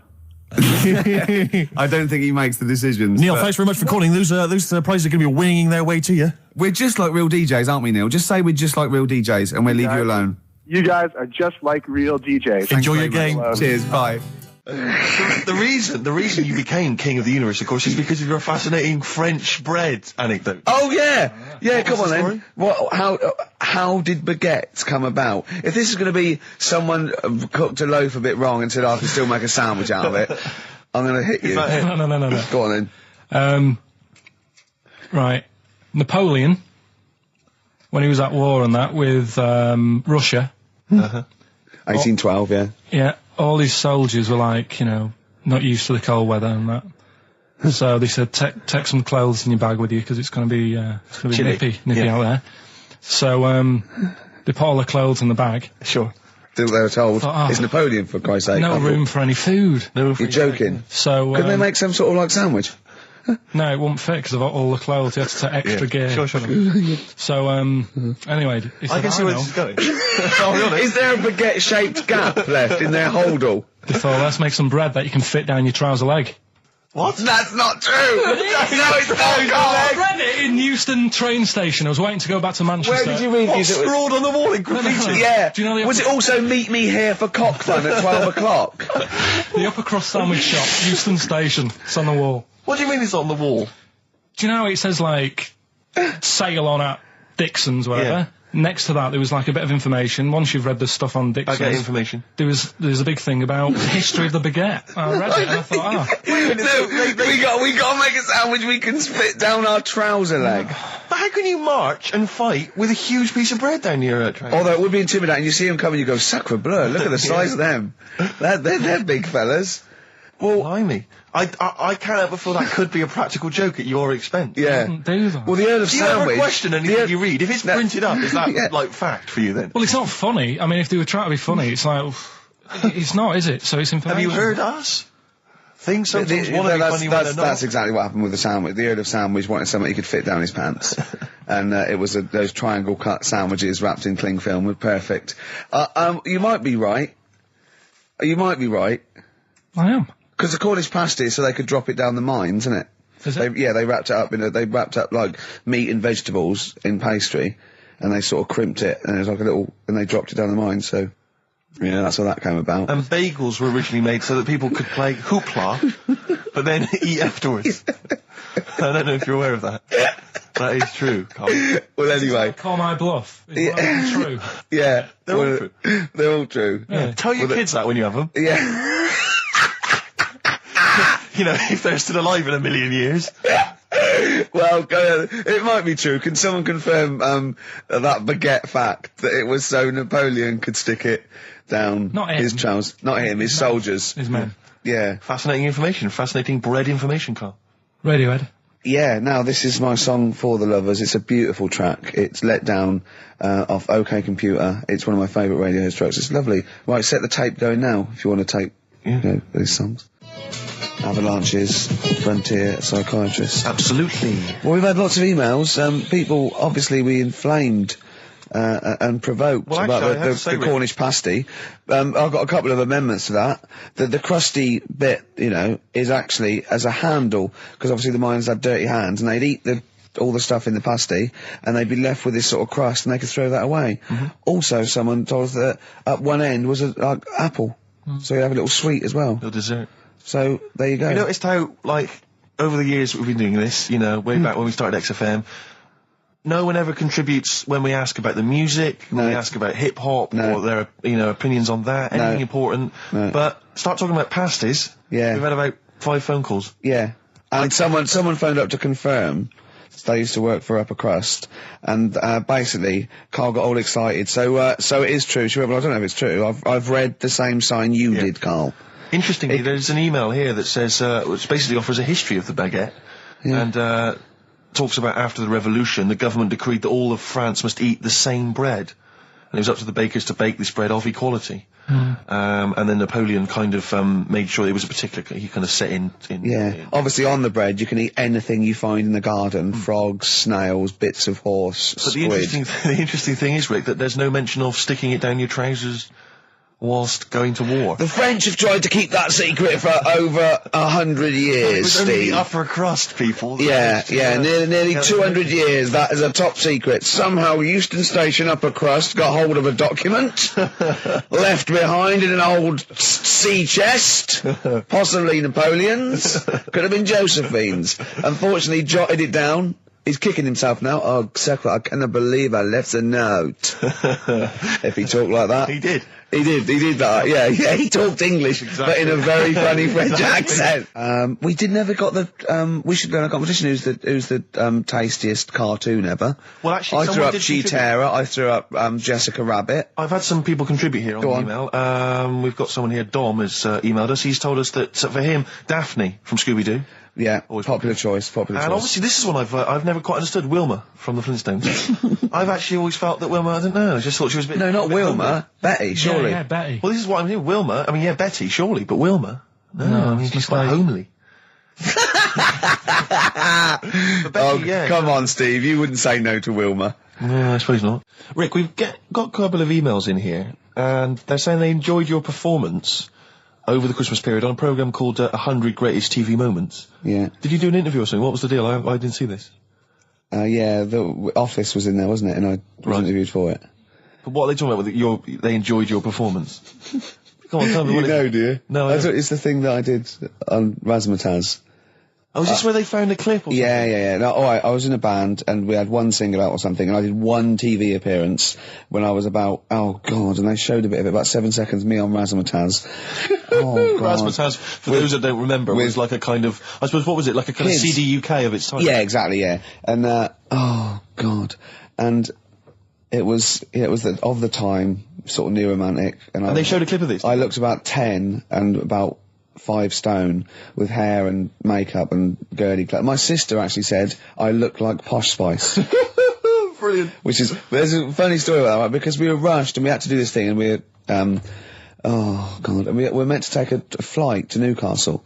And where were you travelling from? London? Yeah, but we got there, we didn't have tickets, we were told to be there, but the A&R man overslept. right, for the company, overslept, and it was terrible, and we were fretting, and eventually, so it was too late to get the plane, we missed the plane, we had to get a train, and it was really kind of fine, they were back and forth, they're going, yeah, if they come now, we can still do it, we're going to miss it, and this was like a big promotional thing, and we got there, and they went, oh, God, right, and I had this sort of like jumpsuit I was wearing that I'd cut off, put that on backwards. A jumpsuit? Yeah, Brilliant. I know, Is this what was bad. on the clip? Yeah, I had that on back to front, and there was no time, and I think I even mimed wrong at one point, and it was awful. But the funny story is this, that when we were there, we didn't have our tickets. This was at the airport? We bumped into Bucks Fizz.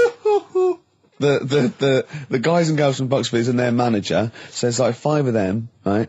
And there's 2 of us, and they had 5 tickets, and Bucks Fizz tried to smuggle us through. And so they went through the things, right, and they went, tickets please, and he just waved 5 tickets that he had, like that, goes, this is us, right, and they went, well, can I have a look at them? And they went, there's only 5 here, and they just looked at us and went, sorry lads, we tried. We were nearly smuggled through. By Bobby.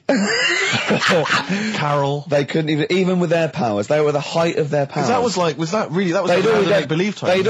They'd already done making your mind up.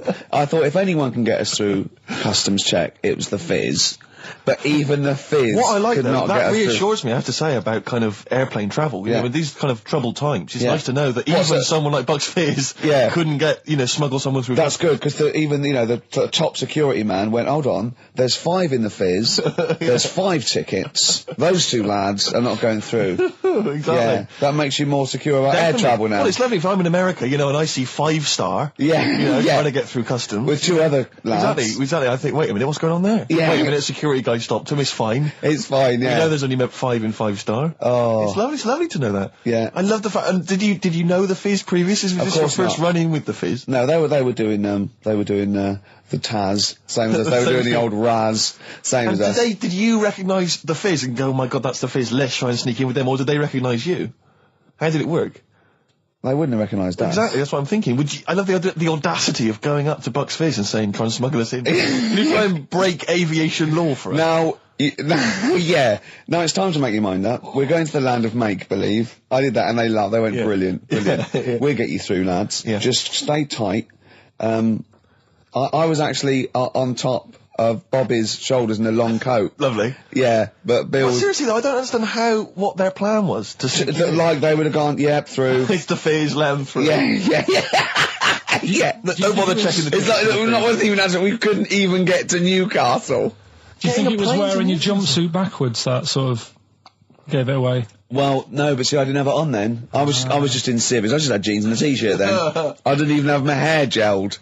I was just like cash. I saw it. I thought it looked all right.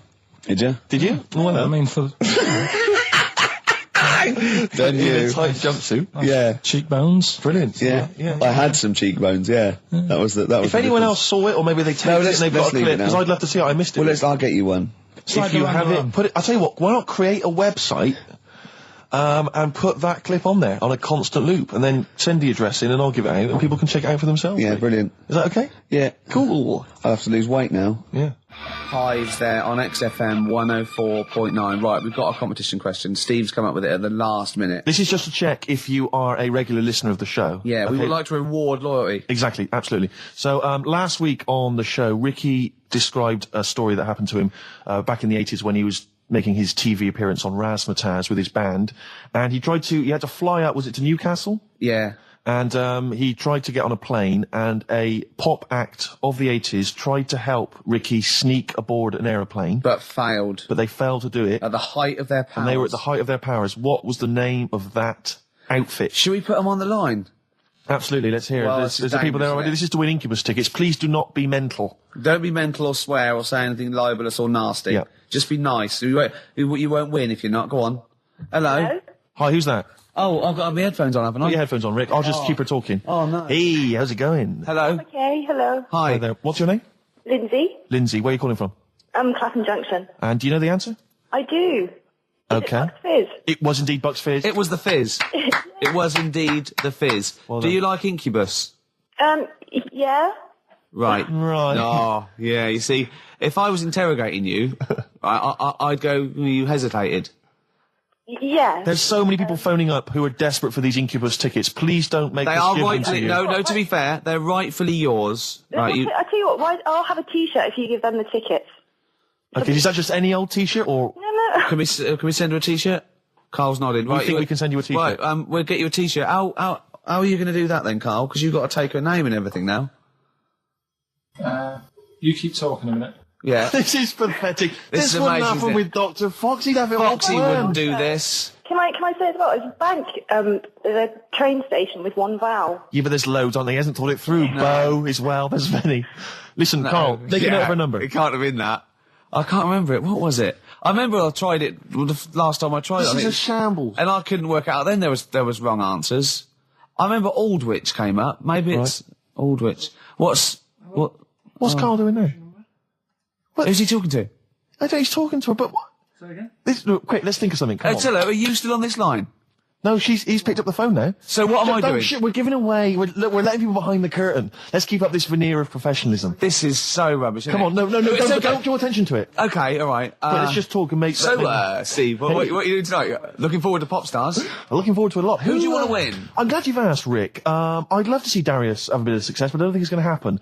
I think it's probably going to be the stutterer. I think it is going to be Gareth. He has a name there, Steve. I think it's going to be Gareth. Yeah, apparently in the polls in the week he's getting twice. We're back, don't we? Okay. All right, Carl. Okay. So she's getting a T-shirt, is she? Lovely. Right. Who's that on the line? Next contestant. Hello. This is amazing. An error. I mean, we couldn't do this worse. Come on. Exactly. Hello. Hello. Who's that? It's Dan. Dan. Hello, Dan. Danny. So, mate. do you want to go to Incubus? I'd love to, man. Okay. Hold on. This is pointless because he's just heard the last. He's heard the answer. Yeah, definitely Bucks Fizz. This is mad. We didn't think this through. No, but let's be honest. He wouldn't have been on the line if he didn't know the answer. Are you cheating, Dan? Dan, he said he's not cheating. This is fail-safe. That's fail. This is our rigorous. I can't believe this. Dan, you're going to Incubus. Oh, cheers, man. Well That's done. blinding. Well done. Oh, Nice one. Thanks for cheers. listening. Cheers. Carl, what do we have to do? Do we just hang up or what happens? No, you play a song and... Play a song then. You've got his details. Yeah. Oh, Play God. it. He is, He's isn't on he? a different You plane to can't us. say it like that. The other week, I came in when it was really miserable. And I said to you, God, can you imagine dying today? Yeah. Because Whereas today you feel it would be a much better day to die because it's bright. the curtains open, sun Sure. shining. It's like... I mean, you'd still be a bit angsty about the dying thing, wouldn't you? I mean, I don't suppose that would be alleviated. Sure. Okay. Well, hopefully we'll still be broadcasting, when one of us reaches that happy moment and we can check. Yeah. It's quite a lot of emails, Rick, coming in about band names. I think a lot of people are going wrong for a simple reason. They think it's funny to have an ironic band name. Yeah. They think it's a bit comical. And I just don't think there's any great bands that have had a comical name that have made it into stadium filling. What was that band? Where's Me Jumper? What were they I called? don't know what they were called. I mean, the obvious example of one that was never going to make it internationally. Splodgeness Abounds? Splodgeness Abounds? No. I like them, though. Splodgeness Abounds. Splodgeness Abounds, they were great. Ladies and gentlemen, please welcome to the stage Carter the Unstoppable Sex Machine. USM. These are some of the ones we've had emailed in. These are bands, obviously, that haven't made it so far, and I don't think they will. Ladies and gentlemen, please welcome to the stage The Lazy Birds. Nope. No. Ladies and gentlemen, please welcome to the stage The Paperclips. That's not a real band, That's what is it? someone sent in. I know, but no band name is weirder than the others, and also you grow into it. I mean, the Stones and the Beatles are iconic because they are iconic bands. What you think you'll grow into? Ladies and gentlemen, please welcome Shuttle Rock. Ladies and gentlemen, please welcome Treehouse Casino. I don't think they're gonna... That's just made up. Well, possibly. Well, they all are, But they all obviously. are. But my point is, people say there's Yeah. no logic to band names, but if you think a band name like the Smiths, Great. that's genius. It is, It yeah. sums up everything that band is about. Yeah. The kind of they're capturing that mediocre world of grim up northness. My it's- favourite, Sonic Youth. Sonic Youth is genius. Nirvana. These are incredible band names. So Yeah. there is some logic to it. Yeah. I genuinely Sonic believe it. It's is not great. just arbitrary words. What about The Madness? Cure. The Cure. Madness sounds rubbish, but they're good, aren't they? Yeah, but again, they were never going to be. They were never going to be world beaters. But they were a comical band, essentially. Yeah, they they were were, a but knees-up party band, yeah. and Madness is fine for that. But they had some great songs as well, and but it did. Then it sort of turned it all because then. I mean, Rick, I don't know how many members... Not Home Today is a great song and a serious one. This is from an email. I don't know how many members of the band there are in Chimney Factory, but if there's 5 people, who decided? Have they all agreed? Yeah, that's the best name Do you know we what I can come reckon up with. decided? Dell. Right. Well, he started the band and they rehearsed around his house. So Dale went, look, it's called Chimney Factory because my granny used to run it. They go, all right, Dale, but it's not. I've got some other. But no, it's called Chimney Factory. I own the van and the amps. There's Paperclips gone. There's a band in Leicester called Paperclips. We can't, we'd just argue over that forever. And just all I'm saying is think before you name your band, all right? Because it's never going to happen if you've got a comical band name. There was a feminist band called Clitoris All Sorts, which is quite good, isn't it? But you laugh and then you just think, oh, yeah. I'm never going to have that on my T-shirt. Imagine that, Clitoris All Sorts. It's that time of the day now. Talking of that, Song for the Lovers. Sure, it's beautiful. Now, Steve, I will play great old tunes till the cows come home. We got to give them a little bit of Dandy Warhols and Air and Athlete. I know that, and they're great. They're good, right? But I wanted to play a Cat Stevens song, but I thought I'd better not because I've, play that a little bit. And we quite like resurrecting old reputations, don't we? People like Elton John who had bad faces, or David Bowie. People whose names now are largely laughed at in the serious rock or people circles. that people might not have considered. I thought Cat Stevens, oh no, Rod Stewart, I thought. Was he Rod Stewart? Many people now are thinking of the leopard hot pants and the ludicrous Do you hair. think I'm sexy and all those sort of old stadium sort of disco things, but he wrote beautiful tracks from Maggie May and I thought, hold on, two birds with one stone. What about a Rod Stewart song written by Cat Stevens? Wow. Is there such a thing? The first cut is the deepest. Let's hear it, Rick. On this album as well is The Killing of George. Georgie Part 1 and 2, remember? About the gay bloke. Georgie Boy was gay, I guess. His favourite song. Carl's favourite song. Right? And I was going, oh yeah, I remember that, yeah. I said about, and I said, did not intend to take his life. He just pushed it when he gets mugged and killed. Do you know what he said? I was sitting outside, I was singing on he went, well, as I said, they go out too late. They go out too late? He meant gay people go out too late. He went, no, they do. I went, what do you mean? He said, well, they're always out, they go out or when people are coming home. He said, if he'd have been in bed by 10, he'd still be alive today. That's a sobering lesson. And he went, there's one that works here and he's shattered every Monday. Oh, if you're gay and you're listening, just be in bed earlier. Go out when sensible people go out. Yeah. You're right, we're not on the continent, Carl. If you're gay and you're not in bed by 10, go home. Yeah. I don't get it. First cut is the deepest, Rod Stewart. There's the phone. Answer it. See who it is. Can you give us a second, listeners? Just amuse yourselves for a moment. We're just speaking to Carl's just on the phone there, speaking to someone. We'll just keep you abreast of who that is. Current time, it's 10 to 3. Wants to know if you're doing a live show somewhere tonight. So just a private call now. Asking Ricky. I am, yeah. Later. But Ricky, I don't want to say it now. I don't mind one person now. I Hits want it to from get the out office and often performs live at different venues around the country. So while those two take care of business. All right, guys, have you finished that private call? Yes. Jeez, that was outrageous. Star Sailor and Poor Misguided Fool. With me, Steve Merchant, and Karl Pilkington. The K-Man, round of applause for K-Man. Yeah. But no one's announced who you are. Ricky Gervais. It's XFM 104.9. Saturday afternoon. If you didn't know that, I don't know why I mentioned it. That was stupid, really. You must know that by now. Well, we've got some great things coming up. We have indeed. We've got songs and chat and things. We'll also, of course, be running through the white van man questions from the Sun again, but this time Karl will be answering them. I look forward to that. Yeah. Can we do that fairly soon? Oh, there's some good questions this week. Yeah, we will, but as I was coming in, there was like a bunch of posh lads, I think university students, trying to get in, because they're doing one of those scavenger hunts that they have to get points for charity and do stuff, and one of theirs is get on a live radio show. Right. So I sort of felt sorry for them, so I said they could come on here, just for 5 minutes. Who are That's they? All right. They're just, Are they toffs? they are sort of like toffs, but they're trendy toffs. They're obviously... Trendy toffs? I don't know what's that. Is that like Lady Victoria Hervey? Is she No, I don't mean that, no. They're both sort of like that, Will of Pop Idol. Right. They're like him, sort of like trendy but posh. Okay. They seem nice enough, and they're doing it for a cancer charity, and they just get... They got, for what, is it like they got their sponsor to do various... Exactly, I don't know quite how it works, but they're gonna come on and, because we get, for coming on this live radio show, they get 17,000 points. Right, good. If I can put that in context... Yeah. If they were to say, to help deliver a baby, they only get 7,250 points. But it's much easier. It is. There's lots of women just happily dropping sprogs all over the place. You can't get on a live radio show these days for love nor money. That's true enough. You know what I mean? Yeah. So when are they coming in? Carl said they're going to just... 1:30. I had a word with them. Okay, what did you make of them? They are posh. Really? But they said they're going to wander about and go and see if they can deliver a baby and that. And then come back here for 1:30.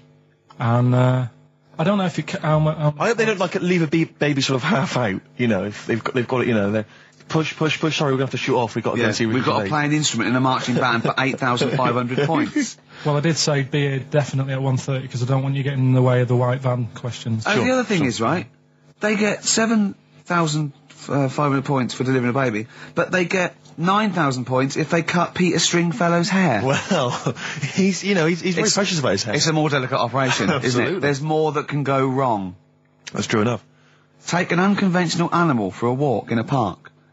What is an unconventional animal? I think that could be a dog that just doesn't play by the rules. Yeah, that's a dog that's into Slipknot. Yeah, that wheeze in a urinal. Yeah, exactly. Standing up. Exactly. Yeah, well, I'm looking forward to that. Yeah, I'm sure they're lovely guys. Good luck to them. Yeah, we'll see you later. Well, we're back, and there's a few more people here. Absolutely, well done. Yeah, yeah. Well observed. Yeah. Do you want to say hello? Yeah, hi guys. And what are you doing here? This is Mark and James, or Sco and Belch, and we're here. Sorry, your names are what? Sorry, say the last bit again. Or what? Sco and Belch. Sco and Belch? Yeah, that's right. Do you want to explain that? No. No, from the drinking story. games, I imagine. Yeah. We've got worse names than that, but it's radio, so. Sure. Now, you're presumably students? We've just we kind of graduated. We've been in work like about a year or two. And what do you do? I work for a management consultancy. I work for a distribution company up in Birmingham. Well, okay. So, Now, what you're doing is a scavenger hunt, and you're raising for cancer charity Cancer research. Right, and you've got to do. And this is we're just helping you out here because for 17,000 points, you have to get live on a TV or radio show. That's exactly it. So here we are. That's why we're here. Yeah. Do you ever listen to XFM? I know of it. Yeah, I listened to it a few times. Sure. What kind of music, what kind of sounds would you normally be into? I love cheesy radio, sort of school disco, sort of, 80s stuff. Sure. Sorry, what was your name again? Mark, or Sco. Sco. Okay. And you're Belch. Belch. And what sort of sounds would you be grooving to, Belch? Cheesy. UK garage? Well, Craig David. A bit of house, just very occasionally. A bit of cheese. It depends what kind of mood I'm in, you know. Now, you don't listen much, but I mean, kiss a celeb because Karl. Yeah, we actually wanted to do that with you, Ricky. Is that right? No. That's not going to happen with Ricky, but Karl's now got his name mentioned in Heat magazine. Is that right? Well, that's if you want to brilliant. snog Karl, we'd love to see that. I mean, we don't want to snog Karl, but I mean, we were thinking if there was kind of a female presenter here, we might be able to do something. But What are you saying? A female placenta. well, if you've got one. Have you seen some of the female presenters that work on XFM? Oh, presenter. Is that why they're on radio? I thought you said placenta. That's unlikely. I know. Well, now what's the other things you've got to do here? So what are some of the things you've done already? Well, See, some of these worry me, like start a fire in Pudding Lane. Oh, we've done that already. For 4,700 points. Well, I'll tell you what we have done. We've been on Phantom of the Opera stage already. Have you? Yeah, we just asked the stage door guy. And, that wasn't during the show, I see. No. And that's right. He actually mentioned that we shouldn't speak about that too. But Otherwise he'll get sacked. But he was really kind. Let us on. We've jumped in Trafalgar Square water with doing a sort of Friends impersonation, so that was right. How many points did you get for that? We got 2,000 points for that. We got 8,000 points for being on the stage at Phantom of the Opera, and we get double that. We get like 18,000 points, which is almost the maximum for being here right now. Really? So that's absolutely great. Honestly, I wouldn't worry about the little things. I'd go for the big. That's it. We're not interested in the little stuff. We want to go for the big stuff. Yeah. So what the big ones are? Get on stage with S Club 7. That's not going to happen, is it? When have you got till 6 today? Well, S Club 7 are on at the London Arena at about 2 o'clock. So good luck. But I think it's going to be very, very difficult to get on there. But I think so. Yeah. Get in the vaults of a bank. Yeah. See, some of these are bordering on the illegal. That's 20,000 points for that. Like getting a cage at London Zoo. Don't do that. I mean, there's 10,000 points, but don't do it. Unless it's a penguin cage. That's what we were hoping. Just some kind of timid animal we might be alright with. You know? Yeah, sure. If anyone's got any good ideas for sort of funky things to do on air, then Okay, well, if you leave your number and anyone calls in, they can help you then. Well, maybe some of S Club 7 are listening. Well, let's hope so, because we love them to bits. If they are, it is for charity, and the points get awarded into money for colon cancer research. So it'd be absolutely fantastic if we could. Yeah, so Bradley, John, Tina, if you're listening. Yeah, if you're listening. Or any celebrity out there who's a female celebrity, we need to snog them. It doesn't need to be a long snog, but if we can, that'd be great. This is good for 7,000 points. This looks like a good one. Play the organ in a church. That must be easy. Is that a metaphor? Yeah, but you know what church people are like. It says the bigger the better, so it might be. That's got to be euphemism. Yeah, it's got to be, hasn't it? Yeah. Well, thanks very much. Good luck. Good luck, guys. Guys, Get thank an you very arrangement much. standing outside Les Mis looking Mis. That's going to happen. That's good. Man, a big gun type thing on the HMS Belfast. That won't Well, we've happen. got a big gun. It's just finding the boat, which is the problem. Oh, so. calm down. What was your name? Bo? Poe? No. Poe? Let's go. Go. Thanks very much. Thank you very much. Cheers, guys. Cheers. Bye. From their greatest hits album, that's Outcast, and a track called Rosa Parks. Like it. Yeah, enjoy it. Now, we just had a call from someone impressed by Karl, and Karl's very pleased because this guy has actually done a PhD on Che Guevara. So, in theory, whatever subject he chose, in theory, he's probably one of the experts in the world on this particular field. Now, hello, are you there? Yeah, I'm here. Hello, what's your name? My name's David. David, now where did you do your PhD? Did it at UCL. Did it at UCL, mild college. And what was the actual title of the PhD? It was Che Guevara's influence on class struggle in Europe in the 60s. And what did you think of Karl's performance? I thought he did really, really well. The only thing, I'd never heard those last words before. So Karl actually knows something you don't know. Yeah, possibly. Although you presumably not take that as verified information. You probably wouldn't take everything Karl said as gospel. You'd probably look it up yourself, would you? I probably would have a look, yeah. Did you know about babies' eyes? Sorry? Did you know that babies' eyes don't grow? I didn't know that. You see, that's why you shouldn't take things Karl says as gospel. Because it come up with something, vaguely intelligent, and then say, "Did you know about babies' eyes don't grow?"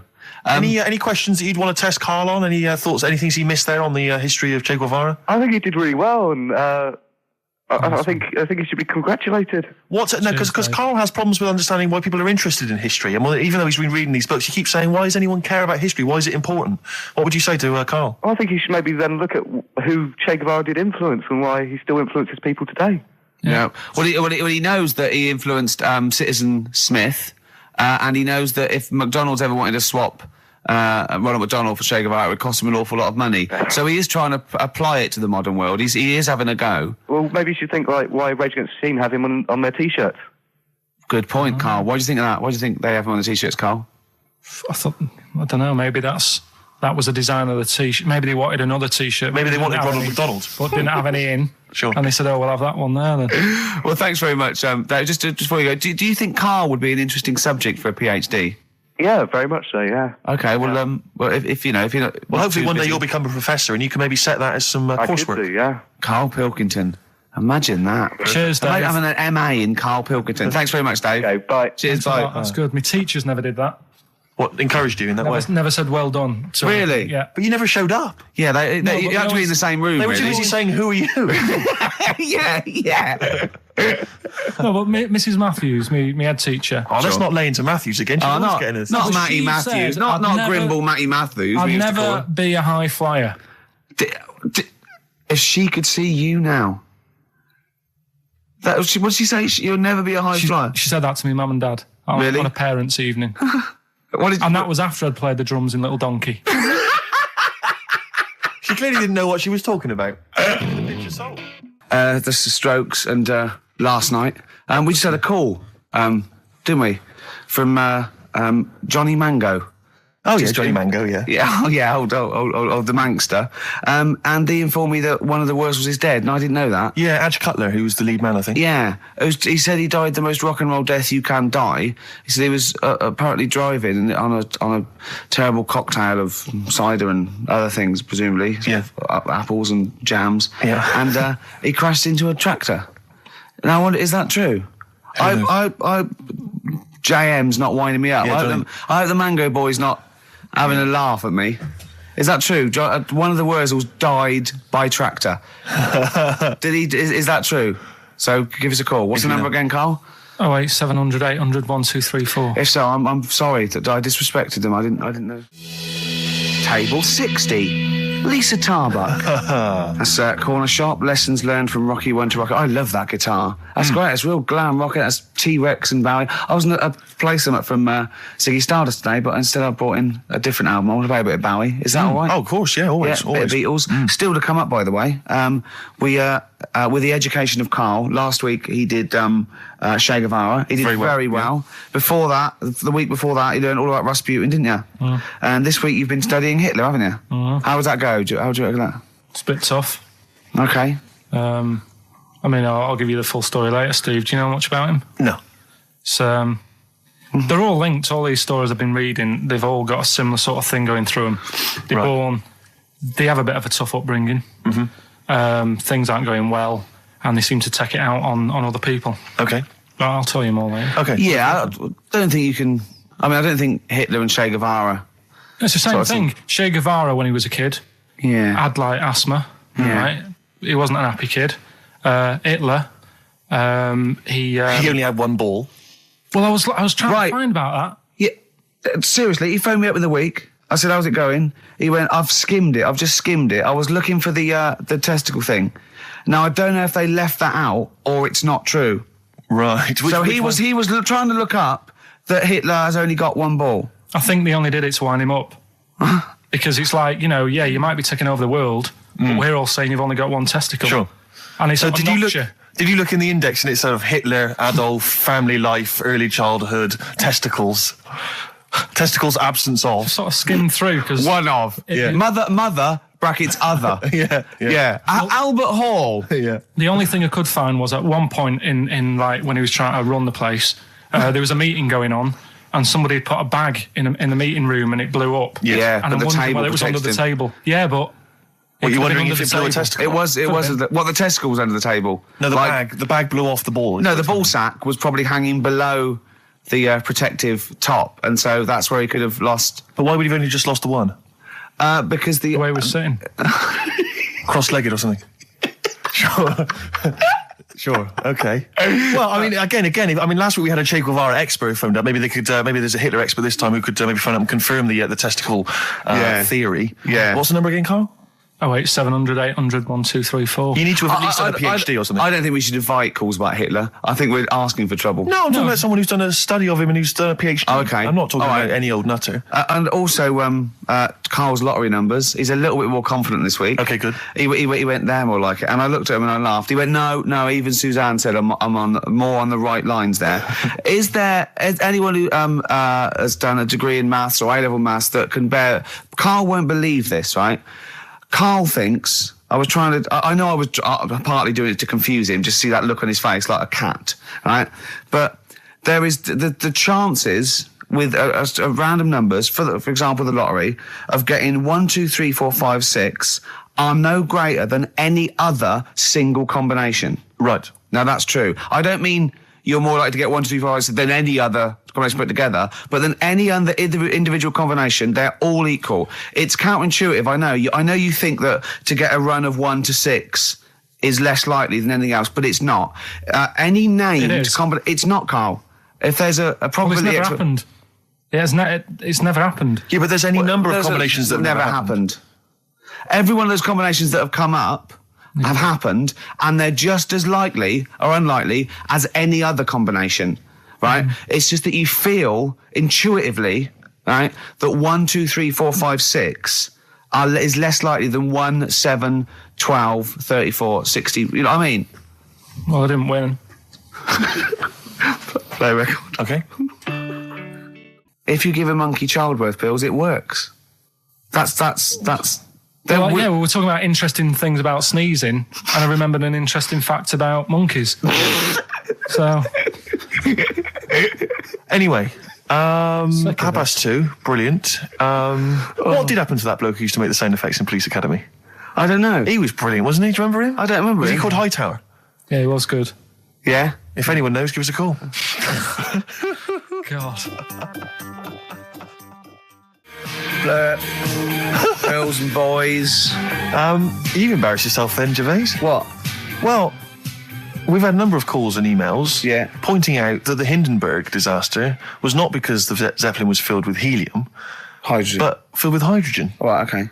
Well, I thought about that when he told me in the week. Well, yeah, but I assumed he must have got that off from the documentary. So it just went up. So that's probably why the voices didn't go. That was probably why it didn't feature in the documentary. Yeah. But it seems to me we should have thought of that. I mean, like, it's school fates and stuff where they're like filling little balloons with helium. Yeah. You know, there'd be all kinds of horror stories if they were just, just blowing up, left, right and centre. I don't think you can just blow helium up like that, can you? What? Isn't that the point? What I'm saying is it can't be as potentially lethal as hydrogen, helium. Well, hydrogen isn't as bad as helium? No, helium's not as bad as hydrogen. I don't know what you're saying, because the Hindenburg was hydrogen. Yeah, and I'm saying, why did we think it was helium? That's crazy. You go to fetes, school fetes and stuff with like little kids, and they're filling up little balloons with helium. They wouldn't have big canisters of helium, you know, at a charity event or a small kind of bring and buy sale if it was deadly. Yeah, but it's not as big. I mean, when you buy those balloons at a fair, it's not as big as that big But presumably balloon. it's still flammable, is it? But it wasn't the fact how dangerous the rare gas was, or it was the fact that it was made of this thing that caught fire and just went. There was nothing. A hole in it would have been as bad. It just burnt quickly and fell to the ground because the hydrogen or helium escaped. It was irrelevant that what the gas was, wasn't it? I thought there was supposed to be some kind of explosion. Well, I don't know what it was, but the point is, because the outer thing was so thin, right? The gas inside escaped and it fell to the ground. So it just fell to the ground like when you've popped a balloon. Well, not. It didn't quite. sort of go. It didn't like flap all over the place and make a zany noise. The heights. I just explained what I'm laughing at, right? We just had a call from someone saying his company would sponsor Karl, right, to be raised by all these balloons if he could have a walk-on part in the office. And we immediately went, we're worried about that sort of thing. You can't really promise that artistic, you know. And I was worried about the legality of it as well. How can you promise someone that for personal gain that's a private, and all that sort of stuff, right? And I went, I don't know. And anyway, put the phone down to him, and Karl went... I love the fact you're more effing worried about that than me being raised 30 feet in the effing air. You started getting scared, did you? Are you worried about it? Well, you're quite excited about the idea of the challenge, aren't you? I like the idea, but I want like... Why do you like the idea, Karl? Oh, what if it went all wrong and we're there going, the humanity of it. I think we need Karl, to get... he's just... And the rope would pull out my trousers and... Oh, no, it's definitely got to be Dr. Fox if that's going to happen. God. Oh, we've got to do this. So hang on, but let's just think about because wait a minute, we say this, but we'd have to get all kinds of health and safety people involved. No, we wouldn't. Of course we can't just start raising it in the air. No, you're allowed to do it on private land, aren't you? Look what happened to the Hindenburg. No, but I was just saying there was lots of people died. Listen, look, all we do is we get someone, right? But what if he gets loose and he just floats off into the air? And he meets his magpie that he lost. He used to peck his grifter. Balloons. So I'm so excited about this. Listen, we've got to do this. No, but please. Shut up a minute. Let's just stop and think about it. It's 60,000 balloons. No, it's not. It's 6,000. But 6,000 balloons. That's a lot of balloons. No, it's not. No, it's don't not. Be silly. For sponsorship, people pay for... no, listen, it's worth it. There must be a company out there that'll pay for this, just so we can film it. Hang on, is there not an easier way of just getting one big balloon? Then the challenge is there's no challenge then. No, it's got to be. It's got to have people coming up and hooking balloons. It'd be like Buckaroo, and the person who puts the balloon that actually raises him 10 feet wins a prize or something. So hang on. So what we've got each person with like 500 balloons. Yeah, that's mad. Can you imagine how many balloons that is? That's ludicrous. 6,000. Yeah, that's an awful lot of balloons. I don't know. There must be someone that could do this. Oh look, people have walked on the moon for Christ's sake. We can raise Karl Pilkington with some balloons. Yes, but they had a NASA budget. We've got XFM behind us. Yeah, but balloons. Yeah. Balloons are cheap. You can get about a pack of 25 for about 150. Right, fine. No, true. Yeah, the helium though, Karl. You can't just like attach yourself to a pack of balloons. No, but what you think we blow them all up with helium? Right. Oh, off you go. But then we can do something with the balloons, can't we? Like release them afterwards. Oh, we'll release them back into the wild. Brilliant, as a sign of peace. Fly, my pretties, fly, listen, be free. I am so excited. I have not been so excited about, and when I thought that Robin Ince was going to stay in my cupboard for £1,000. Look, we've got to do 6,000 balloons. I don't think it's going to happen. That's an awful lot of balloons, and I just don't think. I don't see how we can tether them all to Karl. He's a small man. No, but because you have them at different lengths, don't you? Yeah, exactly. Karl knows. Can you think about the logistics of this? Oh, someone must know. There must be a company. There's a bloke willing to do it. I know he doesn't know the technology of it. He's willing to sort of stand back. And a company just has access to helium like that. No, we can do this. Come on, London. Someone's done Londoners. It was on the internet already, so someone obviously has done it. Yeah. So they didn't say, we can't get hold of the balloons. No, they probably worked it out, didn't they? Karl, you're more excited about this than anything else, about your education, about your exam results. You're so excited. And we'll have a little rope. It'll be like flying a little kite, a little Karl. Let's go, Karl, what will you wear? Like a one-piece jumpsuit? Yeah, it'd be lovely. With sponsorship all over it? Oh, it'd be great. You know, like Jackie Stewart, and just as you go up, your little face. Oh my God, I'm not going to sleep until this is done. This is the most exciting thing ever. Only 10 feet. 10 feet, yeah. And we need some kind of rope to sort of tether you to the ground. Yeah. We don't want you sort of flying off. This is going to be great. And he'd have a little crash helmet and everything, and little Dee Dee boppers on the crash helmet, like he's a little flying ant. Definitely. We give him a little, oh my God, can we give you an outfit like little wings and everything? Can we paint your face with like children's paint? I'm not doing all that. Why?